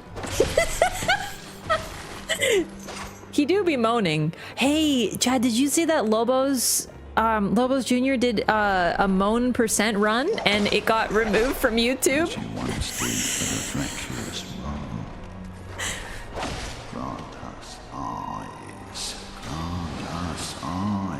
Dramatic lore moan.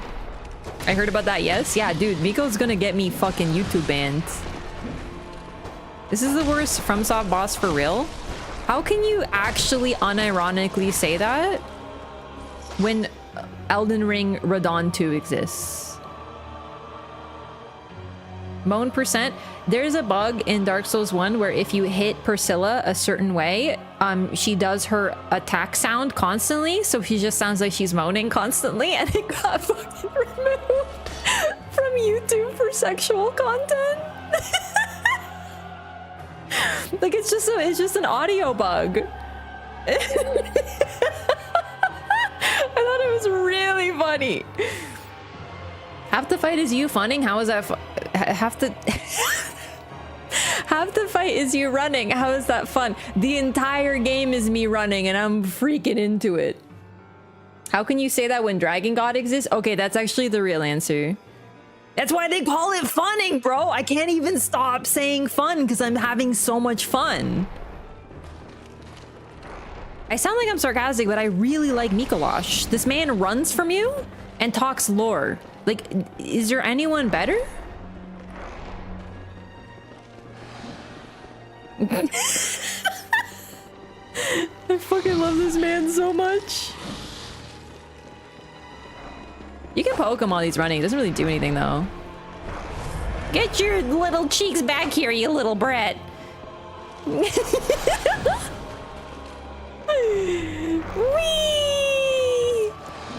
I love playing tag with friends. This boss... Oh, dude, yeah, I got him to turn into smoke. That was fun. Mikolash gives you like a good semblance of what it's like to have friends to play tag with and such. It's basically tag for goths. Yes, exactly. Get over, get back here, you big silly. Yeah, we don't know about this as nerds. Exactly. This is very foreign territory to us. This is why we might not think it's fun. Running? Running isn't fun. Ah, cos. Or some say cosm. Do you hear our prayers? Where are you, you freaking nerd? Oh, there he goes. I have asthma. I can't run. I'm sorry. I'm not trying to make fun of people with asthma. Very serious condition. Hey, what up, gamer? What up, baby? And then you have some sort of tentacle fun.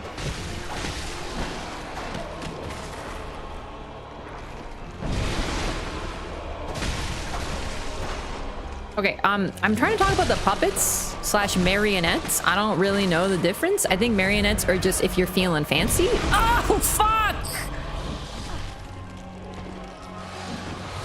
Apologies. The marionettes are here. He doesn't really attack you. He mainly runs from you, but he uses the puppets to attack you. We don't know what happened to the other scholars of Mensis who are part of this ritual yet, but we can get an idea by how Mikolash behaves. He is cowardly. He runs from you. He doesn't fight you. He is largely very passive, and he's not very good at combat. He doesn't even have a weapon. He merely uses his fists. And then he uses some spells, arcane abilities that he has. But he sees people as puppets, which is why his fight is literally him controlling people like marionettes, because that's how he sees other people. This is likely representative of what he did to get people. He doesn't even look, he's just freaking chilling, sidestepping like a little dingus.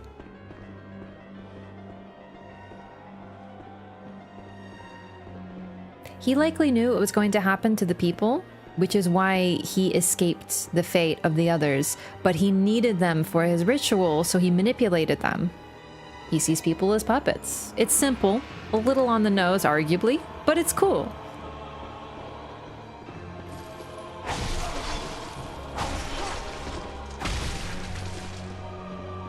The Augur Rebritus is you a lot.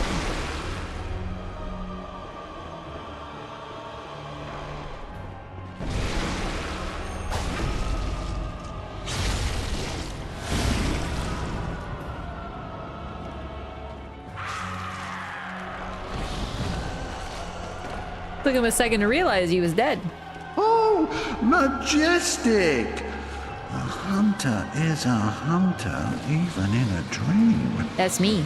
But alas, not too fast.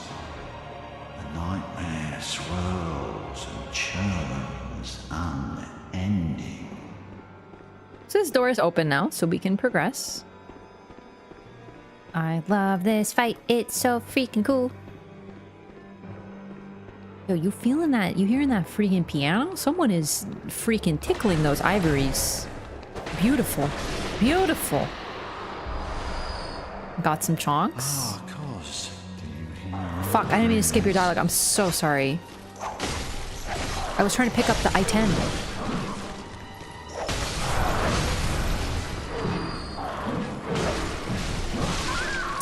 Oh shit! I was looking at chat. That's my fault. I disrespected Mikolash, and I got by a jester-headed little dingus. I was looking at chat. It's my fault.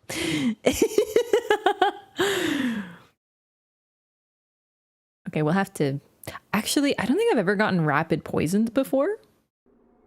Classic blaming chat nopers. What are you gonna do about it? Cry? What you gonna do if I blame you, chat? Leave? Huh? Yeah, I was looking at chat excuse. Okay, but like my line of sight was literally like over on the YouTube side, okay? Fine, fine, then I won't look at you, chat. Let's see how much fun you have then.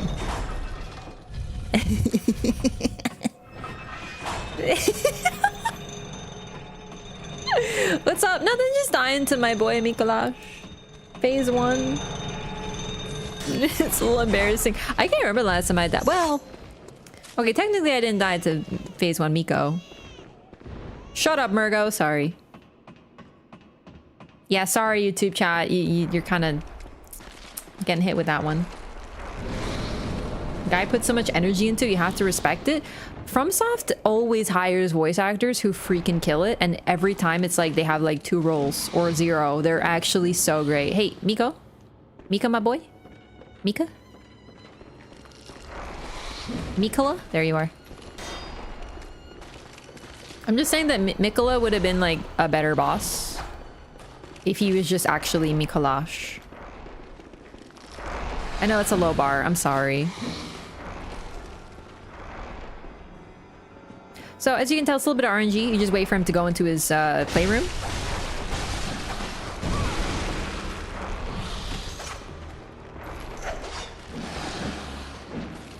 The marionettes keep spawning, but like not rapidly.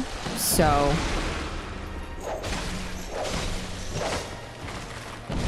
okay, I gotta stop looking at chat. I want to backstab you because it'd be really funny.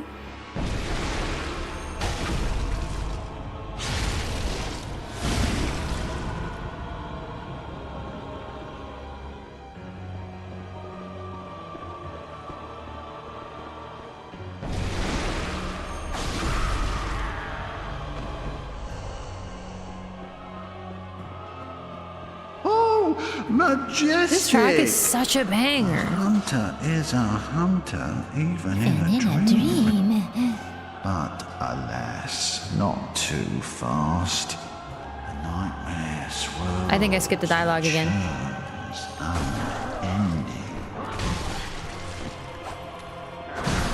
Okay, stop with the goofy guys.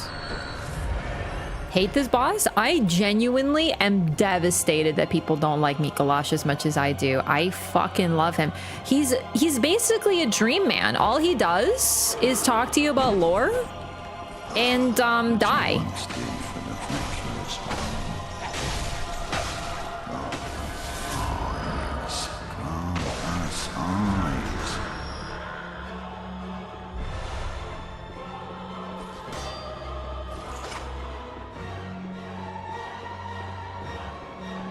This isn't where we go for the boss, by the way. We can do this later, but I like doing it during the fight because, you know, it's fun. Also, cheese Mikolash with poison knives. I actually did that during my deathless runs because he can absolutely fuck all your shit up if he wants to. So he howls occasionally too. That's true. How to get the ladies die. Yeah, that came a little bit more fucked up than I meant.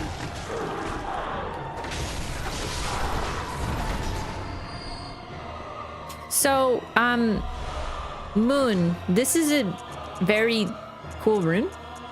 Just in the basement.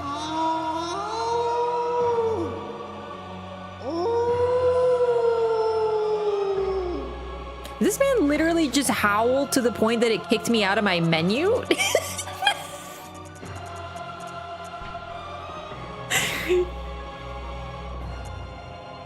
This is the highest level of the Moon rune. Fucking gooners. Peter Serafinovich? Who's that? Because he asked to be in a game? Oh, that's sick. Blythe howls better? Blythe is literally half wolf. I may have clicked the wrong button. Alright, so you're probably figuring out by the lore. Kos apparently created Rom. And this is part of what these people here are trying to do. They're trying to be like Rom. For the vacuous Rom. Rom is a success story, but she's still a failure. We don't know how much control she has over what's going on. She doesn't seem to be like the other great ones. She doesn't even have her own realm. It's really just like a puddle. Doesn't rain give you moon level 3? Oh shit, does it? Sorry, that may be my bad. I think I'm misremembering. I think you might be right. Rain gives you living strength? No, if you kill it. But if you talk to it, it gives you a rune. Yeah, he runs into he runs into mirrors and he laughs at you. That's my best friend.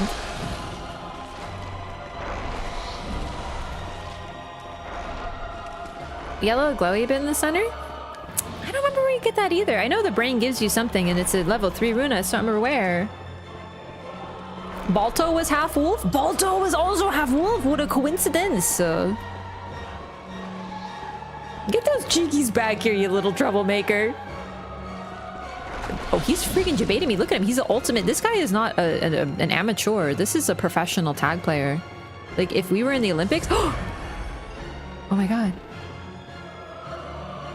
He's gone down into his little room. So this is how you cheese him, actually. If you throw I'll show it off just because it's cool. Just once at least. I'm not gonna actually poison him. He doesn't move here even if you hit him. He wants you to chase him. So if you throw a poison knife at him, you see he reacts and he kind of does a little teleport, but you can basically keep hitting him with poison knives to poison him and get him the rest of the way down. Otherwise, this is part of his progression. And there's also another strat that I've never been very good at, but I'm gonna try it just because it's fun. You jump. Okay, I goofed it real bad, but you can actually stand in front of him and he gets stuck here and he just kind of keeps running. Otherwise, he runs into this room and shuts the door, so you can't follow him this time. But there's another way. It's the speedrun slash like no-hit strat. I'm just really bad at it. I've never done it right. Ah, cause. Also, I still need some of his dialogue. There's plant eyes on our brains to cleanse our beastly idiocy. A grand lake of mud, hidden now from sight.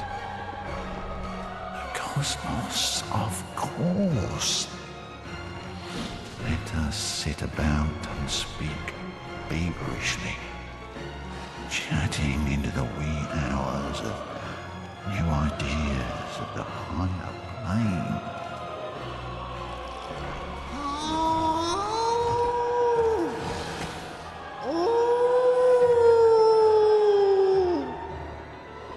That's the dialogue I was waiting for. I think he only does that if you're, if he's in there though. I'm not certain. That's why I wanted to get him in there.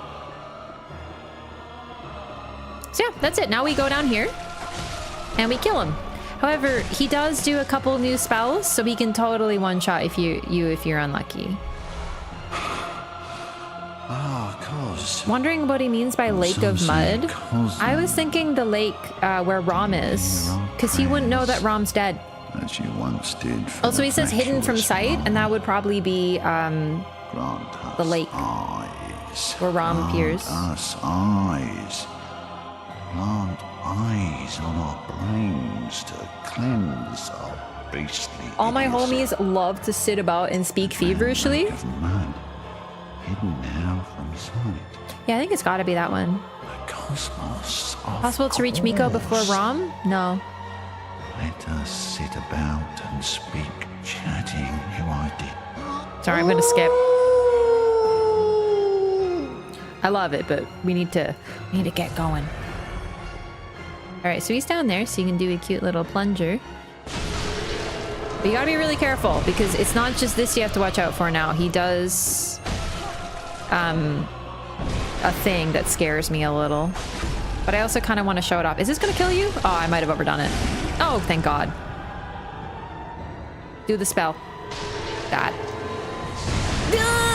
If all that hits you, you're basically donezo, kiddo. He also do be punching. Did I miss the password? Unfortunately, yes. That was quite a while ago. Password? Oh, I should talk about this. New ideas. Oh.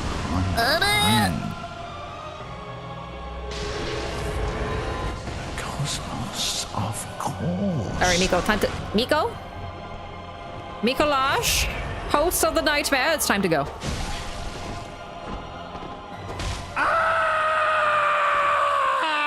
We entered the dream by touching him. Oh, now I'm waking up. I'll forget everything.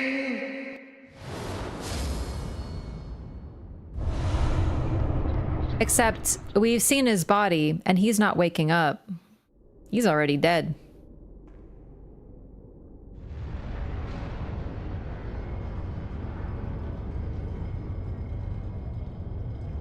The DLC in this game changed my entire perception of this game. I don't think any of the other FromSoft games is such a huge shift as this one.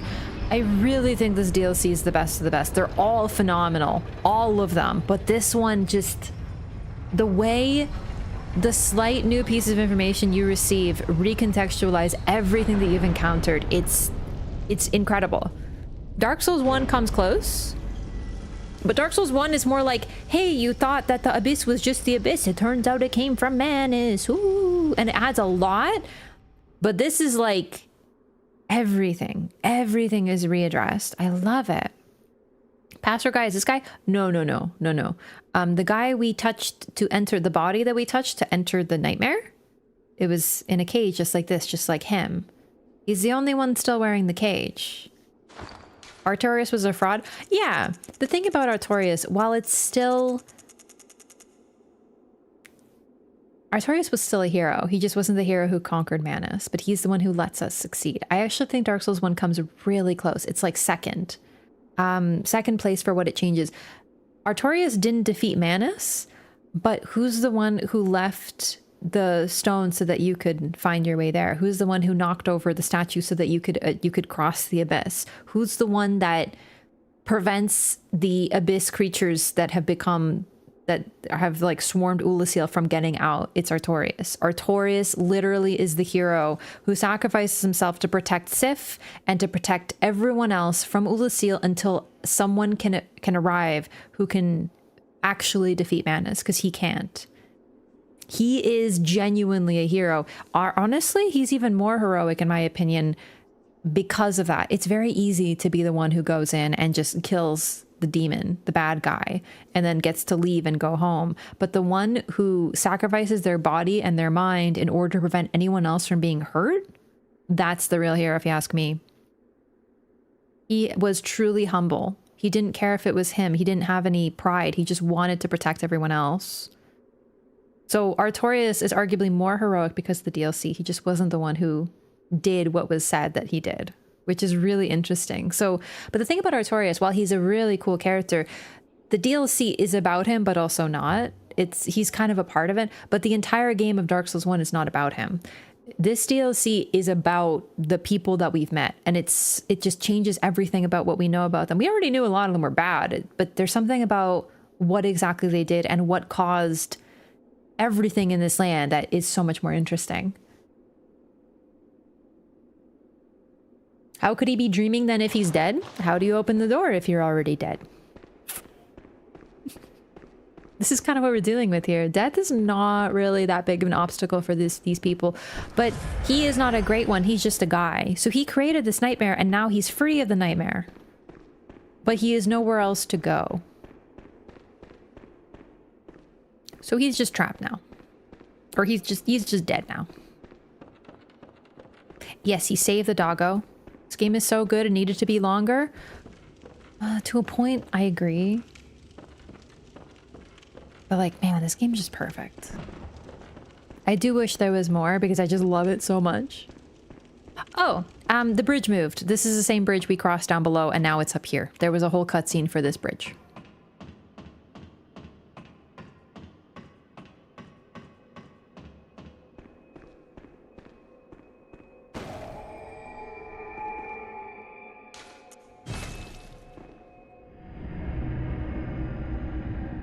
You hope at Bloodborne 2? Probably not. Like, it's been, like 10 years.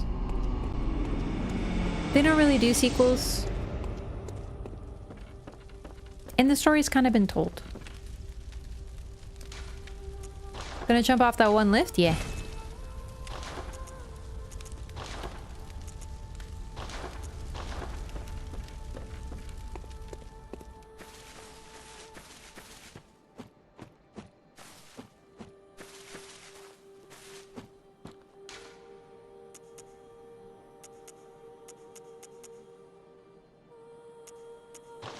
Do the bandage.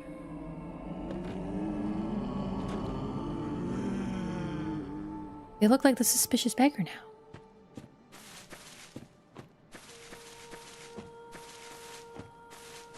So, basically Kos, who we only hear about right now through Mikolash, was some sort of great one who granted eyes to Rom and allowed her to become a great one. And they're trying to follow in Rom's Welcome. footsteps. What is it? Very well. Let me.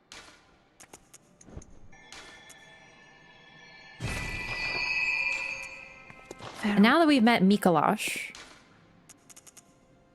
let's go here first. How's Doggoborn going? Good. They do a Bloodborne 2. It will be a different spirit. It will be a spiritual successor where they own the IP with a different name, character, setting. Yeah, they could do that. That would be really cool. I don't know. I just don't know if they want to revisit Bloodborne. Like, I think. Oh, there we go. It's Mikolash. Here we go. So Ariana is no longer in her chair. There's a lot of blood here. Like a lot. And if we follow the blood trail... Well, you got anything to say? Was it a beast? Oh. He's still having a people meltdown. That's okay. Let's follow the blood. I actually want to go over here too. The Bergenworth spider hides all manner of rituals and keeps our lost master from us. A terrible shame. It makes my head shudder uncontrollably. So, my initial read of this was that the Bergenworth spider is somehow keeping Willem hidden, because that's sort of right. Like, I thought that's who this was. This is some sort of Bergenworth scholar, but I think it's more likely that this is someone from Mensis. In fact, I think it might be Damien of Mensis, the NPC that we can summon right outside of Willem's arena for Rom, because our lost master is probably Mikolash. Because you can access Mikolash only after defeating Rom, because it reveals the truth of Yahar Ghul. It is my favorite note in any of the games, actually. Yeah, something about it makes my head shudder uncontrollably is very evocative and creepy. But yeah, I think now this is sort of... Damien was added later. I'm pretty sure he's an old hunter summon, so I don't think he was in the initial game. Bergenworth spider is not Rom. Yeah, I'm talking about the Lost Master. So the Bergenworth spider is easy, that's Rom. So what she does is she hides rituals and keeps their Lost Master from them. And it was probably Mikolash, because we can only reach Mikolash once we defeat Rom. So that's likely why Damien helped us kill Rom if we summon him. Anyway, let's keep following the blood. Although there isn't any here.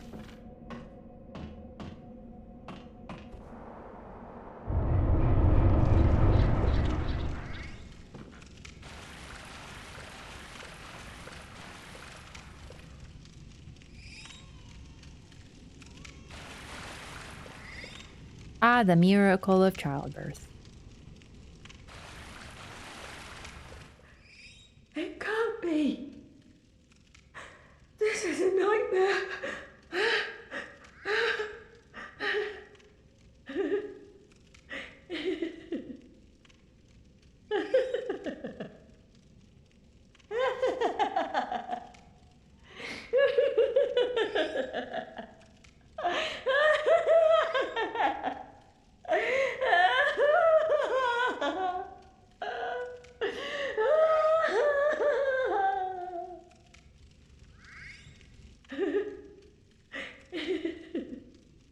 What is that? That's her baby.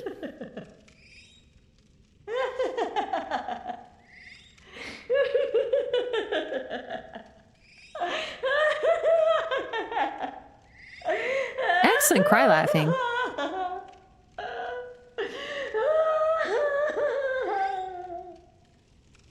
Any more? Nope. So now I'm not sure. This might be just like my eyes. I really can't tell. It always, to me, looked like her hair got lighter. I think it's probably just the lighting in here. It's responding to her voice. I thought it talks anyway.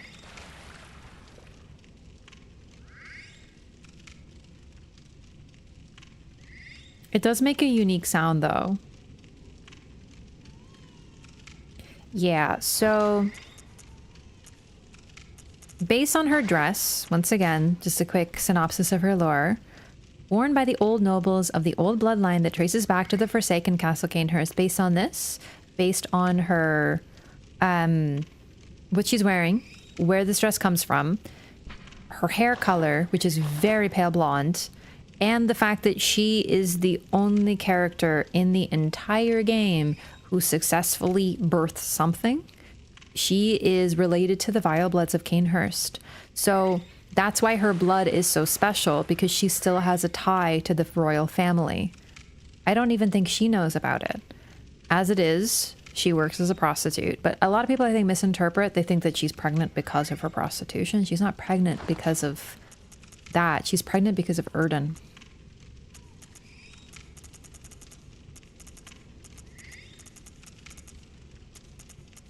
Oh, I don't have Erden Writhe. Right. Okay. Formless Erden. A secret symbol left by Carol, runesmith of Bergenworth. We've read this before.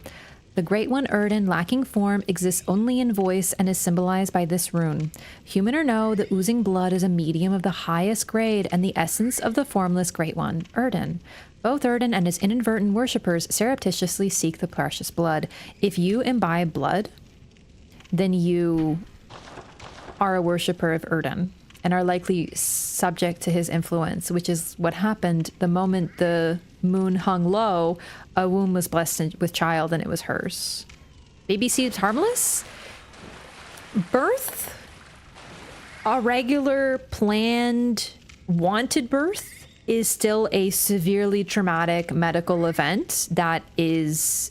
Women straight up get PTSD from childbirth because you can not only die, but it's incredibly stressful for everyone involved. So the idea of this happening is a genuine nightmare. Also, unfortunately, you can't... Well, this is going to happen. Let me see if I can't do this to sort of showcase it.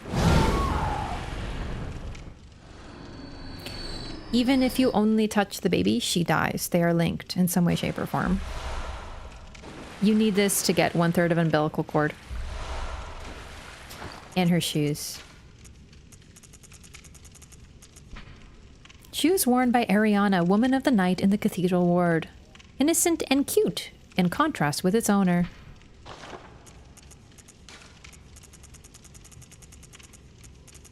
We have 3.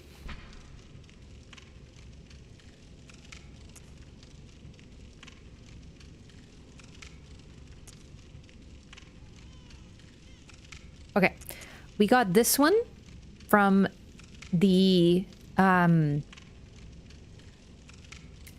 real workshop. We got this one from Willem. We got this one from Ariana. Every Great One loses his child and then yearns for a surrogate, and Erden, the formless Great One, is no different. To think it was corrupted blood that began this eldritch liaison. Vile blood.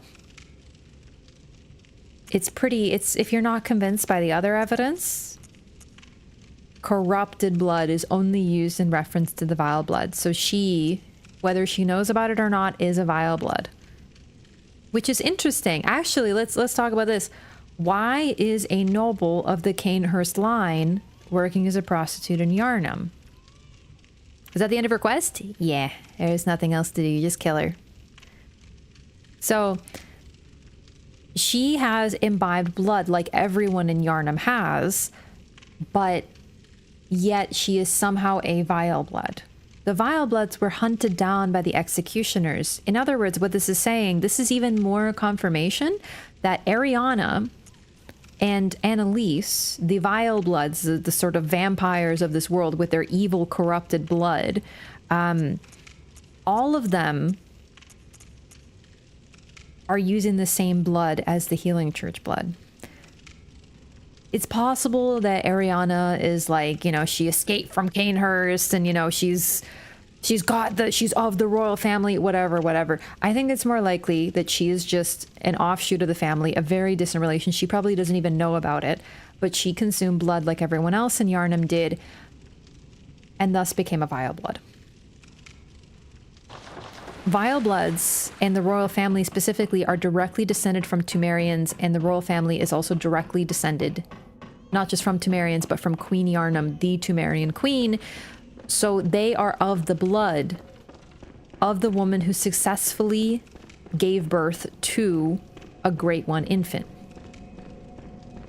Erden was the father of this infant.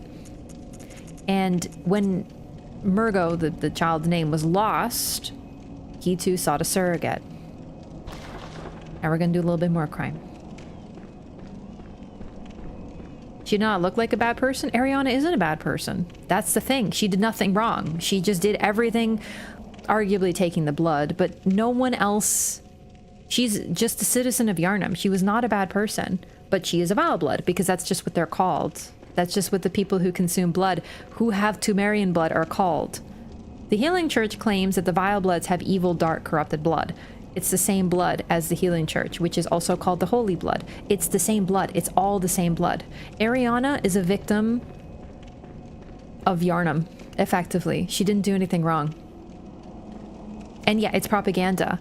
The Healing Church claims that the vile bloods have evil, corrupted blood, but it's the same goddamn blood, and Ariana confirms it, because hers is the corrupted blood of the liaison. It's the same goddamn blood. All the blood is corrupted. Was it a beast? Or could someone from outside have come in and... Oh. He's still freaking out. He doesn't comment on Ariana, probably because, you know, he doesn't know. Although, how would you miss this? Also, yeah, that's the amount of blood. Troubling. You have to die now for lore.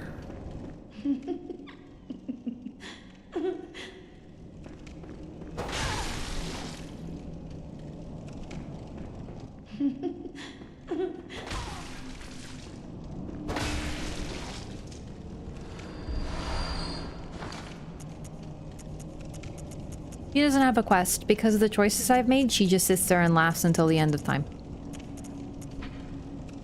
Erden Writhe, a carol rune that transcribes inhuman sounds. Writhe sees a subtle mucus in the warmth of blood and acknowledges visceral attacks as one of the darker hunter techniques. Visceral attacks restore quicksilver bullets. Human or no, the oozing blood is a medium of the highest grade and the essence of the formless Great One Erden. Both Erden and his inadvertent worshippers surreptitiously seek the precious blood.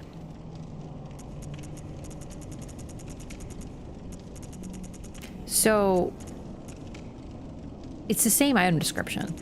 The fact that this drops from her is part of the reason I think she's also pregnant. She just isn't actually going to give birth. Does he comment if Granny isn't dead? I don't think so.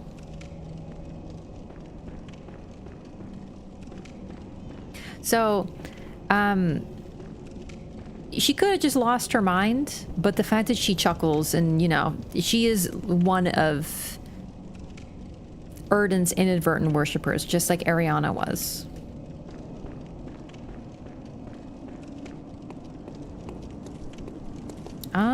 That's pretty much the NPCs.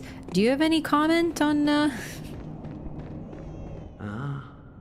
Bossy, I learned it. I don't want to kill you. Sorry. I just want to know what happens.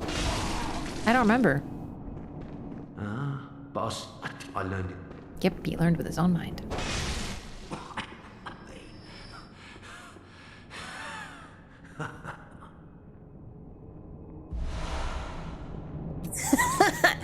I actually forgot what he drops.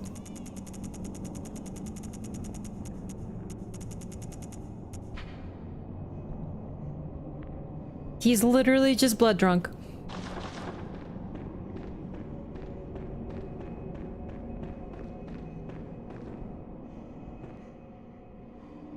Yeah, so he has some awareness of what's going on.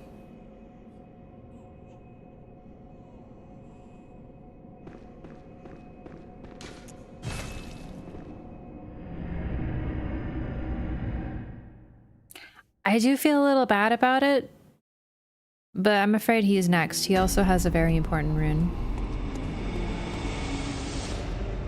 What kind of quest would she have given? No, it's not the quest she gives, it's the quest she has. I guess it's another choice. There's not really traditional quests with some of these NPCs. If you talk to her, if you take Ariana's blood 3 times while Adela is there, Adela will kill Ariana. And she will, the only way you know this is that her white gloves are covered in blood. But otherwise, she's exactly the same. But she's particularly happy if you take her blood after that. And she's a little bit crazier than normal, but she's still pretty crazy, to be honest with you. And then eventually, you'll show up in the cathedral ward and she won't be there. And she will attack you out here with a dagger. Oh, kind hunter. How did this happen? A beast? Here? Why? It's my fault. Savaged and eaten everyone, and it's all my fault. Gods, please. I'm sorry. So sorry. I do feel a little bad about it, but it's for the I only wanted to lore. help. Just once in my life. They told me it would never work. My mum always told me. Everybody kept telling me. I should have known. I should have.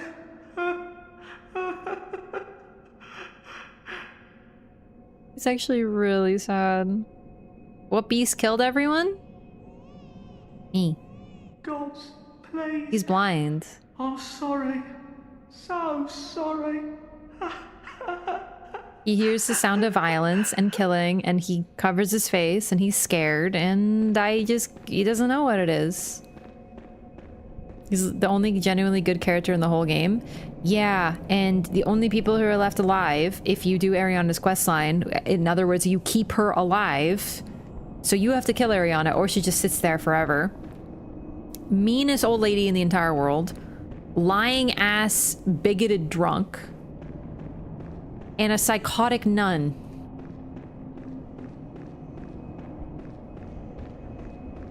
I'm sorry, little friend.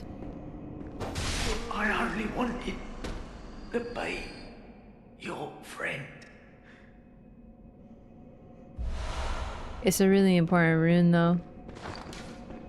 It's a really good rune. There it is.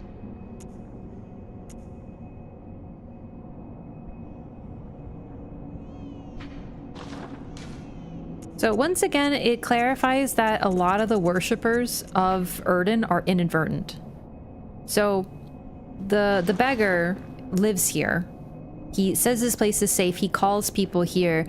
It's likely him calling the people here, including specifically Adela and Ariana, that leads to them becoming pregnant. Hunter's Nightmare with you? Oh yeah, it's far too late. So if they had stayed where they were, they might have actually been okay. It's possible that they are closer to Erden's influence, specifically here in the chapel. It is a place safe from beasts, but it is not safe. So it could be why, because Fosafka ends up pregnant too, but she has more insight and is more aware of what's going on. So it's possible with her it was a little bit more intentional. So yeah, he accidentally, while trying to protect people, put them into harm's way, but specifically only young women. So yeah, it's freaking sad as shit. All right, let's go to the Upper Cathedral Ward. Erden's rune grants more Quicksilver bullets. It has to do with blood. Like, Quicksilver bullets are literally made from your own blood. So an awareness of Erden and envisioning him gives you more blood.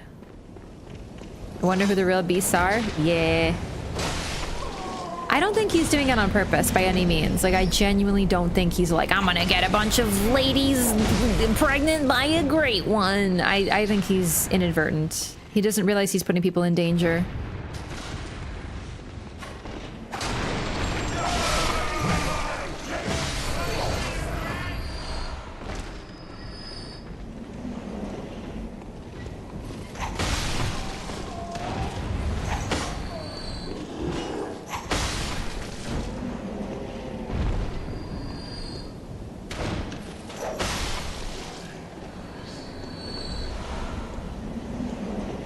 So we were up here a long time ago.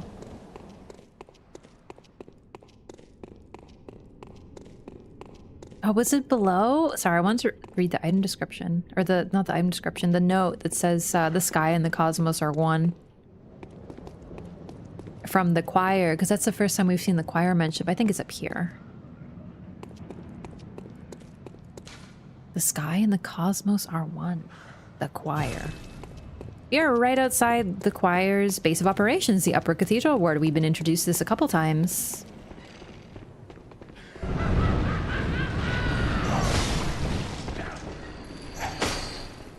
Sefka seems like a different case. She's pregnant.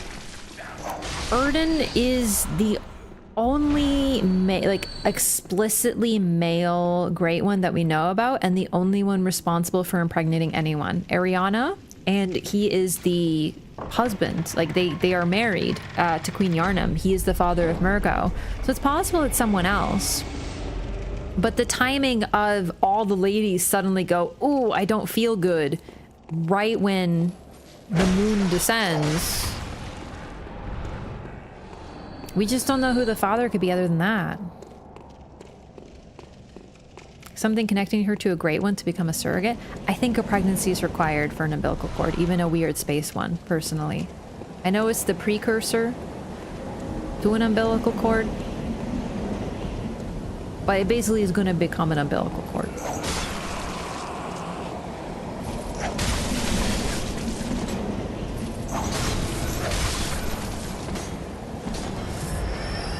Use the umbilical cord to become a Great One? Yeah, because we become reborn with it.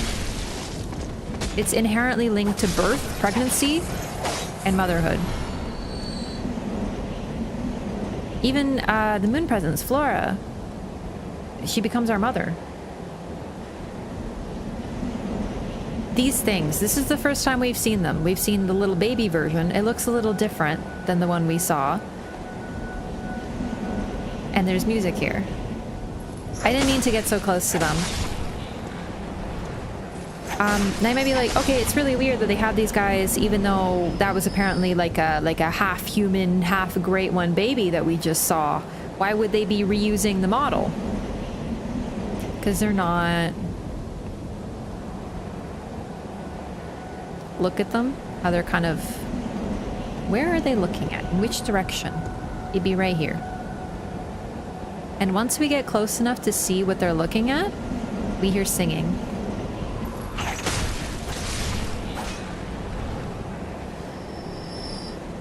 It's not actually hers. That's definitely possible, but where did it come from? Because the one, there's 4 total. Let's look at the item description when I get the 4th. Because we get Murgo's. So that one's accounted for. Honestly, we don't even know who created the one that Lawrence uses. Was it Rom?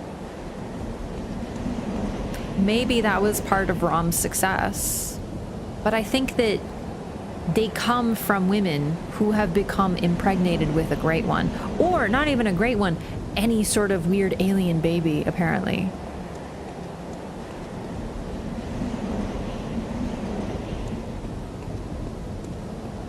God, this place is beautiful.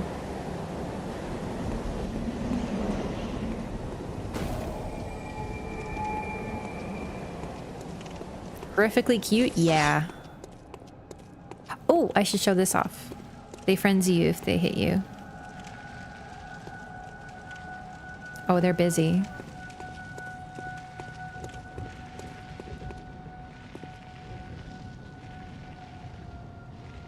They hear the singing.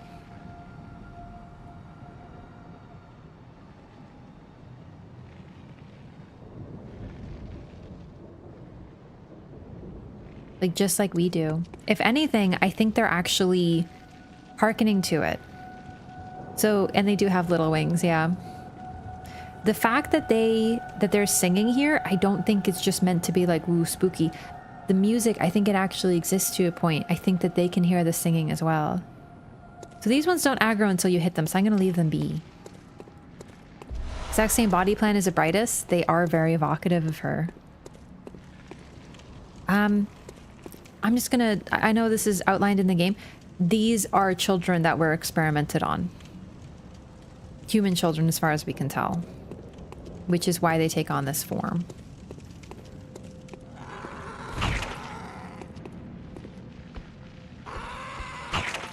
Can you succeed?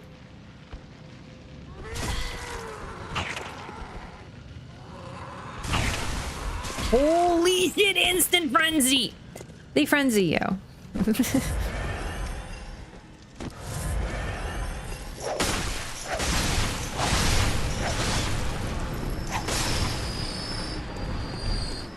you have high insight? Yeah, I just wasn't expecting that. Little monster babies. This place is kind of a nightmare. We might actually wait to do this until I can spend some insight, I just realized. Because there's a chance I lose a lot of it here. This area scares the shit out of me.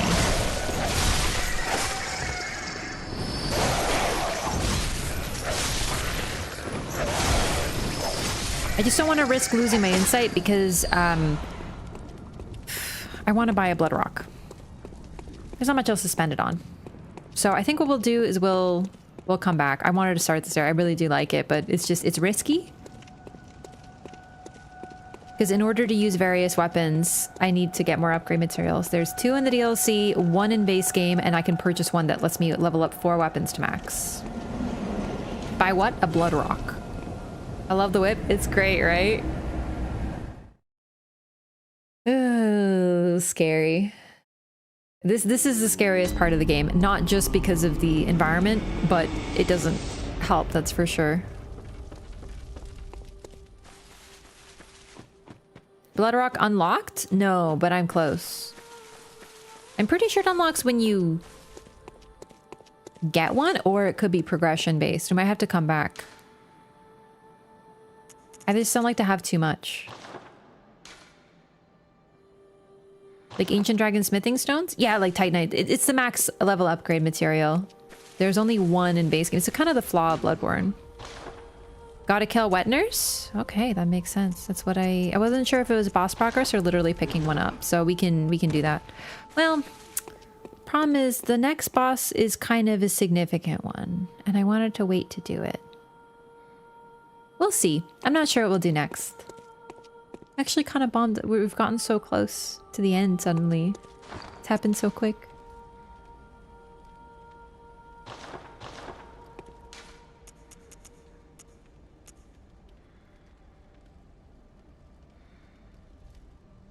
Yeah, I don't want to do that yet. Buy one was added way later. Yeah, absolutely. Actually, I forgot about that. Being able to purchase, basically, in Bloodborne, per playthrough, you could only max out 1 weapon when the game came out. They added the ability to purchase one later, and the DLC, which was also, you know, put out later, let you get 2. So basically, it's 3 upgrades per playthrough, 4 if you farm for insight effectively. When do you start in DLC? I'm trying to figure out the best time, but I think we'll start it tomorrow. Like I don't want to do that yet. But we have a few more chalices. Like it's going to be a lot of chalices still.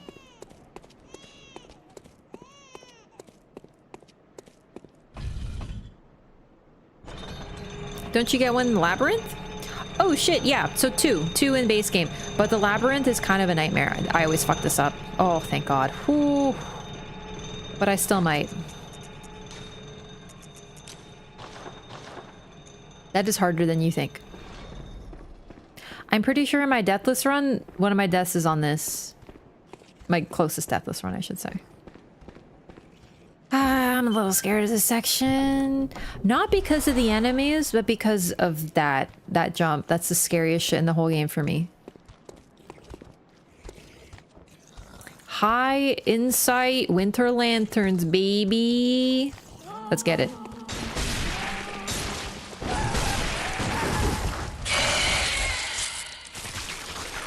Mistakes were made. Mistakes were made. Mistakes were made. No, no, no, no, no, no, no, no, no, no, no, no, no, no, no, no, no, no, no. Okay, so that was like a suboptimal example of what to do. I guess we gotta do the jump again. I always hit my head trying to make that jump. It's the worst. I normally just roll. It's a really hard jump. It's very stressful when you're doing deathless runs. Because, you don't need to. You want to go over here because there is a very powerful 18% gem up here. What are these things? They are nightmare versions of the doll. I think some of the most disturbing images in nightmares are things that should bring you comfort and safety, but instead have become horrific. One of the scariest dreams I had as a kid was one of my parents was a monster, or at least he was pretending to be, you know, it wasn't actually, you know, it wasn't actually my dad, but I have this very vivid nightmare of it looked like my dad, but it wasn't. Body snatchers type shit.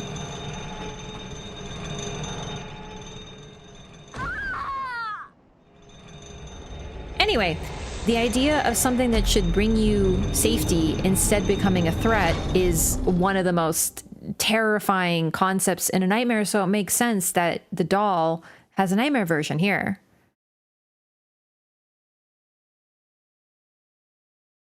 Sounds terrifying? I still think about that dream. I was a grade schooler, and I still have that dream in my mind. I still remember how warped, like, it looked like my dad, and it had my dad's voice, but it was warped and scary, like straight out of a horror movie. And I looked up the stairs and I could see it. And it called me. And I looked and it literally was like all stretched and warped with a weird twisted head. I don't know how I came up with this as a grade schooler. Seriously, I have no fucking idea. I didn't watch scary movies.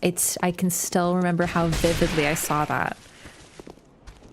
Also, oh, I forgot to mention the most obvious part. It looks like a brain. It looks like a brain. Like a giant weird warp brain. Stop frenzying me, dog. Ugh. I haven't even seen you yet, baby girl. And we've also... Things have not gone well for me so far.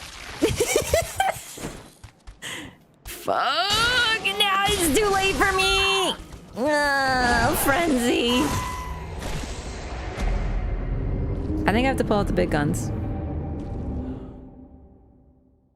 Yeah, it looks like a brain. It's made of the messengers. There is a brain here that we haven't seen yet that might reflect why they also look like they have a weird twisted brain. All right. What are the big guns, you might ask? Really, I should be using the the sedative. But I'm gonna find stuff that actually resists frenzy, which I'm pretty sure is the doll clothes. I'm pretty sure they have the highest frenzy resist in the game. Okay, not the highest, apparently. Oh, the hunter garb. Well, silly me.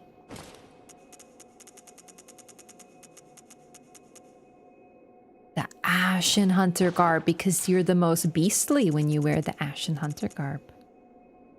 Yep. Yep. I was wrong. I remember the doll clothes have surprisingly high frenzy resist, but not the highest. That's right. I'm dressing for resistance. In before. Don't you care about fashion more? Are you saying this doesn't look fucking hot as shit? Because you'd be wrong. You'd be lying to yourself and me if you said that. That's right.